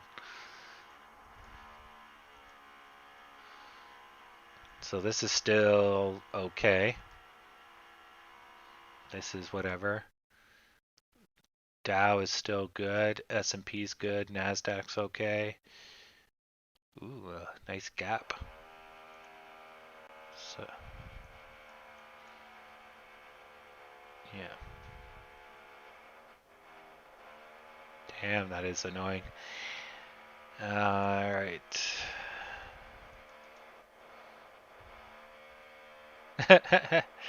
No, they're refurnishing the apartment above me, but you know, don't they know I have a life to live?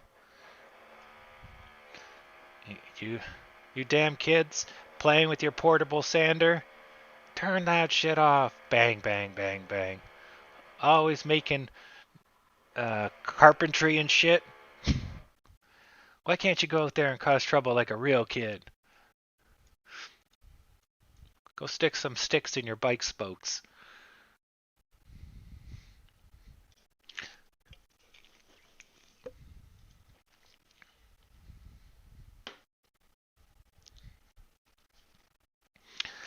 Yeah, high pitch whizzing drone.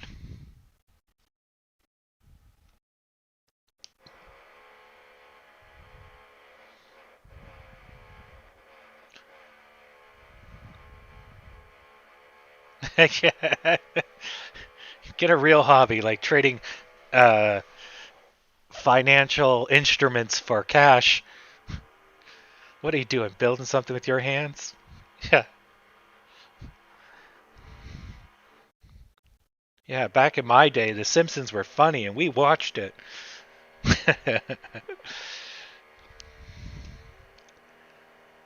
What was TV like before the garbage? Oh, it was a great day. When you could watch TV for hours. Tell me more about the West Wing. Well, you see. Oh, you're just going to have to watch it.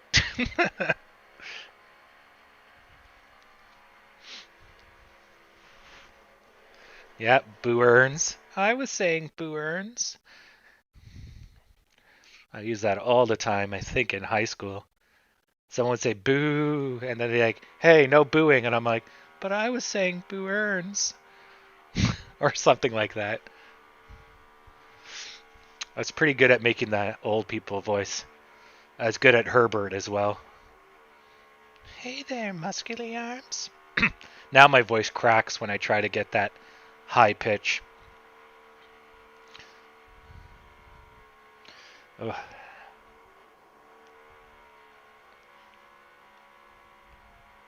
Yeah, I don't mind that. Good times in the background. Just make my voice nice and quiet. Yeah, Herbert's great. Hmm. Yeah. But you have to make sure that when you're doing the voice, you have to get that. He has a high pitched voice, so you start off with the low, but then you have to be able to bring it up. So it's like, I can't do that high pitch anymore. And then you have to throw in whistles, like, and he has, yeah, whistles and something else, and then you just throw them in randomly. So it's like, yeah.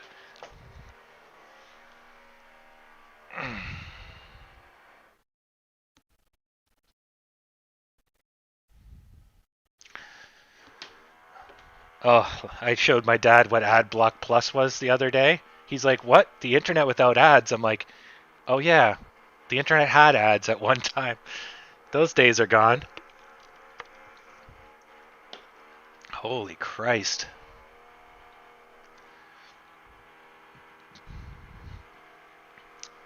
This guy's working the MG42 up there. He's just mowing down D-Day out there, just Bert.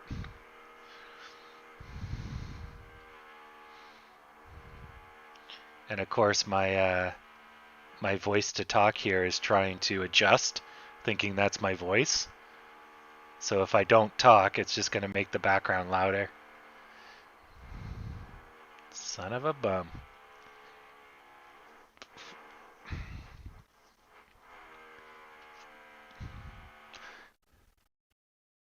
Wow. So, alright, we're still doing okay here. I'm going to change the stream's title now.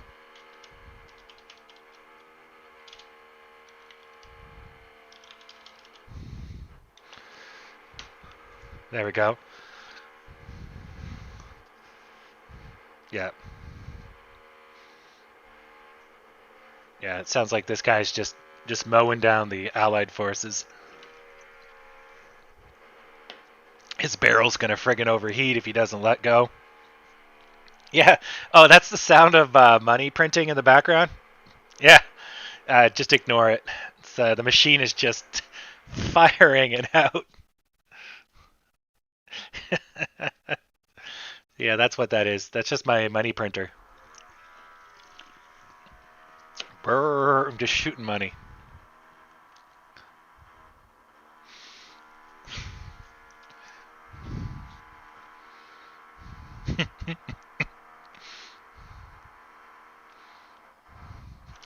That's quite the jam up here. Just flop, flop, flop. Yeah, we're definitely wanting to go up. This is pretty negative. The size is in the strength, but I think we're still. Yeah, GME just dropped. And I think that's what did us in. So in 2 minutes. So in 2 minutes we'll see our second round of bounce.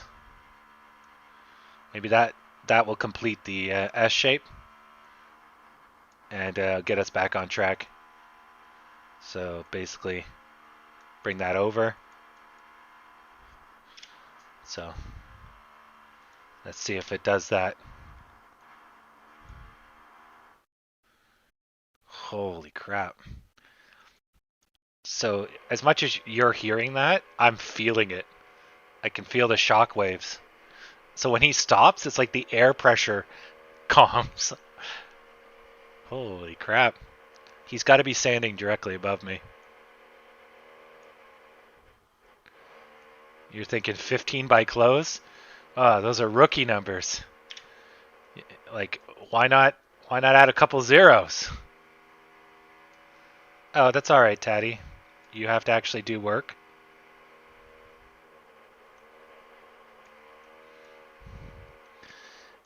I did not know they're going to do construction over my head for so long. So this stream is not going to be one of my finest.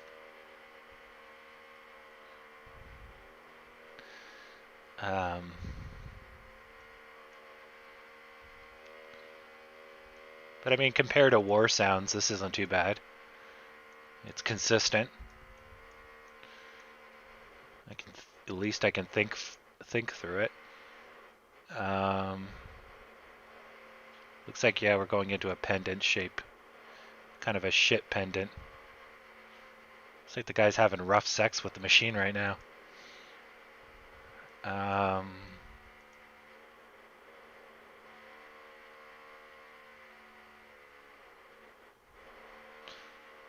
Yeah, where me, it means it breaks all the time. Personal computer is work computer.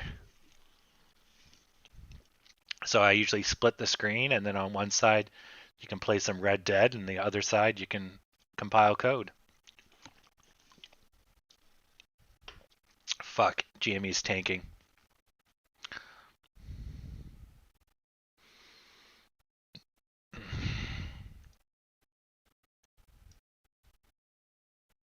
Oh fuck. Alright, I'm getting out.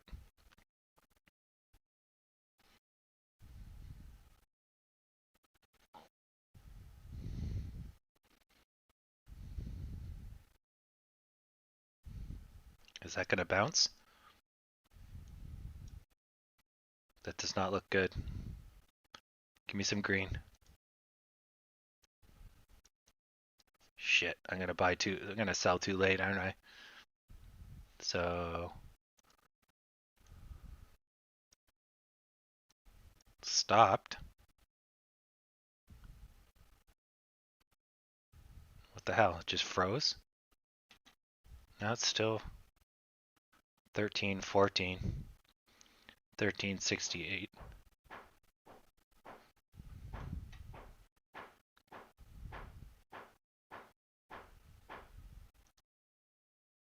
Yeah, see. I was too late to sell. But luckily it stopped. Don't know what the hell's going on now. Okay, it's up. It's right here. So if we see a bit of green, then I could get out.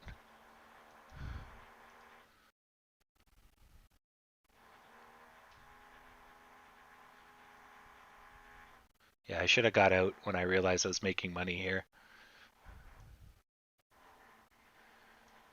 But I'm really hopeful for an S here.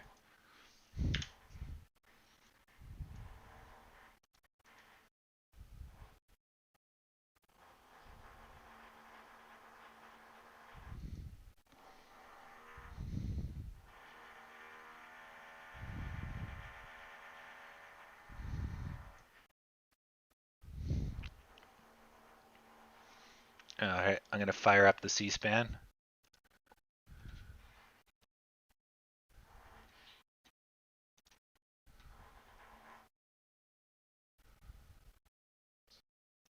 At the Fed, we will continue to provide the economy the support that it needs for as long as it takes. Today, the FOMC kept interest rate near zero and maintained our sizable asset purchases. These measures, along with our strong guidance on interest rates and on our balance sheet, will ensure that monetary policy will continue to deliver powerful support to the economy until the recovery is complete. Nothing important so far. The economy continues to depend significantly on the course of the virus and the measures undertaken to control its spread. Since January, the number of new cases, hospitalizations, and deaths has fallen, and ongoing vaccinations offer hope for a return to more normal conditions later this year. In the meantime, continued observance of social distancing measures and wearing masks will help us reach that goal as soon as possible. The economic recovery remains uneven and far from complete, and the path ahead remains uncertain. Following the moderation in the pace of the recovery that began toward the end of last year, indicators of economic activity and employment have turned up recently, although the sectors of the economy most adversely affected by the resurgence of the virus and by greater social distancing remain weak. Household spending on goods has risen notably so far this year. In contrast, household spending on services remains low, especially in services that typically require people to gather closely, including travel and hospitality. The housing sector has more than fully recovered from the downturn, while business investment and manufacturing production have also picked up. The overall recovery in economic activity since last spring is due importantly to unprecedented fiscal and monetary policy actions, which have provided essential support to households, businesses, and communities. The recovery has progressed more quickly than generally expected, and forecasts from FOMC participants for economic growth this year have been revised up notably since our December summary of economic projections. In commenting on the stronger outlook, participants noted progress on vaccinations as well as recent fiscal policy. As with overall economic activity, conditions in the labor market have turned up recently. Employment rose by 379,000 in February, as the leisure and hospitality sector recouped about 2/3 of the jobs that were lost in December and January. Nonetheless, employment in this sector is more than 3 million below its level at the onset of the pandemic. For the economy as a whole, employment is 9.5 million below its pre-pandemic level. The unemployment rate remains elevated at 6.2% in February. This figure understates the shortfall in employment, particularly as participation in the labor market remains notably below pre-pandemic levels. Looking ahead, FOMC participants project the unemployment rate to continue to decline. The median projection is 4.5% at the end of this year and moves down to 3.5% by the end of 2023. The economic downturn has not fallen equally on all Americans, and those least able to shoulder the burden have been the hardest hit. In particular, the high level of joblessness has been especially severe for lower-wage workers in the service sector and for African Americans and Hispanics. The economic dislocation has upended many lives and created great uncertainty about the future. Overall inflation remains below our 2% longer-run objective. Over the next few months, 12-month measures of inflation will move up as the very low readings from March and April of last year fall out of the calculation. Beyond these base effects, we could also see upward pressure on prices if spending rebounds quickly as the economy continues to reopen, particularly if supply bottlenecks limit how quickly production can respond in the near term. However, these one-time increases in prices are likely to have only transient effects on inflation. The median inflation projection of FOMC participants is 2.4% this year and declines to 2% next year before moving back up by the end of 2023. The Fed's response to this crisis has been guided by our mandate to promote maximum employment and stable prices for the American people, along with our responsibilities to promote the stability of the financial system. As we say in our statement on longer-run goals and monetary policy strategy, we view maximum employment as a broad-based and inclusive goal. Our ability to achieve maximum employment in the years ahead depends importantly on having longer-term inflation expectations well anchored at 2%. As the committee reiterated in today's policy statement, with inflation running persistently below 2%, we will aim to achieve inflation moderately above 2% for some time, so that inflation averages 2% over time and longer-term inflation expectations remain well anchored at 2%. We expect to maintain an accommodative stance of monetary policy until these employment and inflation outcomes are achieved. With regard to interest rates, we continue to expect it will be appropriate to maintain the current 0 to 1/4% target range for the federal funds rate until labor market conditions have reached levels consistent with the committee's assessment of maximum employment, and inflation has risen to 2% and is on track to moderately exceed 2% for some time. I would note that a transitory rise in inflation above 2%, as seems likely to occur this year, would not meet this standard. In addition, we will continue to increase our holdings of Treasury securities by at least $80 billion per month and of agency mortgage-backed securities by at least $40 billion per month until substantial further progress has been made toward our maximum employment and price stability goals. The increase in our balance sheet since last March has materially eased financial conditions and is providing substantial support to the economy. The economy is a long way from our employment and inflation goals. It will take some time for substantial further progress to be achieved. Our forward guidance for the federal funds rate, along with our balance sheet guidance, will ensure that the stance of monetary policy remains highly accommodative as the recovery progresses. Our guidance is outcome-based and ties the path of the federal funds rate and the balance sheet to progress toward reaching our employment and inflation goals. Overall, our interest rate and balance sheet tools are providing powerful support to the economy and will continue to do so. To conclude, we understand that our actions affect communities, families, and businesses across the country. Everything we do is in service to our public mission. We are committed to using our full range of tools to support the economy and to help assure that the recovery from this difficult period will be as robust as possible. Thank you. I look forward to your questions.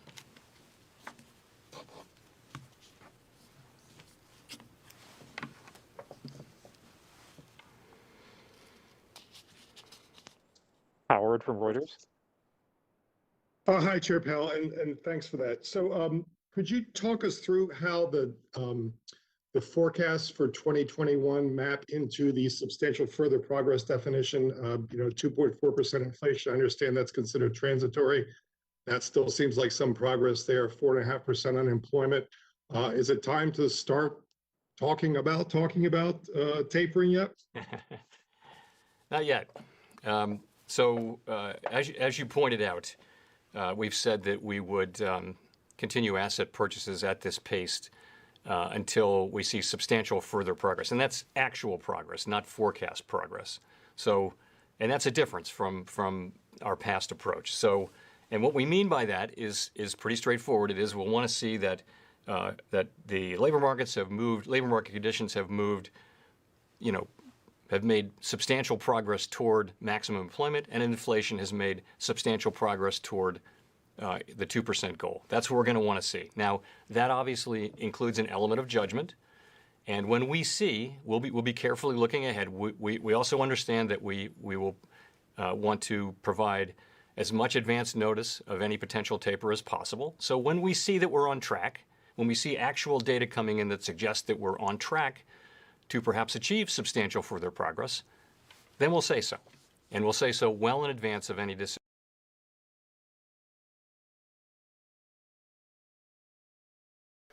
All right, that's just going to keep going on forever. Let me just turn them off though. There we go. Yeah, nothing important there, but it did cause us to surge up. But yeah, nothing useful. You can watch the rest of it on C-SPAN if you care. But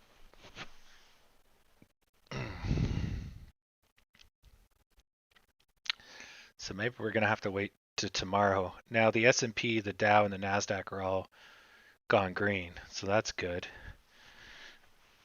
In the time I was fiddling with the audio, yeah, they started to surge. Okay, that's good. So that was the first one. There's the second one.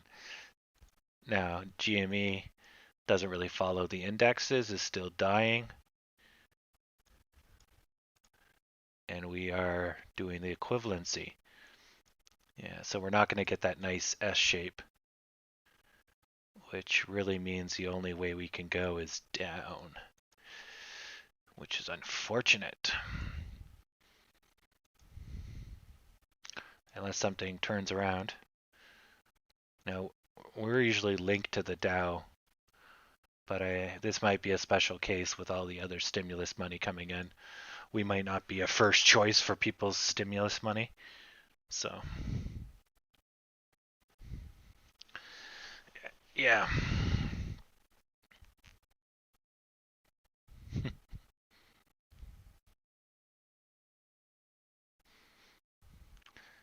Yeah, I expected a little bit more oomph for $242 billion. But maybe they didn't all spend it on one day. Maybe people are waiting for a better buy-in or debating how to spend it. But you think they would have already planned out their money. Like most people know if they're going to get a chicken, they start counting well before they even get the chicken.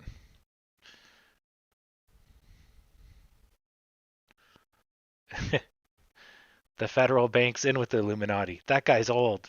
Illuminati confirmed. Yep.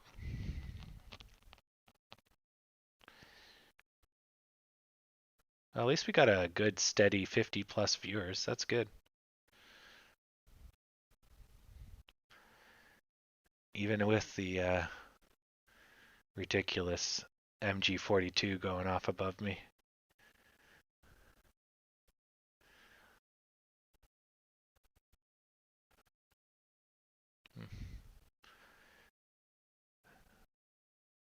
It's really hard to tell where it's going to go. We're back down to crickets in the volume category.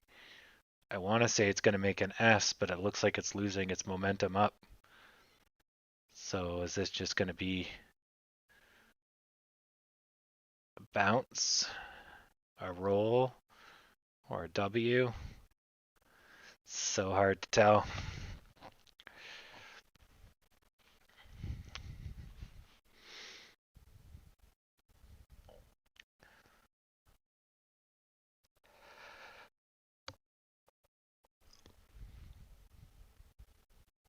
Ooh, the Freemasons. Well, that was a bit of a sell-off on low volume. Getting crushed by the buyers. Yeah, there's really some paper-handed bitch that sells way too early.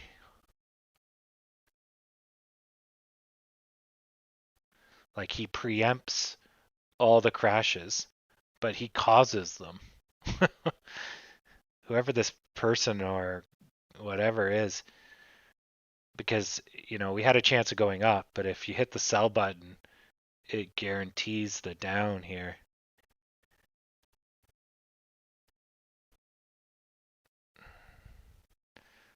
I guess if you have that much money, you can self-fulfill some prophecies. You're getting out before the market crashes, but by getting out, you confirm that the market crashes. So he makes a good or a bad situation worse.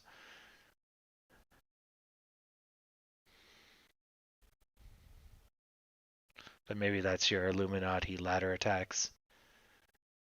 just timing those bad things. It's more likely a guy scalping. He got in on the up, and then basically he's lost half of his gain, so he's out. Yeah, and he'll get back in as soon as it shows a little bit of green, and we'll keep zigzagging all day.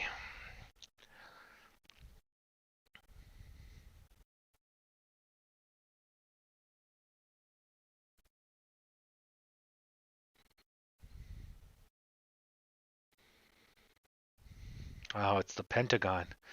Geez, I'm not connecting the dots. So it's YouTube personalities, and then they're connecting the dots, and then the Pentagon got involved because we got too close to the secrets, which are hidden in Mount Rushmore, that can only be found if we can bring Ghost Rider and the Mummy guy together in a blockbuster film called GME and AMC Chamber of Secrets. Slytherin into yours this summer and or fall and or whenever the pandemic ends.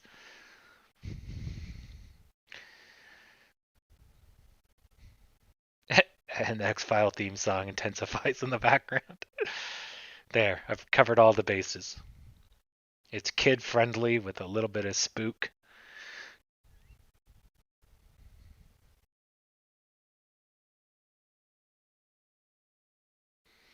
Damn it, Jeff. Damn it, Mr. Bezos.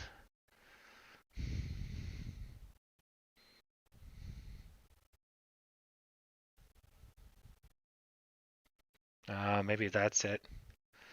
They're trying to stop us to go to the moon because that's where the secret Nazi moon base is. And so the Martians don't want, people in their local real estate. And the Chinese are already setting up secret spy satellites on the backside of the moon where we can't see them. So, yeah, that's probably it. Maybe this is the Chinese government trying to keep us down so we don't go to the moon.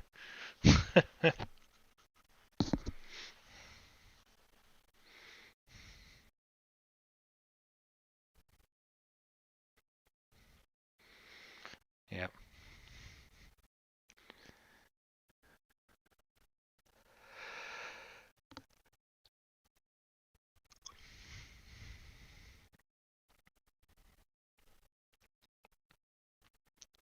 So people are now saying now the stimulus money's coming out. I think people are just starting to use the stim money now. Everything's going up. Yeah, the markets are all starting to show. Why would you wait to this late in the day?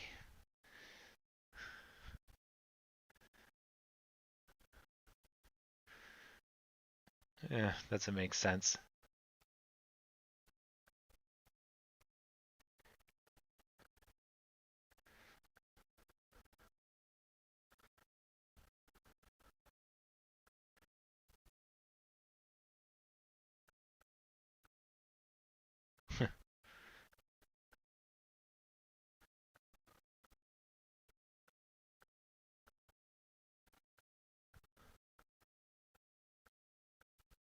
Yeah. Yeah, we're 10 minutes till the last hour.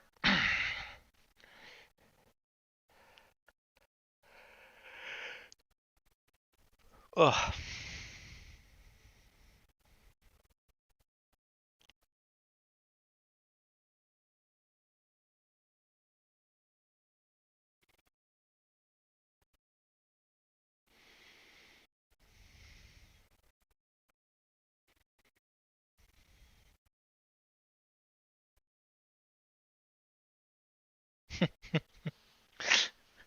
Well, that's okay.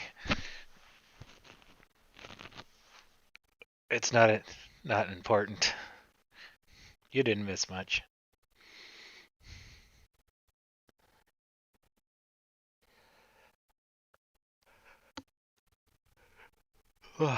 Going back to sleep. I was awake. I had to sit up, and that was 40 minutes ago.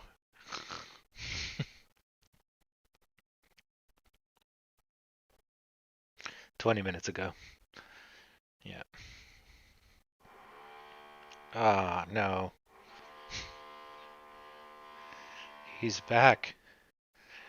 The landing ships are hitting the beaches. For anybody that just joined us, that's my money printer. It's shooting money all over the house. I can't control it. So, yeah. It may sound like a machine gun, but it's not. Please do not call the police.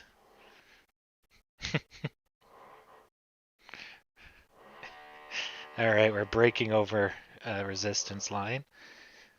Oh, come on. Keep going. If we can form an S, we got about probably 3 minutes. Yeah. And if we can get over in 3 minutes, then we might be able to make a run for it. Yeah, stock goes up. The money printer keeps printing. Bert. AMC literally goes Bert.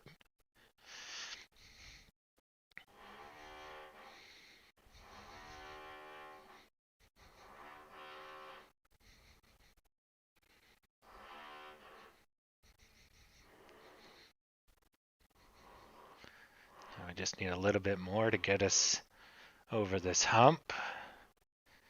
Come on. Give the hump a good hump.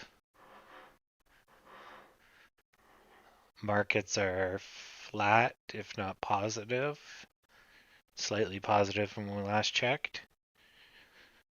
Nasdaq's going up. S&P is neutral. Dow is neutral, slightly declining. GME is down 1%, but holding.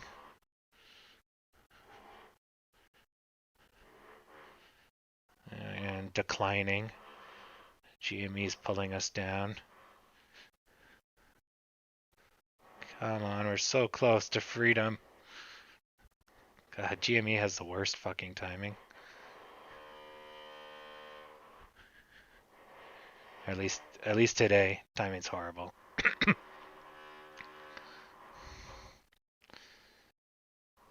So it's 15:55 still.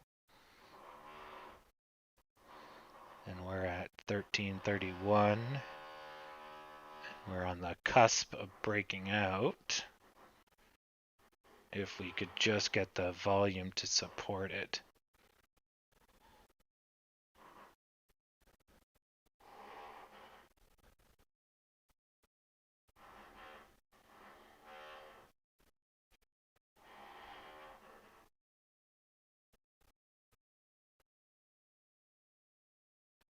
So close.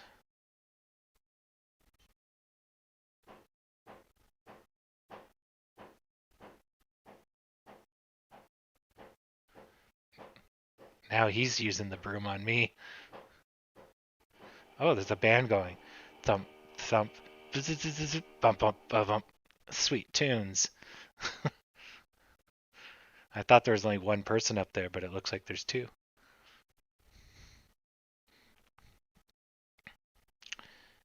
All right. We gained 1 cent in a whole fucking minute.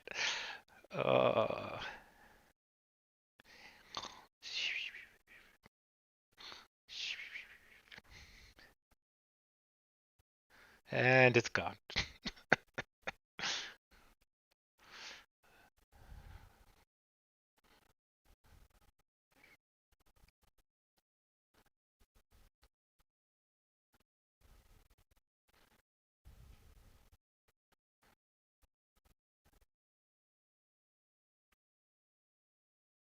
And there goes another penny.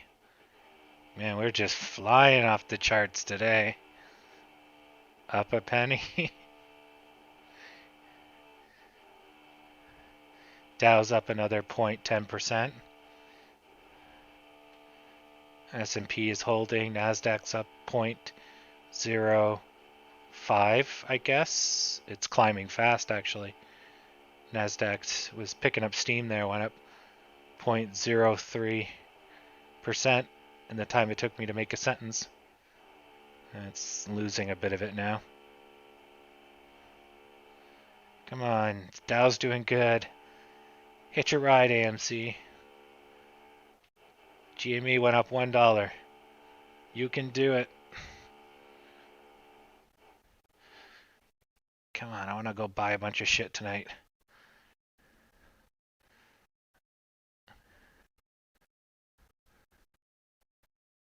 Ugh. Can't win.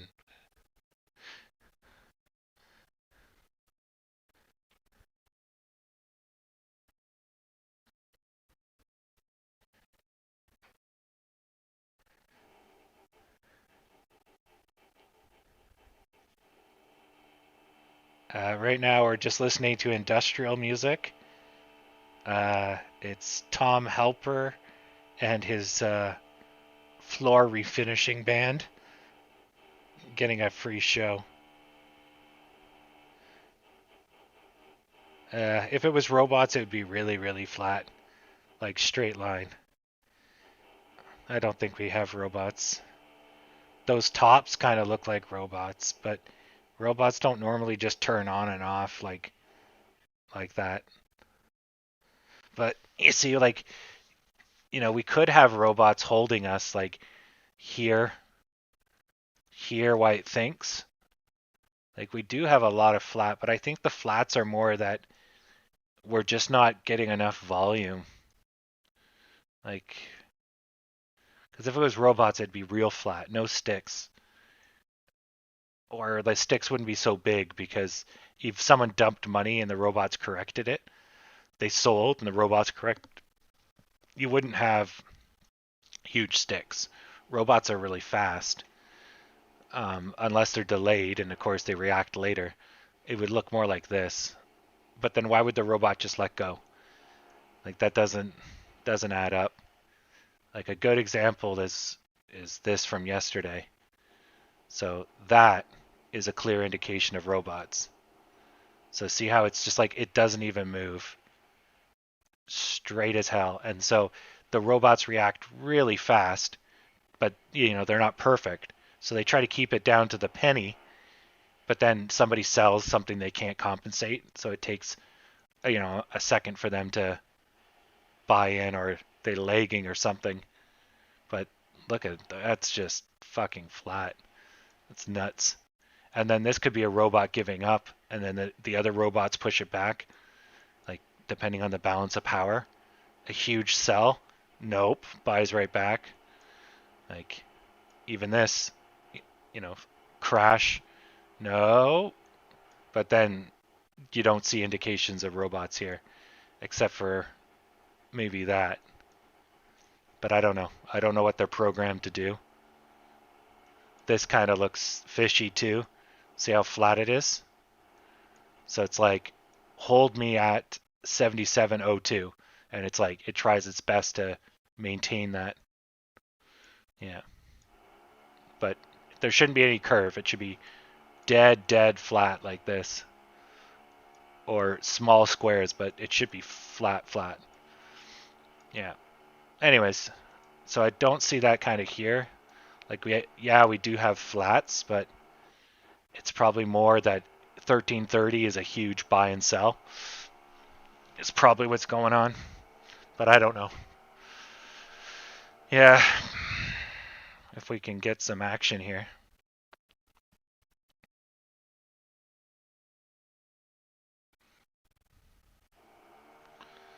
BNN releases, when was this news? Oh, 7 days ago. Google, why were you showing me such old fucking news?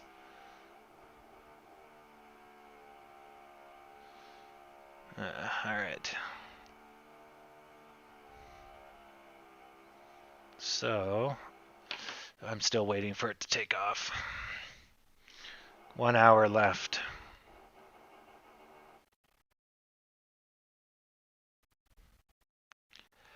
Yeah, I wonder if all those people that are trying to time close are going to come in with all their money like they normally do.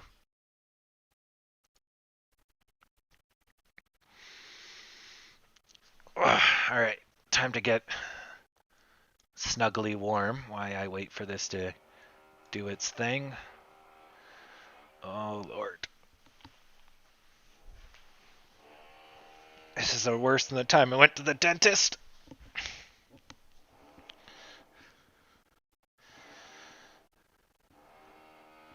Well, it's starting to go up. 31.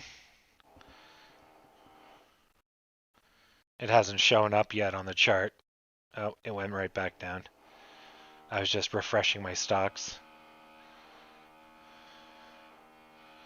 So I make, currently, I make $50 for every penny. Or $43 for every penny, basically. Not bad.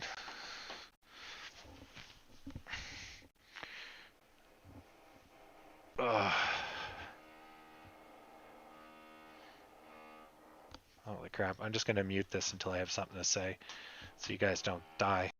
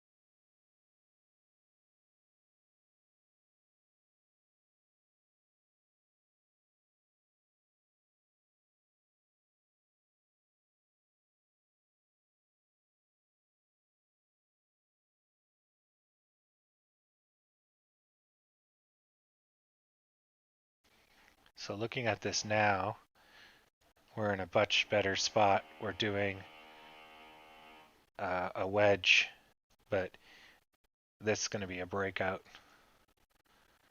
Sweet. Versus when we did a wedge here, we were going against the bottom, and then we basically inverted. We're now going along the top. The traditional will say that you go this way. You break the opposite of the floor because you tried. So all that you have left is to fail. But this is starting to look like it's going to go up. Oh, there it goes already. So, yeah. Just get this out of the way. Damn it. Why can't I delete it? There we go. I don't want to get up from my warm couch. So this line will give us some grief. There's evidently some resistance here. This line here could probably be lifted up to here. So, but we did kind of wiggle around this line. So, but that's like 1 penny, 30.31. GME looks like it's about to go. It's flirting with dropping down another $3. If we can get over this black line, we could run a bit, probably before GME sinks us.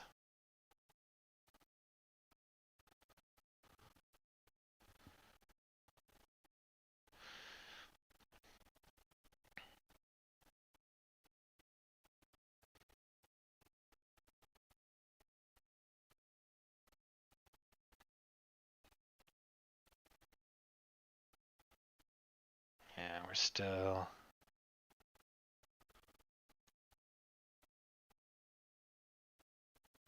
holding.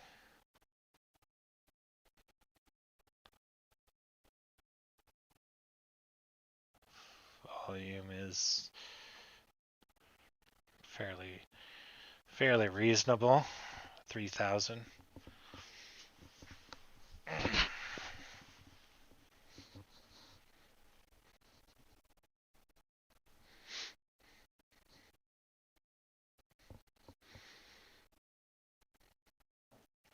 Yeah, so these lines were just for me to just to see where, if it's gonna go, where it would stop or slow down. It's hard to visualize when it's so friggin' far away. I can't visualize it because I have to zoom out, especially when it's doing all these flats. It's really catching me off guard. There's all these hidden stock pieces that I can't see.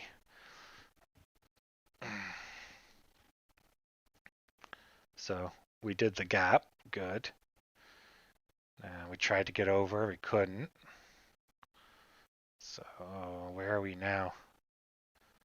We are on the line here. Yeah, we're here. Okay. So it's 33. We're so zoomed in. 33 is actually large. So we're right here between the cursor and my dot. Okay. Now we're going up. Yeah, we're pretty zoomed in.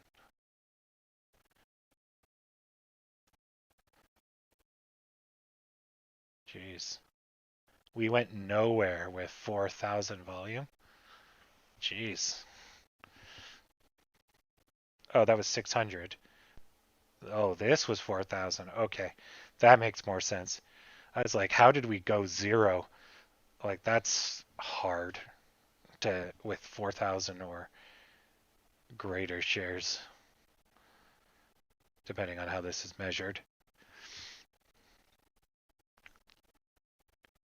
1,500.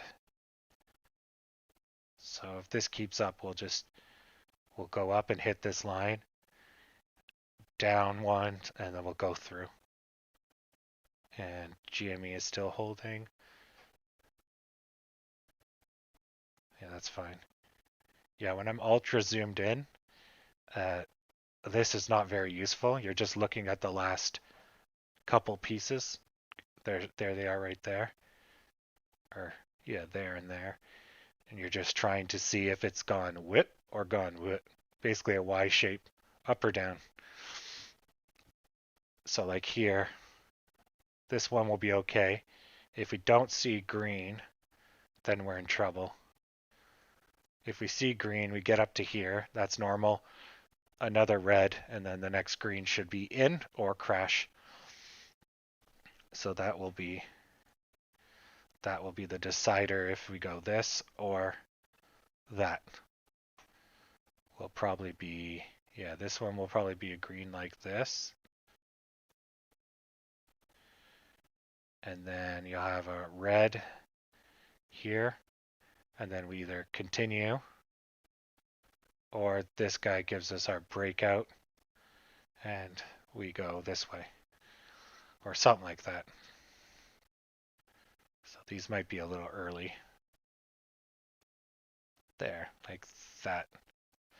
Again, my timing is not the greatest, but we need a big green.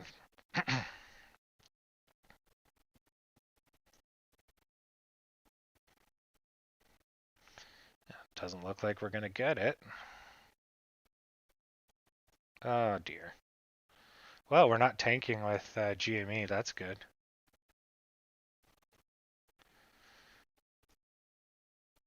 Yeah. Their negativity hasn't murdered us too much. Oh, we're not showing the effects of that. That's good. And how much is that in percent?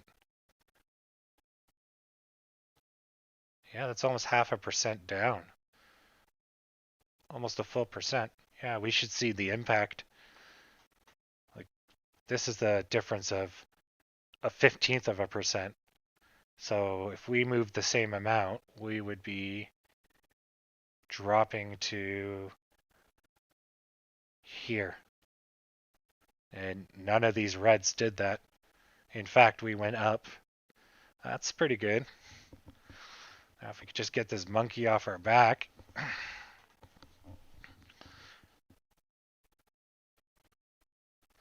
least that's a positive sign. Even if the volume isn't helping.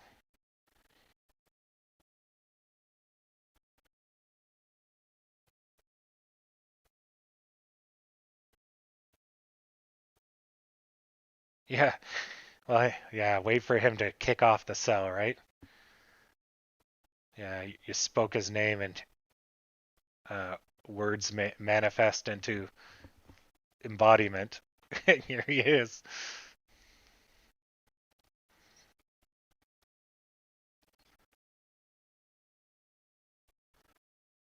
Son of a bitch, you had to mention his name.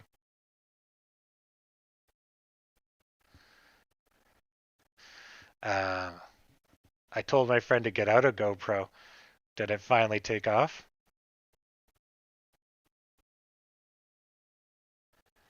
Well, I didn't advise him to get out, but I didn't expect GoPro to fly off the handles. That's actually exactly what I said.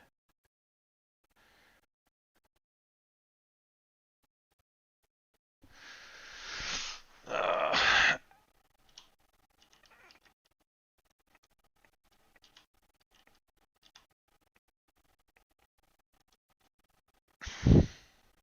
What? That's not much. It's only up 1% after crashing. How many percents?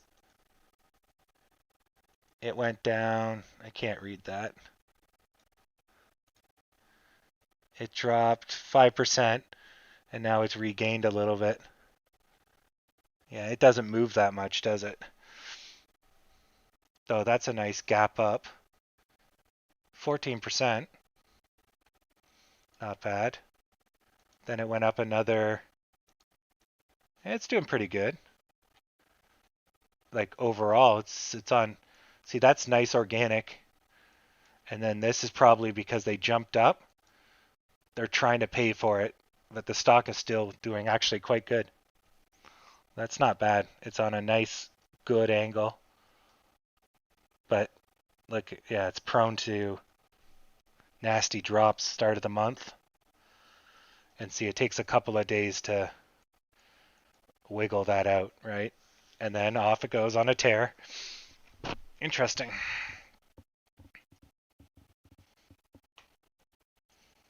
All right, back to where we are.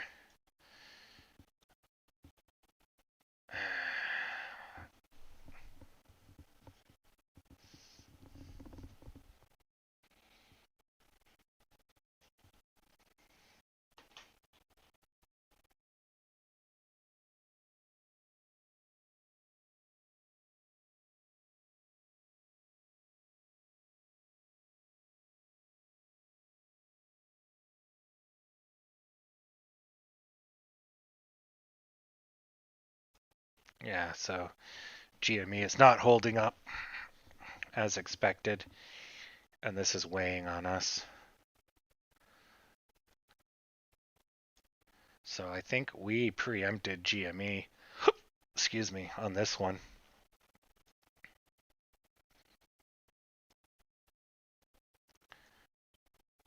Looks like we're leading the pack. Where's GME now? It's here.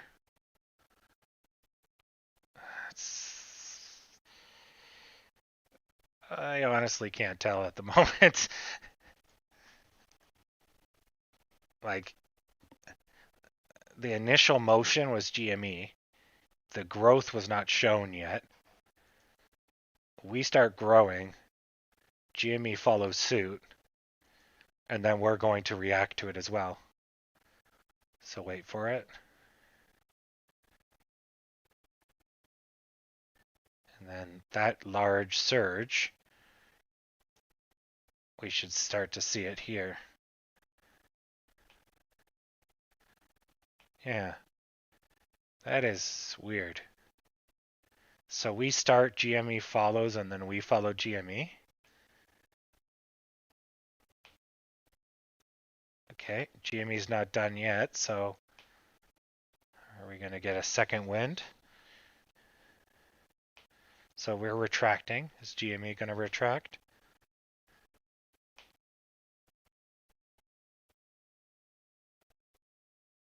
No.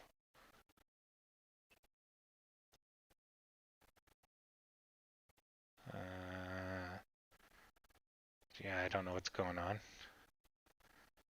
So now it's here. 42. So it did retract a bit. And we just died. Come on. Do a thing. So we can get back to this.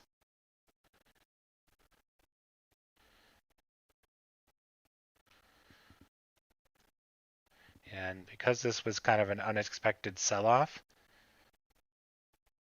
we basically, the market said, no, that's dumb. And we came back just as fast as we went down, basically. Because if this was supposed to go down, we would have had a green that was bigger and then a smaller red, or red, red. But that was just green thump. That's too much, too quick for the, how slow we've been moving, right? You need something like that. So you get a curve. This is an oversell, but then the rest of it follows the correct pattern. This is just a continuation. Someone tried to break out. It said, no, fuck you. But the line stays the same. Where here, the line should be small red, here or here, and we should be here, but they overdid it. So, yeah, that makes sense. And then this might be them overdoing it, and the red is now bringing us back down to the trend line. But I'm optimistic we should be trying to get escape velocity, not building a crown here. Like yonder. If we go into a crown, we're going to end up here. And that sucks. GameStop is dumping money. Or a little bit. Where's my sweet, sweet AMC dollars?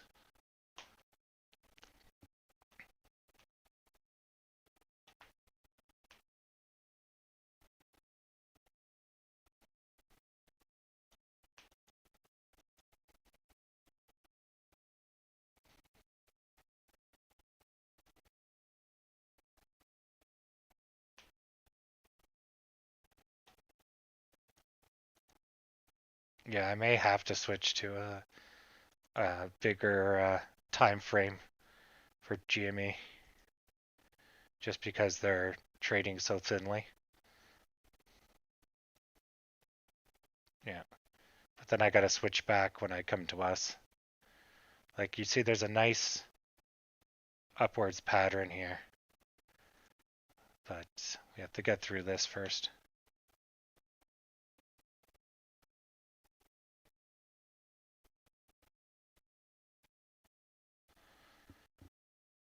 Yeah. Sometimes they're trying to get the person to slip up. They already know the answer, but they keep asking the same question over and over again so that the person feels like they need to add more information. Especially if you know he's hiding something.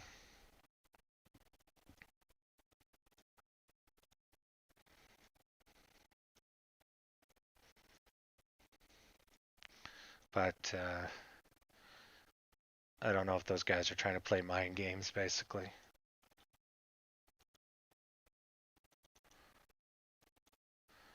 They are, after all, probably all economists. I'd love to see this be a channel. Just go up, up, Go up into the moon. Look, there's a nice rocket ship. No, don't you want the rocket ship?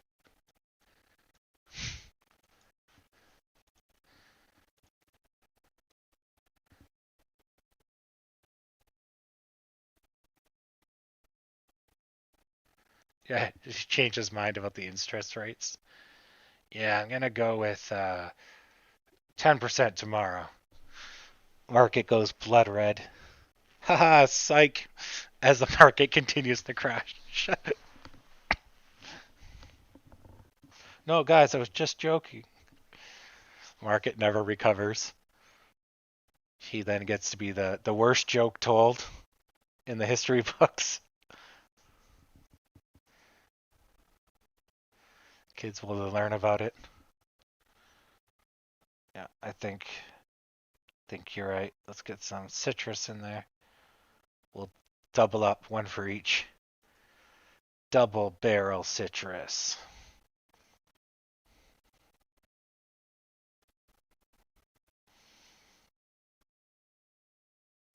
There we go.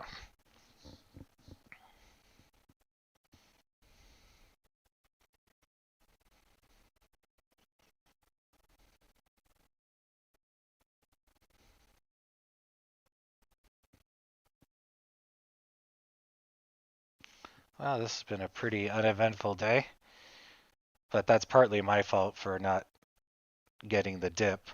But I made some money today. But if you bought the dip, that would have been a good solid 3% or so.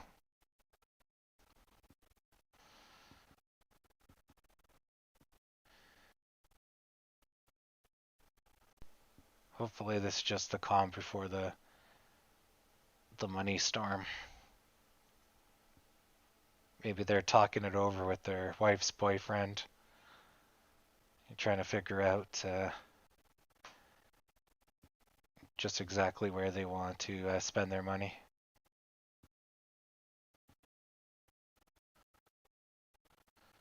It looks like the party's over for the Dow too. Pretty much everyone, the party's over. Oh, it's gonna be a hard push, Mr. Lemon. Use all your magical powers.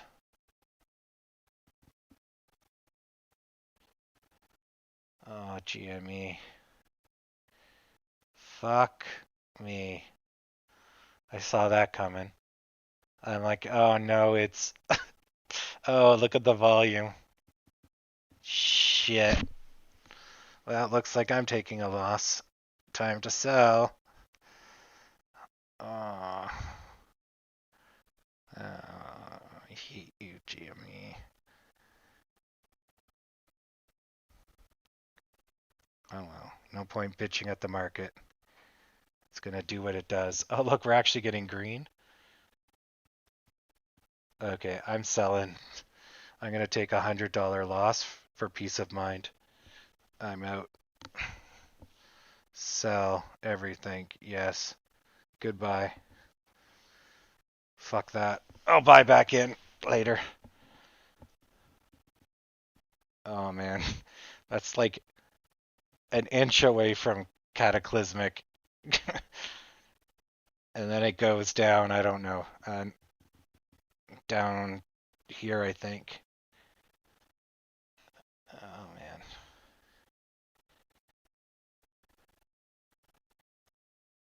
Oh, I sold the second too early, but that's fine. Lemons are doing their job now.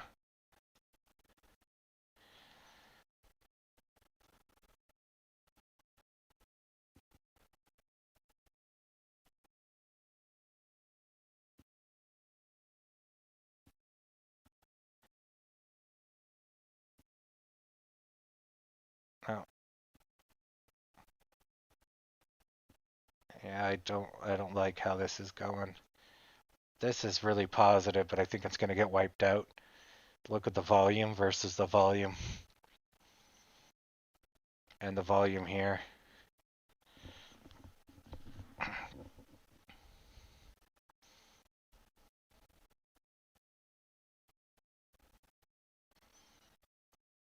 We're looking more positive. All right, I need a low buying position, so I'm just gonna get rid of these lemons. There we go. Let the citrus aerate.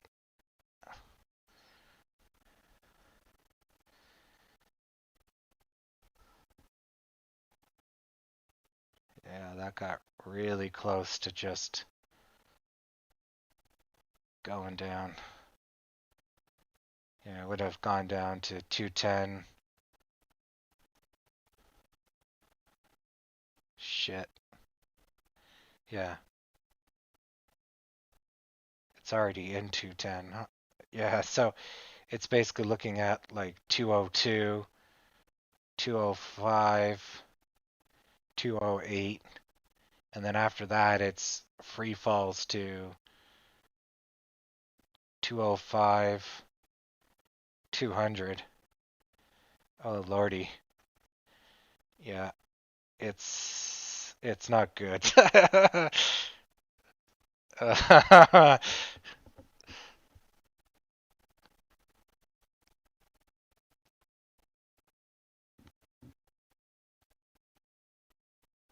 Yeah, so like I took $100 loss here. I could have made $400 if I held, but this is scaring me. It's already blown through two resistance lines. It's gonna go to here. It has the potential to go to here.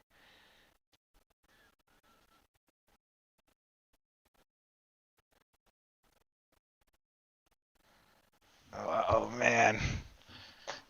It's gonna be negative power hour for them.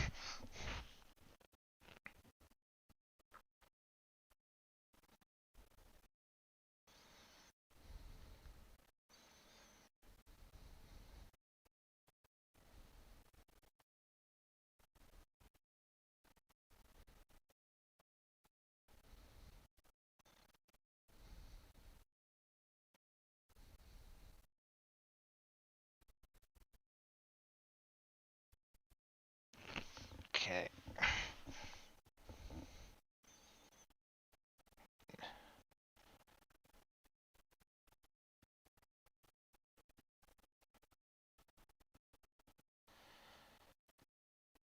You got the three kings, so this is a nice S, but I think this is gonna collapse. Yeah, I think. Oh, it's not looking good. The writing is on the wall.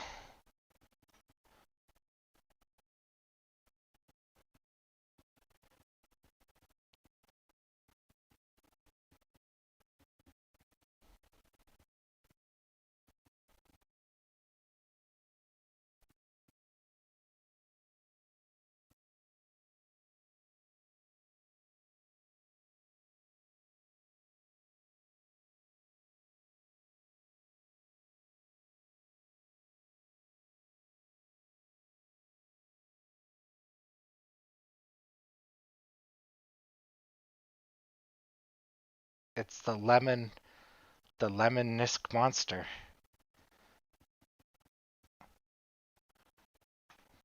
There. Rawr. It demands to be fed.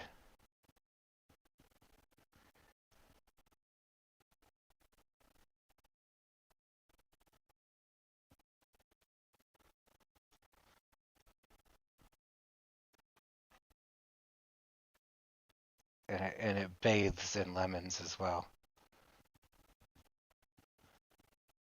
Yeah. It was born from the lemons. When you were just a child, you merely adopted the lemon. It was born into it.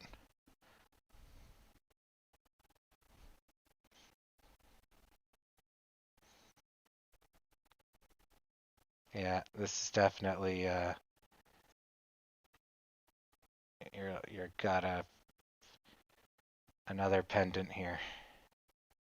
Or a wedge. And you got a giant one here.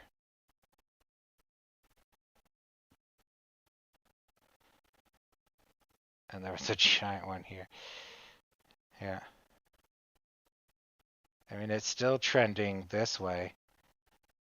Oh, I could have made some dollars here. But, yeah, it's still all can be wiped out in a second.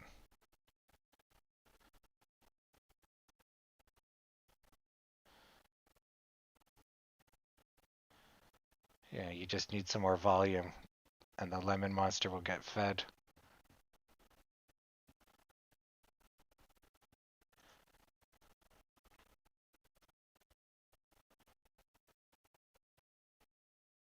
Here, I'll give it some baggage. Weigh it down with some emotional baggage.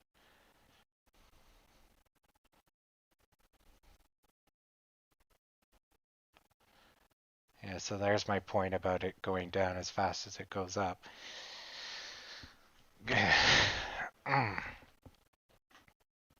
But this doesn't mean anything until it breaks new lows.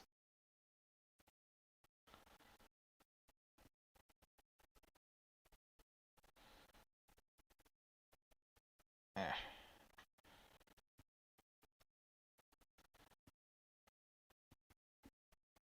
There, that's beyond your maximum carry-on allowance. That's clearly going to hurt you financially.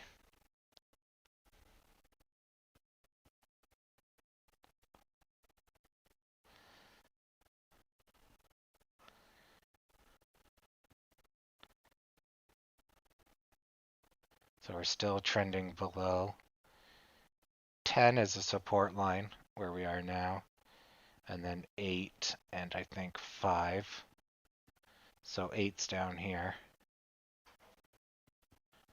So we should go 10 to 8 to 5. So this is going to go down to 8.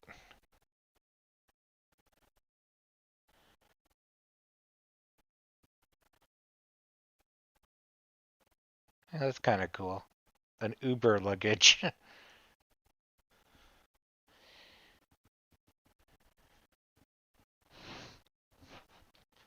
Well, so much for power hour.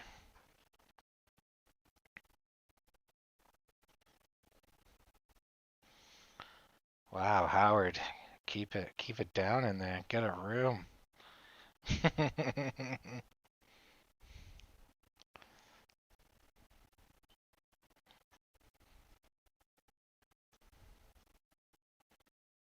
Ah, yay, feed my monster.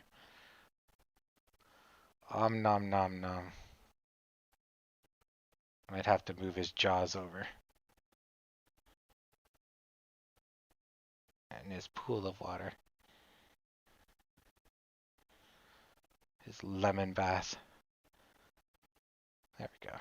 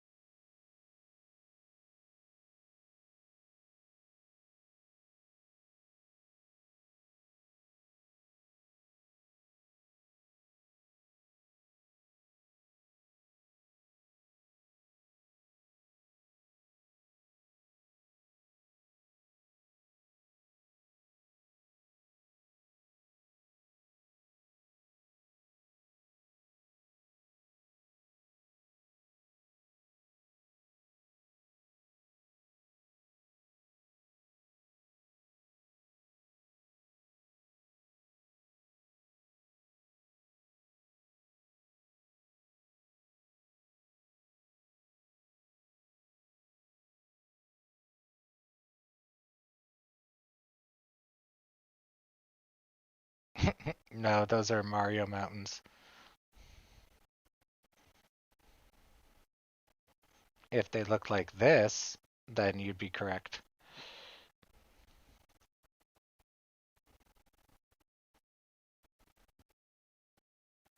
Yeah, GME's on sale. Everyone pile in.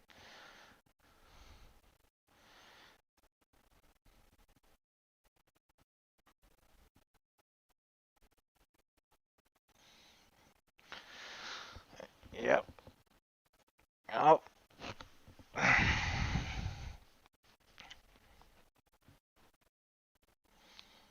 Again, I'm not always right on timing, but I've been calling for the death of GME for over a week now. And so far, it's not been disappointing. Oh god, they're not Diglets. Damn, does no one read the chat? The Mario Mountains.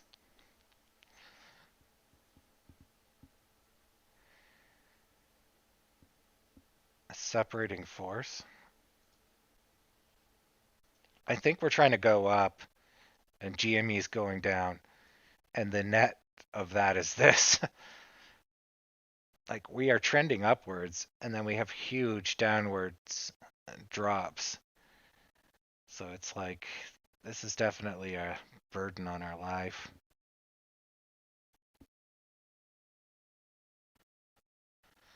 The Mario Mountains. God.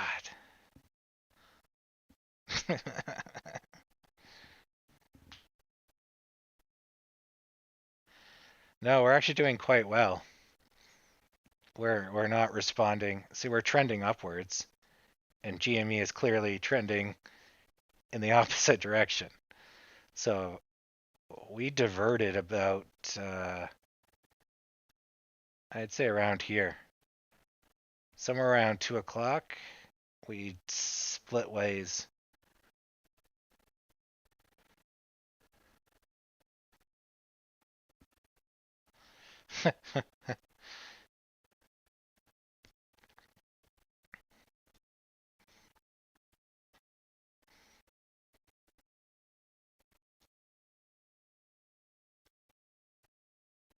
Come on, fall in through the magic Sonic money rings that are in the new Mario, you Nintendo thieves.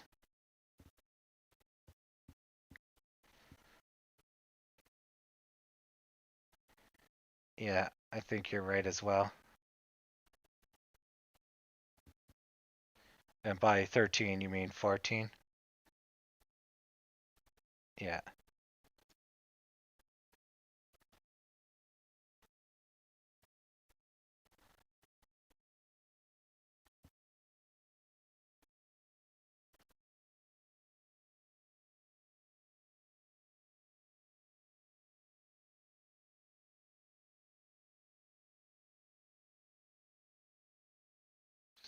I'll just spread the baggage out.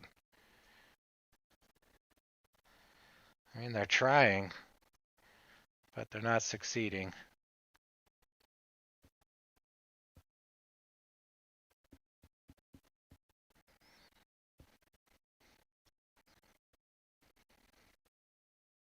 I mean, we're currently 1338.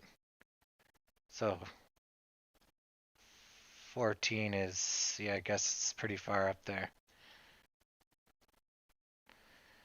And we only have Zippo minutes left.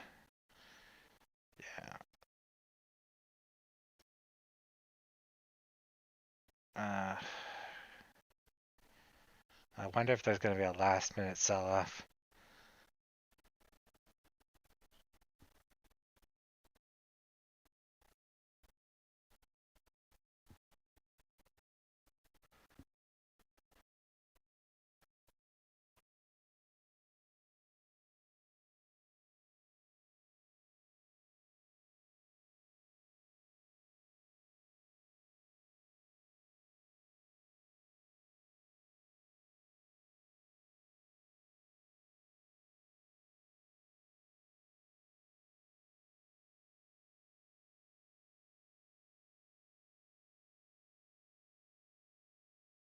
A Goomba is just Kirby without arms.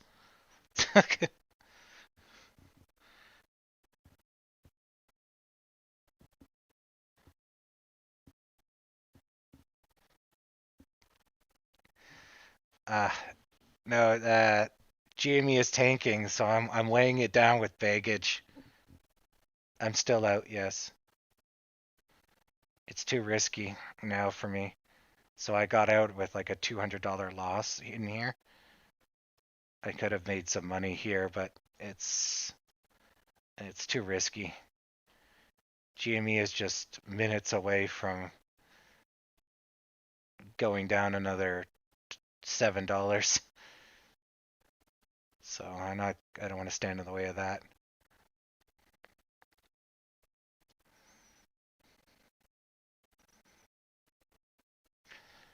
I don't know. I think I'll buy in just before close. Oof, that's nice. But I'm not feeling it.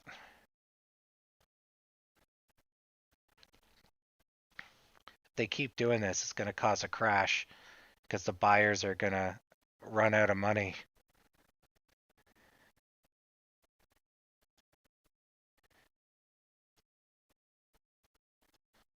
Yeah, maybe I should get in now and just sell on the next jump. Just my luck, I'll get in when it crashes.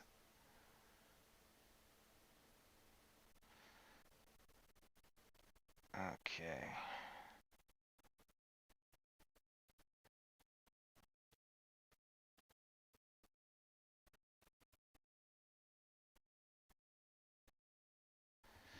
Okay, where are we now?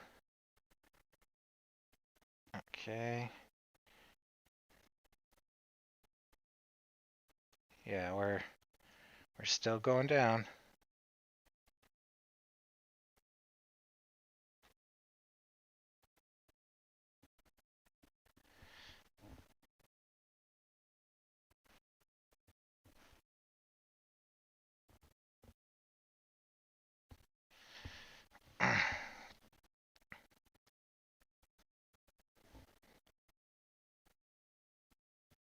Okay, I just got back in.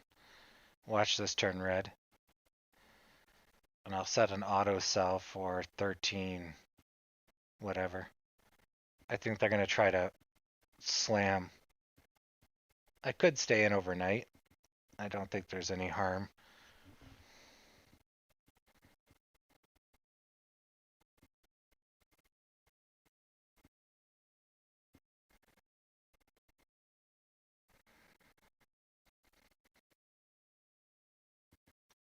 Oh, oh, they're trying, so we should see that. Oh, this time my timing might be impeccable. Let's see. I'm already up $68, $70. Now back to $50.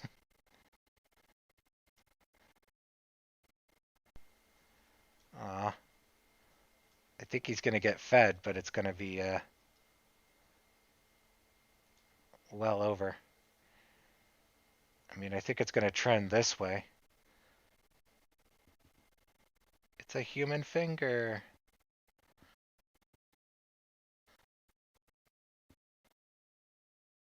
And a shadow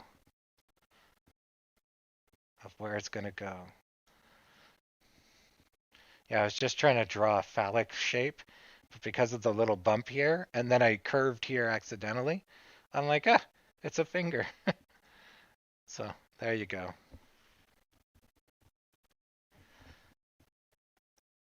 Yeah, this is like a mini pendant, so we should see a breakout before 18.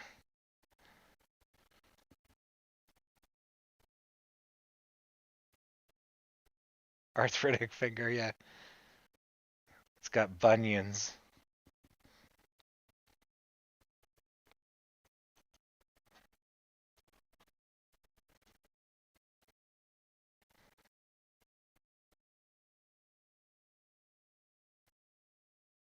When God met the flying spaghetti monster. Sistine Chapel 2.0. Right here.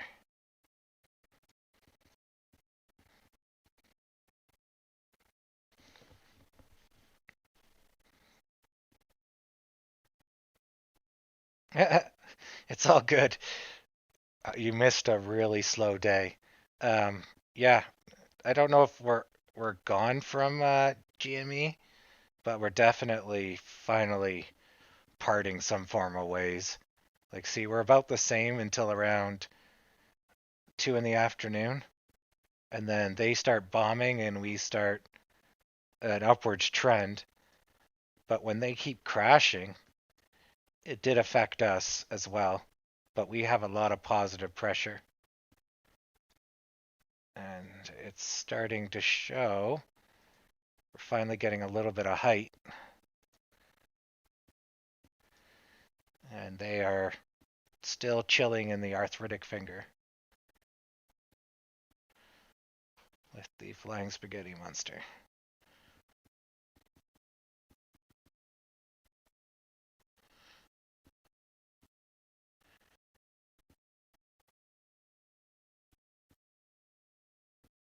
Ooh. Ooh. Money time.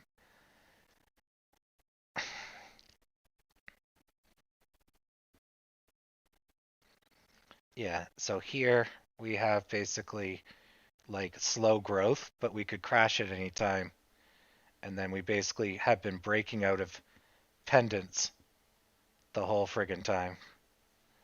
So this isn't good because any time these could have gone down, but at least up is better than down.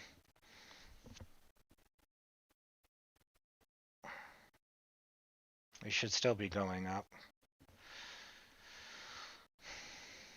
I've only made $50. Yeah, we're going up again. I just saw $200. Now I'm back down to $80. The numbers are flying all over the place.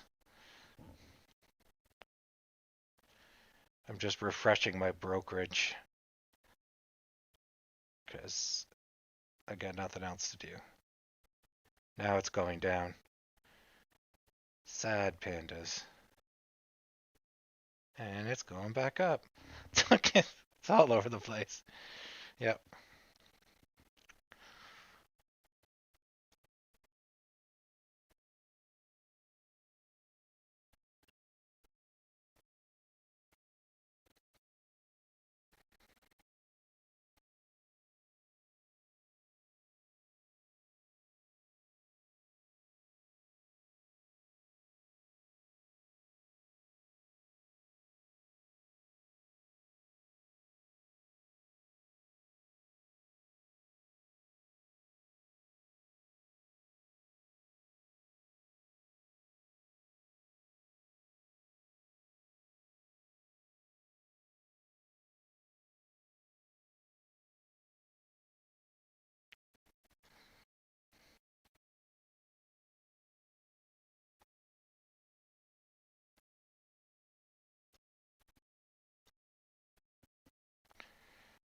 It's Mr. Thumb does Broadway. Na na na na na na da da da da da da da. Oh, that's now a very inappropriate picture. Oh dear. He's definitely touching his noodly appendage.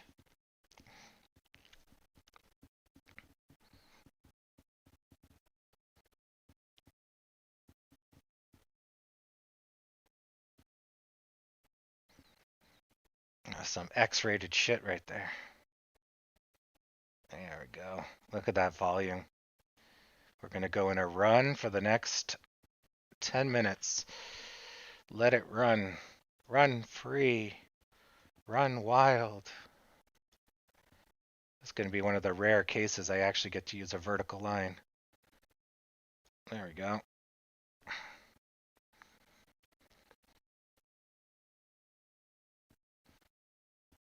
And still going down. Just delaying the inevitable.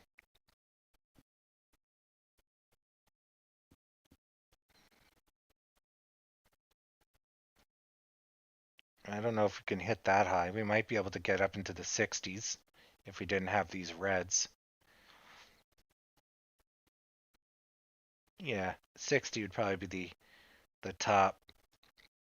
Like you could get a green about this big, a green about that big, green about, yeah, 60s. But I'll let you dream. Can I even put the 40 on the, yeah, look at how high that is. So 14's right here. It would it would be like that. That would be amazing.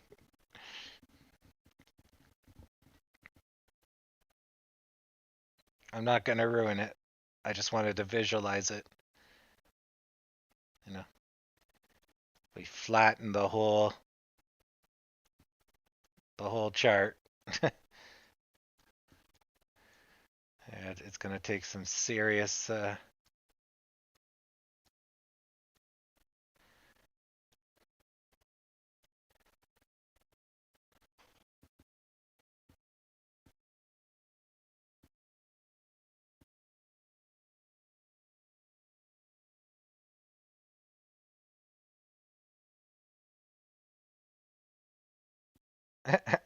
yes, we frequently speak of insider trading. That's that's what we do here. No, we were drawing some pictures and all having a jolly good time that GME is now going the way of the dinosaurs. That is to say, into the pits of hell for whence it belongs.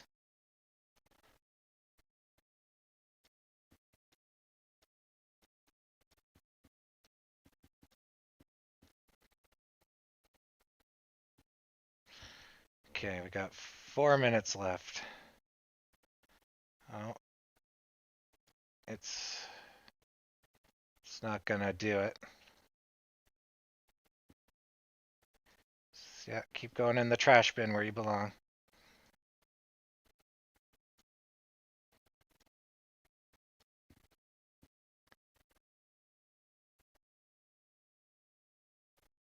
This is gonna be my new um, thumbnail. GME trash.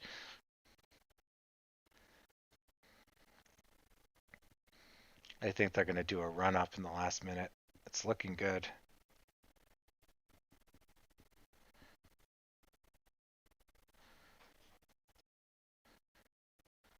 Wonder how high it's gonna get.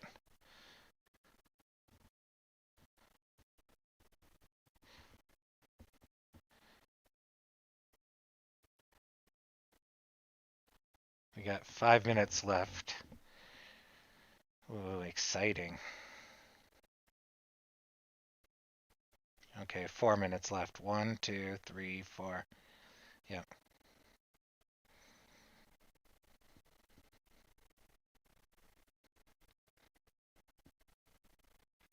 So we had 50 viewers all day, and we got down to 40 when the guy decided to drill a hole through my ceiling. But now as the share price goes up, we're at 60.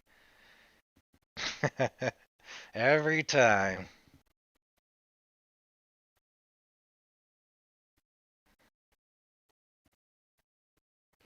$360 is still pretty high. Oh, maybe. Not that high now.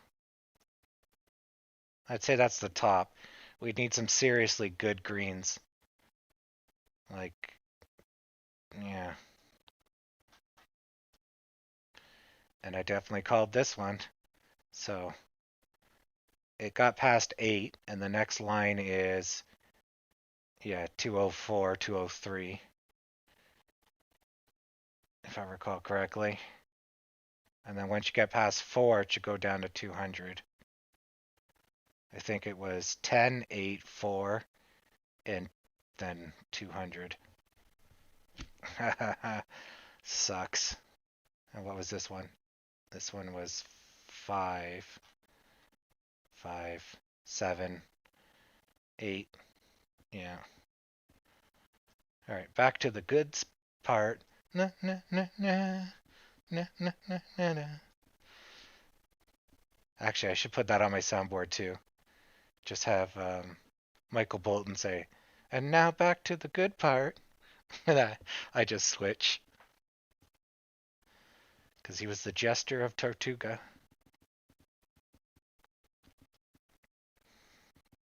And this should be all green, no reds. Yeah, it's a good thing I got back in. Yeah, I missed out on this little bit here, but the way GME's going. Oh, they're trying for a last minute too. How cute. Whatever. I don't care. If they're green, that takes the pressure off of us. Then we should get up. We might even make it to 60. We should get a bump.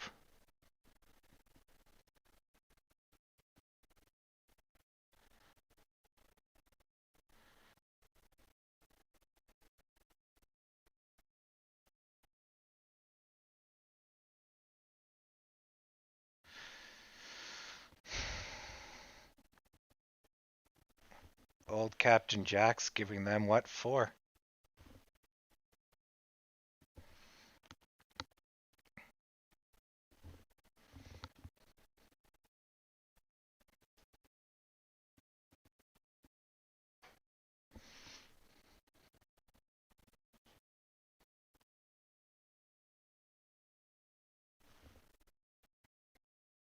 All right. I just sold because I'm not going to take any risks for a last second sell off. And I'm going to buy in with half my money overnight.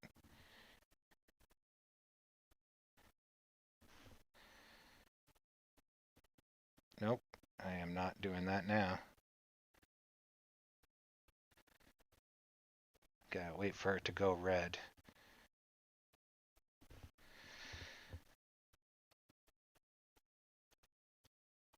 Yeah, that's what I wanted to avoid. How much seconds do we have left? No, market's going to be over before I can get back in. And we're closed. Sweet. I got out on the high for today. Not bad. Yeah, not bad. Now, where did GME end up? Yeah, they tried. And this is just going to get fucking erased tomorrow. I wouldn't be surprised if there's a sell-off overnight.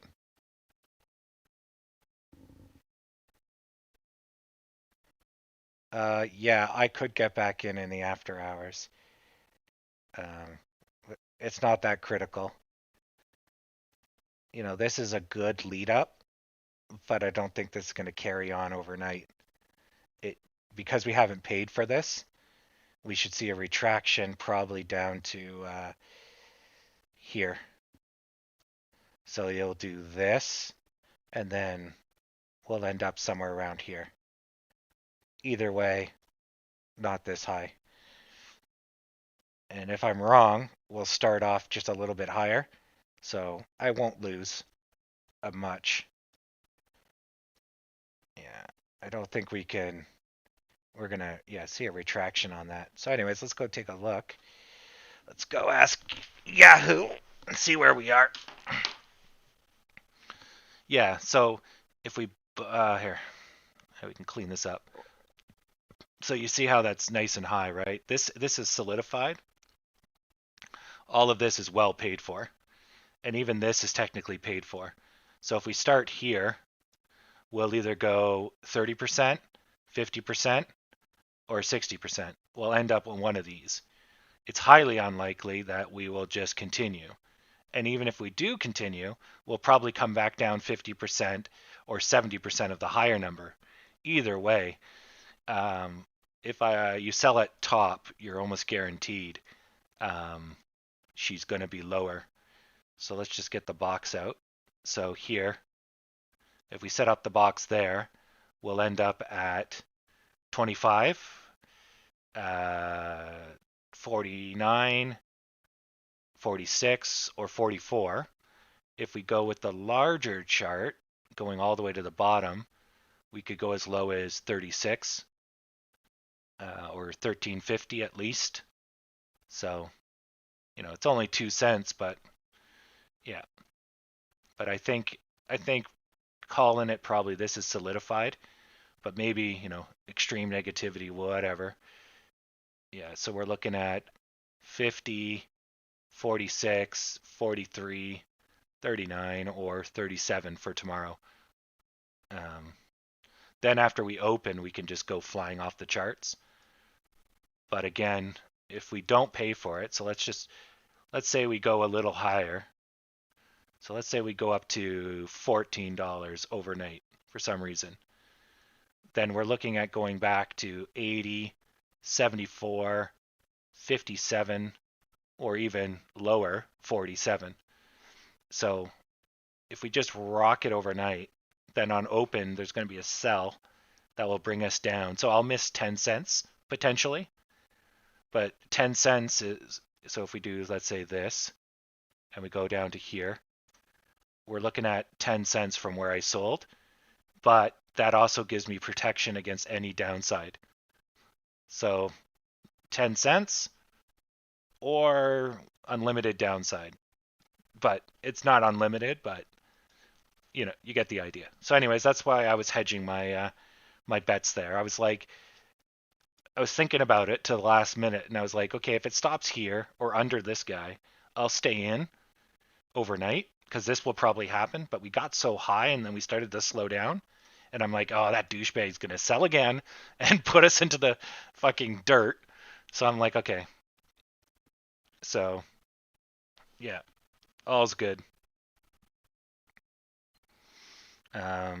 Plus, I need some of the money out because I have to make some purchases. But not a bad day today. So, what was the money I said I had earlier? So earlier we were at 57954.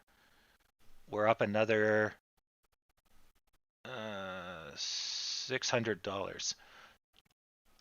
We're now at 58538. 95. Doesn't really matter. So we started, I think, at $50 today. No, we're up 900. So that's another 600. So that's 1,500.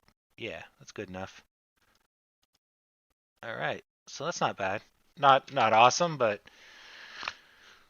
better than the opposite. Sweet. How risky is AMC to GMC tonight? No, aftermarket's pretty safe from nuclear annihilation. It's generally the institutionals that trade overnight, although correctly or wrongly, I was claiming the Europeans were trading in the overnight. It goes to 8 p.m., so that's like 8 a.m. in Asia is when it closes, or anyone who's, I guess, staying up late, but then they would have traded during the day. So I don't know who plays in the aftermarket at this moment. I was told it was Europe, but like maybe it's Europe getting home from work, kind of, because they're a couple hours ahead. 10 o'clock, going to bed, they start playing. I don't know. So yeah, I think we'll be okay. I don't think you'll have a heavy sell-off. As is, you're still going down on GME, and we're showing a little bit of that, but also a lot of this will be retraction. So we'll see them go.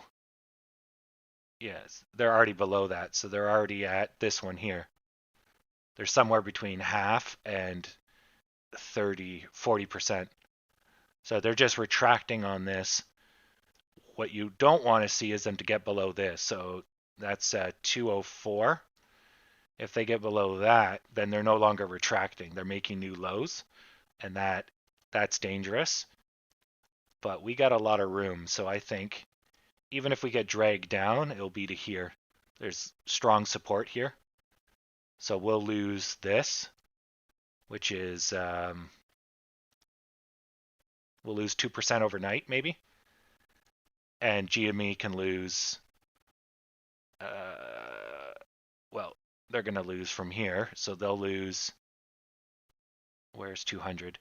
They'll lose 5% and then God knows what afterwards. So, yeah.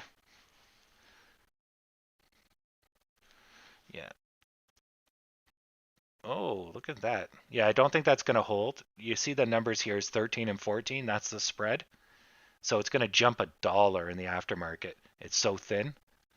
So if you're buying, you get 14. If you're selling, you get 13. So it's, yeah, nasty. So anyways, so I guess that concludes the stream for today. Not as eventful as I hope, but it wasn't too shitty. And we made some dollars. I made at least about 2%, so that's good. Yep. Is there any other questions, comments, or concerns before? Oh, I don't know about the Reddit, since I'm still currently banned.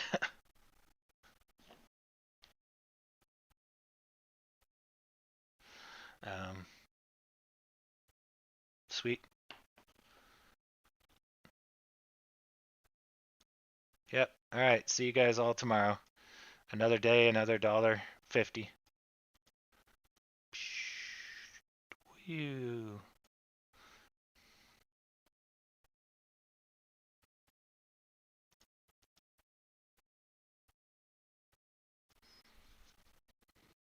What's your question? Where, Jer? There's delay, so I only just saw your message now.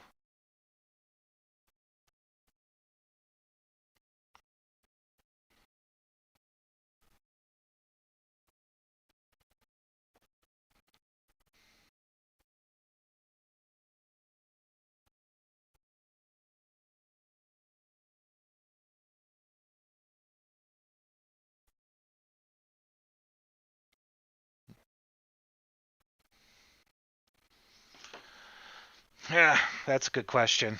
I don't know, because of course, yeah, it's speculative.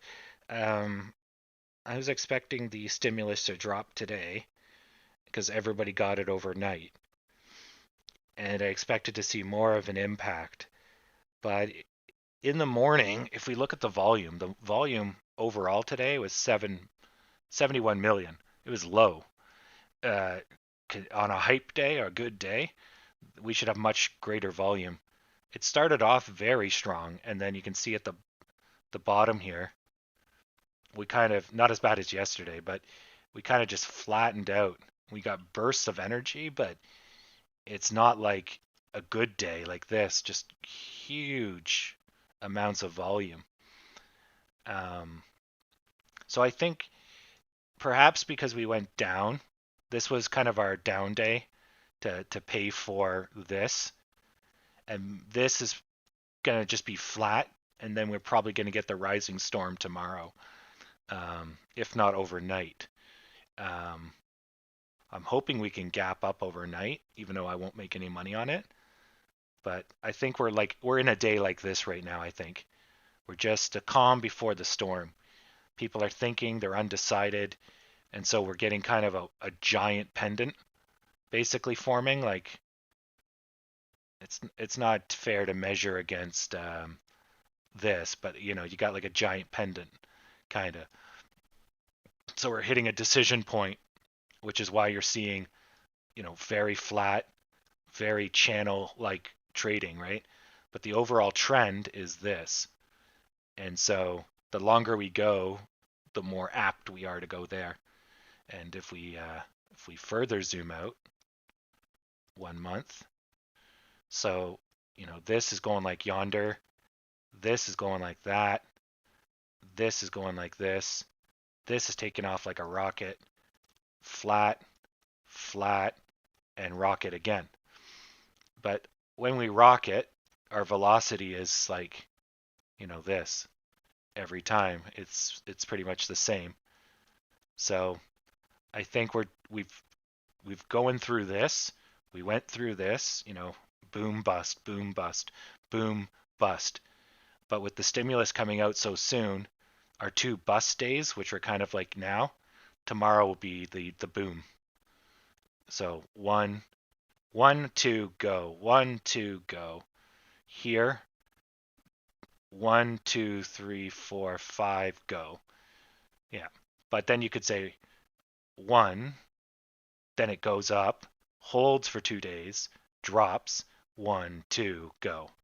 So this could be that, it went up and then this is 2 days of flat followed by a drop. But anyways, it seems like we're in a cycle of just this. So we're just currently in this part. But I was expecting, more of this and then we'd have the flats tomorrow. But I don't know. It's hard. And if we do have this, if we don't get this spike, right? So if I delete all of this, so if we don't get the spike, that's when we have to be concerned. So if we're in a cycle like this, and we're now on this, and we're expecting now we're supposed to, go up like this, and it doesn't happen, then we get flat. And then we get flat like this. Our options are fairly limited. So this is a no-go. So then our options here are this, or this, or this, or maybe slightly this. But we've ensured, because we didn't go up, that all of these are off the table, right? We can't do those anymore. They're no-go. So the best we can hope for is a slight rise, and then whatever's keeping us down goes away. But yeah, I'm hoping tomorrow's not flat, because then that puts these on the table. If we go up like this, these stay off the table for a while. If we go straight up, then it stays, the down and the downwards, like these two stay on the table, but negativity is gone. So we can slow down or we can crash. It's pretty much the only 3 things we can do. So we won't just randomly go right up to the moon like this and then go that way and then that way. You're going to go up, down, or you're going to go up, over, gadoof. Like, then you start worrying here. But anyways, yeah, we'll see. Yeah, it's a long-winded, but it's a good question, because, I mean, it's looking pretty good here. Like, that's pretty nice. We may get another day of flat and then peak up at the end or something. It's hard to tell. We'll see how we open. If we open way too high, then it's going to screw us for the rest of the day. We'll end up being like that. But if we start off and then we do our dip really quickly, and then we just kind of go, then the end of the day is probably going to be our start of this.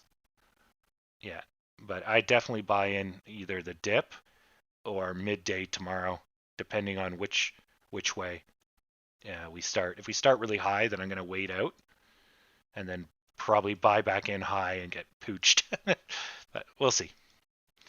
All right. Well, anyways, we'll see tomorrow. Yeah, I don't know about the gamma squeeze. The gamma squeeze is all about how options work. And so when options come up for sale, they can force other options to lose value, I think. And then those options cause options to lose value, and you get the gamma squeeze. But I don't buy into that. Like, yes, there could be, and there is, a time component to options, and as the price moves, it also squeezes them. But when options are exercised, they're generally sold right back to the market if it's a buy, or vice versa. So you don't really see the stock move. I don't think options move the stock.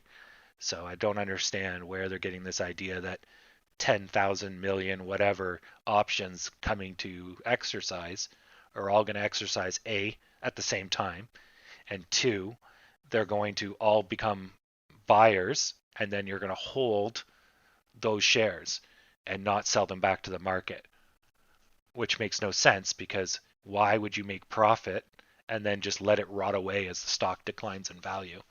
You're going to lock in your profits, right? So it doesn't make, yeah, well, it doesn't make any sense. It shouldn't move the share price, right? That's not gamma squeezing. That's retractions. If you want to look that up, that's basically paying for your height. So retractions, or what else are they called? Retractions, or consolidation. So consolidation is more of a broader word, and that means like the price is so erratic, so it's trying to find where it should be. So it consolidates by either going down or up, but usually it means down, because no one complains when it goes up. But retraction is when it goes down, and then going up, you can technically retract up, but then that's referred to as a bounce or a recovery, a more positive word. And that's when you go down too fast, too far, you'll get a sudden bounce, and then the retraction is also sudden, and the retraction might stop, and then you go back buying, going up. And with the bounce, you may continue up, but chances are you'll bounce and then go back down. And that's usually why they call it a bounce, so that you know in your head it's temporary, right? A retraction is just a temporary pullback. So anyways, those are the two terms, but the telltale signs of those terms are too much in this. Like if you look at the size, right, you can tell that this is obviously bigger than anything else you see on the screen, right? So you're here and you're going up like this. There's your retraction for this. Then you jump basically all of this in less than overnight. You didn't pay for that. There's a huge gap. So it doesn't pay for it, and then it pays for it. Something like this never needs to be paid for because this is not too big. So at the time, I was concerned this was too big. But once you establish how the market wants to react, see, this at this time was too big, so it came back. And now the same thing, now it's not too big. So now there's a tolerance for that size, or the market thinks that this is okay, or whatever. Who the frig knows? So when you start going bigger than this, you got to be concerned. Here, okay, a little bit of retraction because we're about the same size. Now we shoot up like a friggin' rocket, twice as big as this. That's concern. And there's the sell-off. Then we decide to just double that because, and a huge retraction. And the bigger you go up without paying, without like one of these, the greater the fall, because it starts off as a retraction, 10%, 30%, based on basically these numbers here. It starts off as a 25 or 30, 40, and then panic sellers kick it down to 75 or 60. It generally never wants to be at the halfway mark. So it basically either gets close, pulls back, or goes over and pulls down more if you're looking at negatively. So if panic sellers get in at say 3.8 and push it to 5 and they're still panicking, now it's moving, they panic some more, and then holy crap, it goes off your, that's 100% wipeout right there because the panic sellers got in. And you can tell it's panic selling because then the market quickly comes back and says, look, we went down all the way to here and we started up here. We paid more than 100%.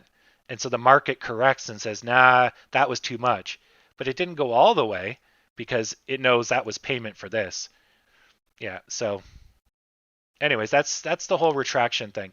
And if you haven't been following the last 1, 2, 3, 4 days ago, when you have a huge crash like this, because it went down to here, from here, and that's huge, you're going to have a couple of days of dead. And so luckily we had the weekend. And then we jumped up on Monday as expected, or hoped, I should say. We got lucky that there was a huge buy-in, but so the day is flat, and this day was flat going to negative. So this is kind of silly, but this is normal behavior. Anytime there's a big crash, 2 to 3, well, at least I'd say about 3 days. It's generally more than 2 days, but the weekend saved us basically. So here we go from here to here, too much. We get nailed with a 10% retraction right here. Then we decide, you know what, fuck it. We're going to fly to the sun. The market says, no, go fuck yourself. And it goes down to basically a 75% retraction. So that's pretty big. That happens all in one day. So there's 1 day of further down, 2, 3, no recovery on the 4th day. So it goes thump because it should have recovered here, did not, because there's no appetite for up. Why? Nobody knows. So then 1, 2, 3 days. Well, it didn't get really to the 3rd day. And I think that might have been a weekend. 8, 5, 8. Yeah, 5, 8. So that was a weekend too. So it jumped over to the weekend, dead on Friday, boom, Monday. And here we are running off to the races, right? So yeah, anytime you see this, don't try to get back in the market right away. It's almost never going to go like this. It just doesn't happen. People get spooked and it does that. So I'll just say that because you see it 1,000 times over. See? So this is what they call a dead cat. So it goes, kitty smacks into the concrete, dead kitty, bounces off the concrete, and that one, look at how long that took to recover. So that one dropped from 20 down to 6. And it took 1, 2, 3, 4, 5, 6, 7, 8, 9, 10, 11, 12, 13, 14, 15, 16, 17 days approximately to recover from, right? So if you bought any time during this, which I did, you basically lost half your money. Actually, almost more than half your money. You lost 76% of your money. So as soon as you saw that and you got burned for 30%, that's your cue to just leave this stock until it consolidates. This is consolidation. There's your retractions, like 5 of them, and then it's consolidating downwards here. The price doesn't know where it needs to be, but it's slowly getting to the point. Then it figures itself out, and then it slowly starts getting more of an oscillation, but in the correct direction, the opposite direction. And just one more before I go. So this is a very classic shape that I talk about all the time. There's your U shape, right? So that's a classic U, but this is over the span of a month, February 1st to February 1st to February 25th. So the keynote here is the shoulder or the edge of the U. So this one starts about here. It's kind of hard to see. So these don't really quite line up. This one's a little bit lower. I just drew it bad. So this one actually went higher, which is a good sign. So you come in after a crash, whatever, it doesn't really matter. You go into a U shape. At this point, you're starting to recover here. So there you got your recovery. That's predictable. But because this piece right here was too fast, this part right here is predictable. If we would have went like this, we would have been fine. But because that happened, that's your cue to sell because you're going up in a U shape. A U does not go like that. So as you're watching it, a U does not, it needs to go like this. So yeah, that's nice and all, but that's your cue that it's breaking the pattern. And so as a result, you see it went up, overreacted. If we follow this line, right, we'll eventually connect probably back to where we are now. If I draw it properly, it will basically connect to the same angle as this. But because we went up too fast, we got punished and it just dragged out our timeline. But we can essentially cut this piece right here and it will fit right here. And so it's going up We're paying for our height. There's our retraction, healthy retraction. But because we got greedy, the market punished us. And, well, but, all of us collectively. So this got pushed out by a tiny bit. But that's the stuff you got to keep in mind. So you're not fearful of the market. You just know that this happened. So this happened. So now we got to pay for it. So this is going to happen. Okay, now it's taking off again. You can't predict when it's going to take off, but it's been a few days. So we expect some good behavior. Now it's taking off. Okay, we're going up too high. Okay, when are we going down? There it is. Okay, we paid for it. Good. Boom. All right, now we got to pay for it. So now we're in the part here. We're in the ass end of this. So we got to figure out, are we going one more? Are we going to jump up? So yeah, it's all pretty straightforward. You just have to be careful when you're on this side of things, where it's like it's going and going and going and not stopping, and it's like, fuck, or this happens. It jumps, and it's like, okay, we're at 20. Yesterday we were at 5. When do I sell? Well, the answer is immediately, but is it going to still go up? It's hard when you're here. You don't know what to do. And it's proof. Look at all these people that bought in, and every single one of them lost money, or their money was negative for almost a full month and a bit. These people are just starting to get their money back. Everyone below this line has got their money back. So we're starting to free up these bag holders if they didn't sell. Like, I sold some around here and I lost a fuck ton of money between here and here, almost 50%. So anyways, that's the no, I did not hold overnight. No. I was just gonna play it.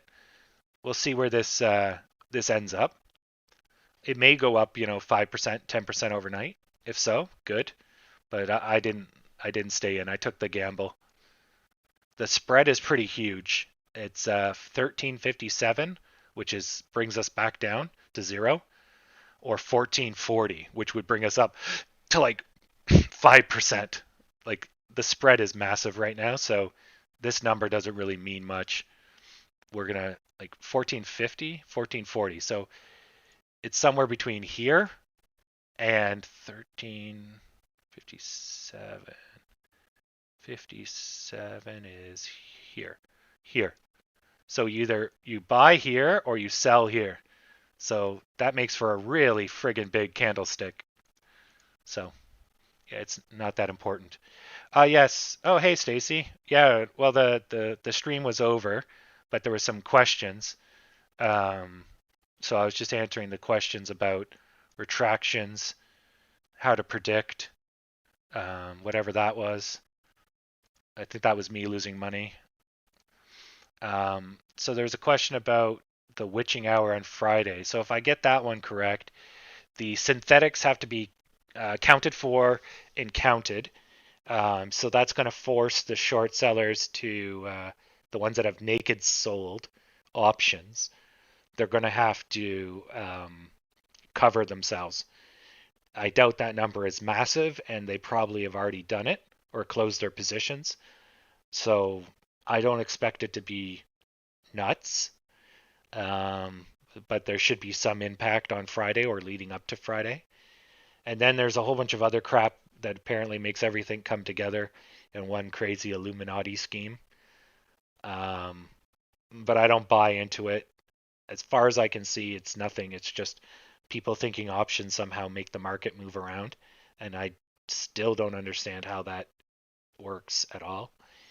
The buying back of short positions, definitely. But most short positions are done with loaned shares. So as long as the person that you loaned those shares doesn't want them, you don't have to give them back. So they just have to account for them.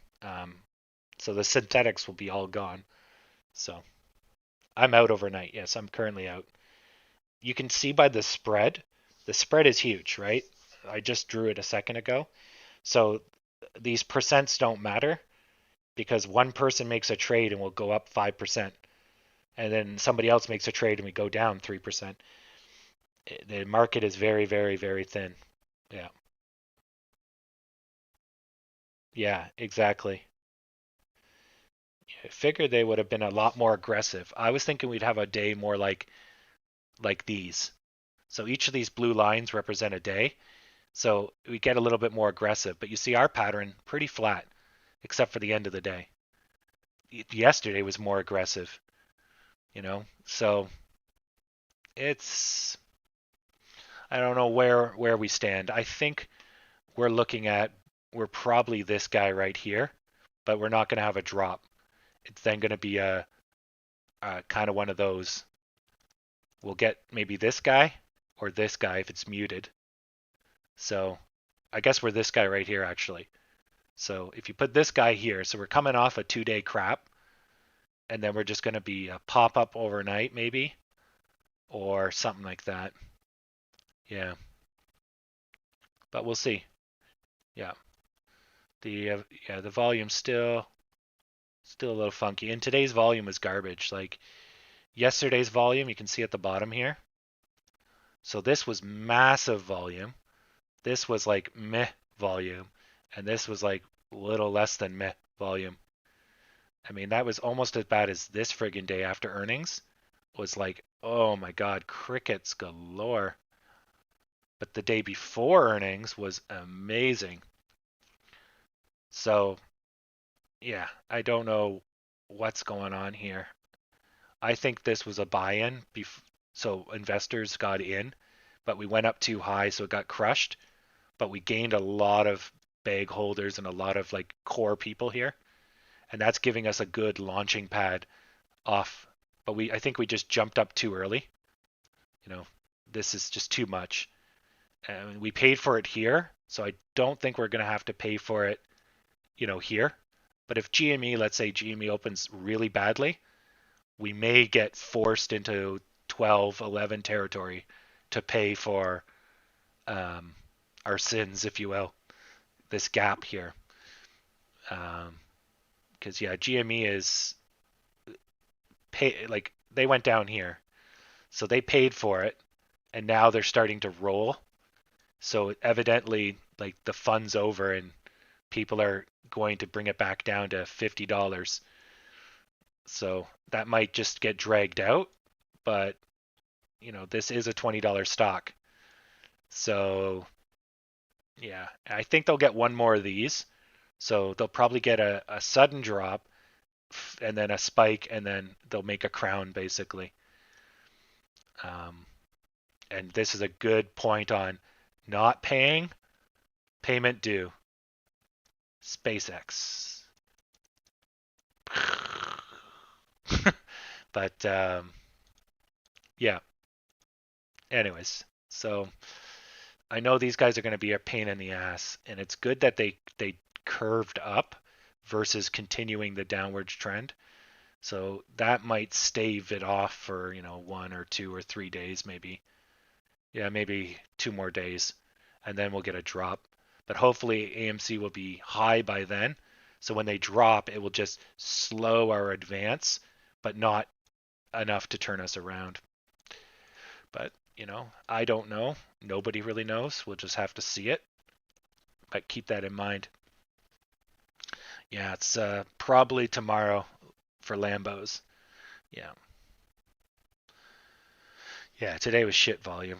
I mean, it wasn't horrible. It was 70, but 76 or something, 72.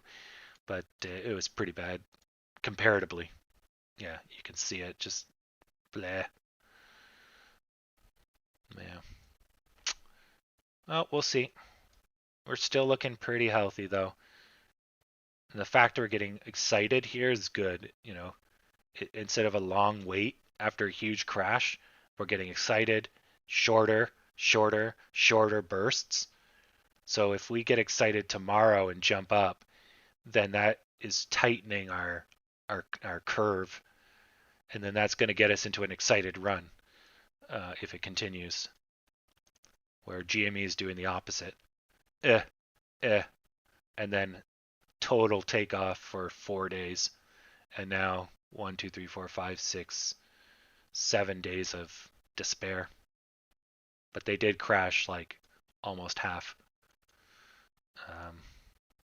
They went down exactly 47% or so. So you don't walk away from that. And this was a 70%, 76% retraction from peak to bottom. So 89% of your money gone. So, people don't just forget that. Although this is just insanity. But whatever, it's GME. All right. 14. Oh yeah. Yeah, the numbers don't really matter. Again, we're now actually trading kind of thin or kind of good actually. The volume's picked up then. So we got some good numbers, nice and tight. So maybe we will hold, you can see the blue up here. So we finished here. And because the market is thinly traded, we're now way up here. We gapped up here. But if we start this high tomorrow, then and we keep going, right? Then we're going to have a crash tomorrow.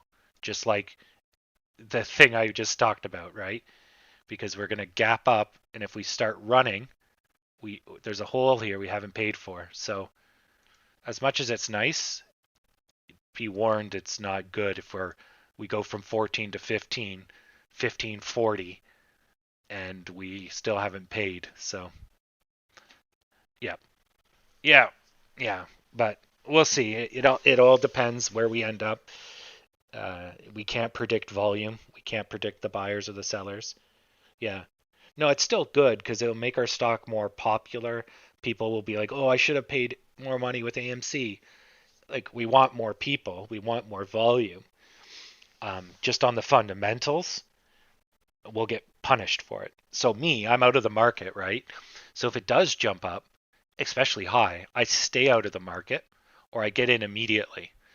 And then I basically get out as fast as possible once I've made my money. So I don't get part of the crash, right? So it just changes how you play. Or if you see it's super high, you can sell in the pre-market and dodge the drop, and then get back in on the dip, which happens naturally every day anyway. See, dip. This one didn't have it, so it paid. This one, technically that's the dip. This one was delayed, but there's the dip. This be it. There's it right there. That's a good one. This one was delayed, but here, that's an excellent one. It's almost every day, see? At the same spot around 10:30, 9 something. So this one was a double dip, which usually means bad days coming, but we ripped right out of that one. So usually a double dip just means you didn't have the energy to go up, so down you go. Or like here, dip, up, dip, no energy, confirmed by this mountain. Fuck you and your money. And into oblivion we go, right? So, yeah. Any other questions while I'm still here? Since we're having a Q&A.